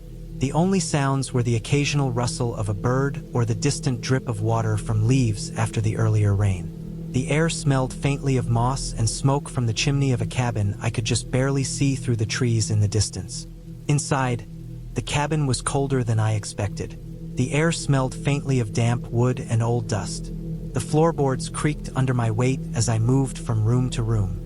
There was a small kitchen with a gas stove, a bedroom with a simple bed, and a living area with a stone fireplace. Everything was functional but clearly hadn't been updated in years. I unpacked my bag slowly, hanging my jacket on a hook and placing my backpack in the corner. I noticed the windows were dirty and streaked, partially obscuring the view of the dense woods outside. By evening, the sun had dipped low, casting long shadows that moved and shifted as the trees swayed in the wind. I lit the fireplace, the smoke curling up into the chimney with a soft, satisfying hiss. The fire gave the cabin a comforting warmth, though I could still feel a chill in the corners of the rooms where the light didn't reach. Outside, the wind picked up, rattling the windows slightly, and I felt an uncomfortable awareness of the isolation around me. There was no road nearby, no neighbors within sight, no one for miles. It was entirely quiet except for the wind and the occasional creak of the trees. I had dinner from the small stash I had brought, a few cans of beans and some bread. The routine of heating the food, washing the dishes in the tiny sink, and stacking them on the counter gave me a sense of normalcy, a temporary control over a place that otherwise felt uncomfortably empty. I went to the bedroom to lie down, but sleep was elusive. The shadows in the corners of the room seemed sharper than they should have been, the wind making the cabin groan in a way that felt deliberate. I told myself it was the house settling, the old wood reacting to the cold night air, but my pulse still ran a little faster with each sharp sound. Hours passed. I stayed awake, staring at the ceiling and listening. Around 2 in the morning, I heard it, a faint scraping sound at the back of the cabin, like metal on wood. My heart rate spiked immediately. I stayed perfectly still, listening, hoping I had imagined it. But then it came again, slower this time, deliberate, as if someone or something was testing the door. I grabbed a flashlight and crept toward the kitchen. The back door was solid, with a lock I had checked earlier, but the sound had come from that direction. I circled the cabin cautiously, flashlight cutting a narrow beam through the darkness. The trees swayed in the wind, casting moving shadows that made the forest look alive. The scraping sound had stopped, but I felt its presence, like something had been watching me, waiting. I returned inside, locked the door again, and inspected the windows. They were intact, but the locks were old and worn. I realized the remoteness of the place was both a comfort and a trap. If someone wanted to, there was no one around for miles who could hear me. I tried to rationalize it. Maybe a branch had scraped against the side of the house in the wind. Maybe an animal was out there. But my gut told me otherwise. The sound had been too deliberate, too controlled, too human, or at least something pretending to be human. I sat by the fireplace, flashlight and a large kitchen knife in hand, listening to the wind whip through the trees outside. I didn't sleep the rest of the night. Every small noise made me flinch. The creak of the floor, the tap of a branch against a window, the distant scuttle of an animal in the underbrush. Morning brought a gray, heavy sky and rain that drummed on the roof. I went outside to inspect the perimeter, walking around the cabin and checking the windows and doors again. Everything seemed normal, but my unease hadn't lifted. On the ground near the back door, I noticed fresh footprints in the wet soil. Human footprints. I froze, heart hammering. They were too small to be mine, and they didn't belong to any animal. The prints circled the cabin but didn't lead away. It was as if whoever or whatever had been there had lingered, observing. I went back inside and started thinking about leaving immediately, but the rain was relentless, and the forest road might be slippery and dangerous. I couldn't risk a fall or getting stuck miles from help. So I stayed, barricading the doors as best I could and keeping the knife close. I tried to do simple tasks, making coffee, tidying the cabin, anything to occupy my mind, but I felt watched constantly, my eyes scanning the windows and shadows even when nothing moved. That evening, the scraping returned, louder this time, at the front door. Someone was trying to get in. My hands shook as I gripped the knife, heart thundering. I stayed quiet, listening. The noise stopped after a few minutes, and I dared to peek through a crack in the curtains. Nothing. The forest was empty. But then I noticed movement in the trees, just a faint flicker, like someone slipping between the trunks. I realized that whoever had been outside wasn't random. They had been following me, watching my every move since I arrived. I stayed awake all night again, sitting by the fire, knife in hand, flashlight at the ready. I didn't hear the scraping after that, but every creak, every gust of wind, every rustle of leaves made me flinch. I felt trapped in the cabin, aware that leaving might be dangerous, but staying was no less terrifying. I rationed my food and water carefully, planning for the worst-case scenario. I blocked the windows with heavy furniture, hoping to create some sense of security, though deep down I knew it was fragile.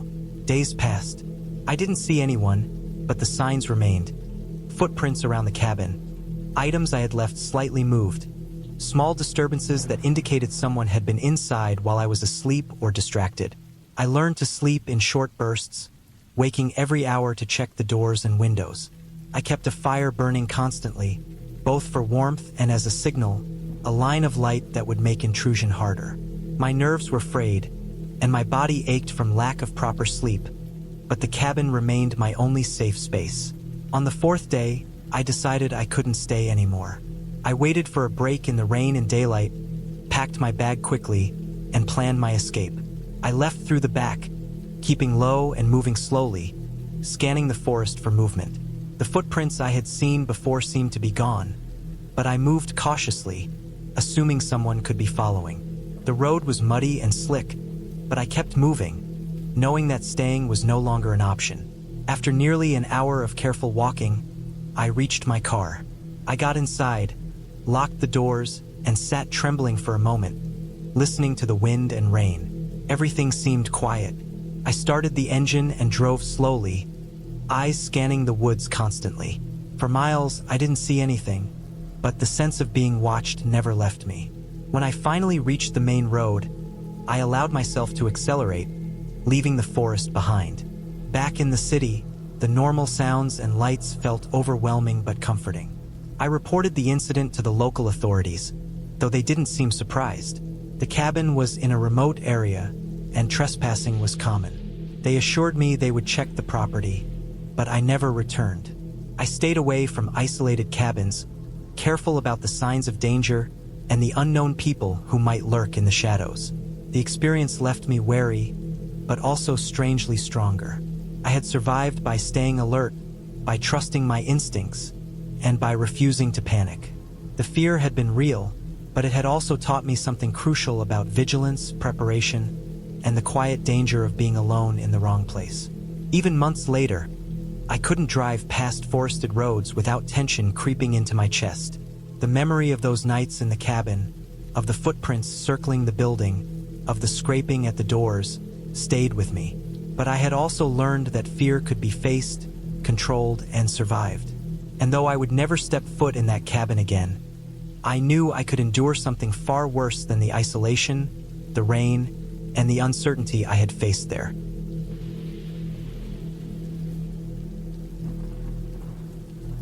I had always liked the idea of being completely alone in the woods. The idea of escaping the constant noise of the city, the constant chatter, the endless traffic and fluorescent lights always appealed to me. I had grown up in a small town, but even that felt crowded after a while. When I found the listing for the cabin online, it seemed perfect. A small, rustic building deep in the woods, miles away from the nearest road, with no cell reception and only a small lake nearby. The photos were simple: wooden walls, a stone fireplace, a porch overlooking a clearing. But the remoteness was exactly what I wanted. I wanted to feel small, almost invisible in the vastness of nature. I wanted quiet, and I wanted to test myself. The drive there had been long, almost entirely on narrow dirt roads that twisted and turned through dense pine forests. By the time I parked near the cabin, the sun was low, spilling golden light over the tops of the trees and casting long shadows across the clearing. The air smelled sharp, a mixture of pine, damp earth, and smoke from old campfires. The cabin sat at the edge of a small rise, with the forest pressing in from all sides. I carried my backpack, a few bags of groceries, a lantern, and some firewood, feeling a strange mix of excitement and apprehension. I had been alone before, but never this isolated. Inside, the cabin was exactly as the photos had promised. Simple wooden floors, a low ceiling, a fireplace that looked like it hadn't been used in years. There was a small kitchen area, a table with 2 chairs, and a single bedroom. Dust covered most surfaces, and the smell of stale wood and damp air was strong. But I didn't mind. I liked the smell of old wood. I unpacked my things slowly, making sure everything was in its place, lighting a few candles and turning on a small battery-powered lantern I had brought in case I needed more light at night. I made a mental note that the nearest store was at least an hour's drive back, which added a thrill but also a little unease. The first night was quiet, almost unnervingly so. There were the usual forest sounds: the distant hoot of an owl, the rustling of leaves, the occasional snap of a branch underfoot from some unseen animal. I couldn't see anything, but I knew that whatever was out there was big enough to make that sound. I reminded myself that humans had always exaggerated the dangers of the forest, that most animals weren't interested in people, and that I was probably overreacting. I had a knife in my backpack, a flare gun, and a flashlight. That was enough. I told myself it had to be enough. The next morning, I decided to explore the surroundings. The cabin sat on a small clearing, and beyond it, the woods stretched in every direction, thick and almost impassable. The air was cold but fresh, the sky clear and blue. I followed a faint trail that ran along the edge of the clearing, leading down toward the lake. The water was still, reflecting the sky and the tall pines like glass. I stayed there for hours, skipping stones, watching the occasional fish break the surface. I felt safe, almost peaceful. That peace didn't last. The second night, I had trouble sleeping. The forest sounds were louder than before, sharper, closer. It felt as though something was moving in the trees just outside the cabin. I kept hearing knocks, soft at first, then heavier. My heart pounded, and I convinced myself it was either the wind or a branch falling. Still, I stayed awake for most of the night, listening, tense, staring at the dark shapes outside my window. Every sound made me jump. By morning, I was exhausted, but nothing had happened. I tried to laugh at myself, to brush it off as imagination. During the day, I kept busy. I collected firewood, explored a bit farther from the cabin, and noted landmarks in case I needed to find my way back in poor light. The forest seemed denser the farther I went, with thick underbrush and tangled roots that could easily trip a person. There were signs of animals everywhere. Scat, broken branches, claw marks on trees. I was careful, but I felt an undercurrent of unease I couldn't shake. Something about being completely cut off, knowing no one would find me for hours if I got hurt, kept gnawing at me. By the third night, I was on edge. The sounds of the forest had changed. It wasn't just the rustling of leaves or the calls of birds and owls anymore. It was deliberate, subtle, almost rhythmic. Footsteps, I realized. Slow, careful, deliberate. Something was moving around the cabin. My mind tried to rationalize. It was probably a deer, or a raccoon, or maybe even another hiker who had gotten lost. But then the knocking started again, this time on the side of the cabin, and it wasn't like a branch hitting wood. It was sharp, precise, deliberate. Someone, or something, was trying to get my attention. I didn't leave the cabin that night. I barricaded the door with a chair, kept my knife close, and sat in the corner with the lantern. The knocking continued for hours, never constant but never far apart, interspersed with the sound of breaking twigs, like someone circling the cabin. I didn't sleep. I didn't want to sleep. I just stayed awake, listening, feeling my heart hammering in my chest, waiting for the sun. When morning finally came, I saw the footprints. They weren't animal tracks. They were human, large boots, circling the cabin multiple times. My stomach dropped. Whoever or whatever had been out there was real.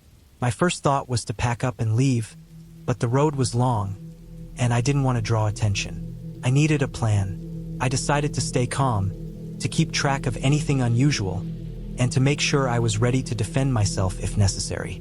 The next day, I kept watch from the windows, noting every sound, every movement outside. There was nothing visible at first, just the rustling of the trees and occasional birds. Then, in the late afternoon, I saw them. Shadows moving between the trees, staying just out of sight, watching. I couldn't make out details, but there were at least two people. I could see the shapes shift, the way they moved with caution, careful not to make noise. My stomach tightened, my mind racing. I didn't confront them. I didn't leave. I stayed inside, moving only to gather more firewood and securing the cabin. I made sure I had flares and my phone fully charged, even though there was no signal. I considered hiking out immediately, but I worried they might notice and follow. I knew instinctively that the people outside were not casual hikers. They were waiting, observing, maybe testing me. That thought alone made my blood run cold. By the evening, they were closer. I could hear voices faintly, indistinct, muffled by the distance. That was enough for me. I decided I couldn't wait any longer. I had to get out before dark. I gathered my backpack, keeping my knife in hand, and carefully stepped outside, staying low, moving through the trees to the trail I had marked the day before. My heart hammered in my chest with every step, my eyes darting for any sign of movement. The trail was narrow, overgrown, and treacherous. I tripped several times, scraping my hands and knees, but I didn't stop. The sounds of the forest seemed to follow me. Snapping twigs, rustling leaves, shadows flitting just beyond the corner of my vision. I kept moving, ignoring the burning in my legs and the ache in my shoulders. Every few minutes, I glanced behind me, terrified to see figures gaining on me. Hours passed. I didn't look at my watch, but the sun was dipping lower when I finally emerged onto a slightly wider path, one I recognized from the drive-in. Relief washed over me, but I knew I wasn't safe yet. I ran until I reached the dirt road, and only when I saw the first distant headlights of a car did I allow myself a small moment of hope. I waved my arms, shouting, and the car slowed, then stopped. The driver looked at me with alarm as I approached, my clothes torn, my hands bleeding, and my face streaked with dirt and sweat. I told them I needed help, that I had been staying in a cabin and felt threatened. They didn't ask many questions, just drove me to the nearest police station. By the time I arrived, night had fallen. Officers took a report, inspected the area near the cabin, and found signs of recent human activity. Footprints, discarded items, even a makeshift camp hidden in the trees nearby. They assured me the people had fled by the time they arrived, and that the area was known for occasional illegal activities, including poaching and trespassing. I never went back to that cabin. The memory of those nights, the sounds, the shadows, the unshakable feeling of being watched, stayed with me for months. But I also learned something important about myself, about fear, about caution, about trusting instincts. The woods were not magical, they were not haunted. They were dangerous because they could hide people who meant harm, because they could isolate a person completely. And sometimes the most terrifying thing is not a ghost or a creature from a story. It is real human malice. Even now, when I think about it, I can picture the footprints circling the cabin, the shadows moving between the trees, the subtle, deliberate sounds that made me freeze in place. But I also remember the sun rising, the trail leading me out, the small moment of relief when I saw headlights on the dirt road. I remember surviving, and the clarity that came from knowing I had faced something real and come out alive. I carry that memory with me, a reminder of caution, awareness, and the strange, tense beauty of the forest, even when it hides danger.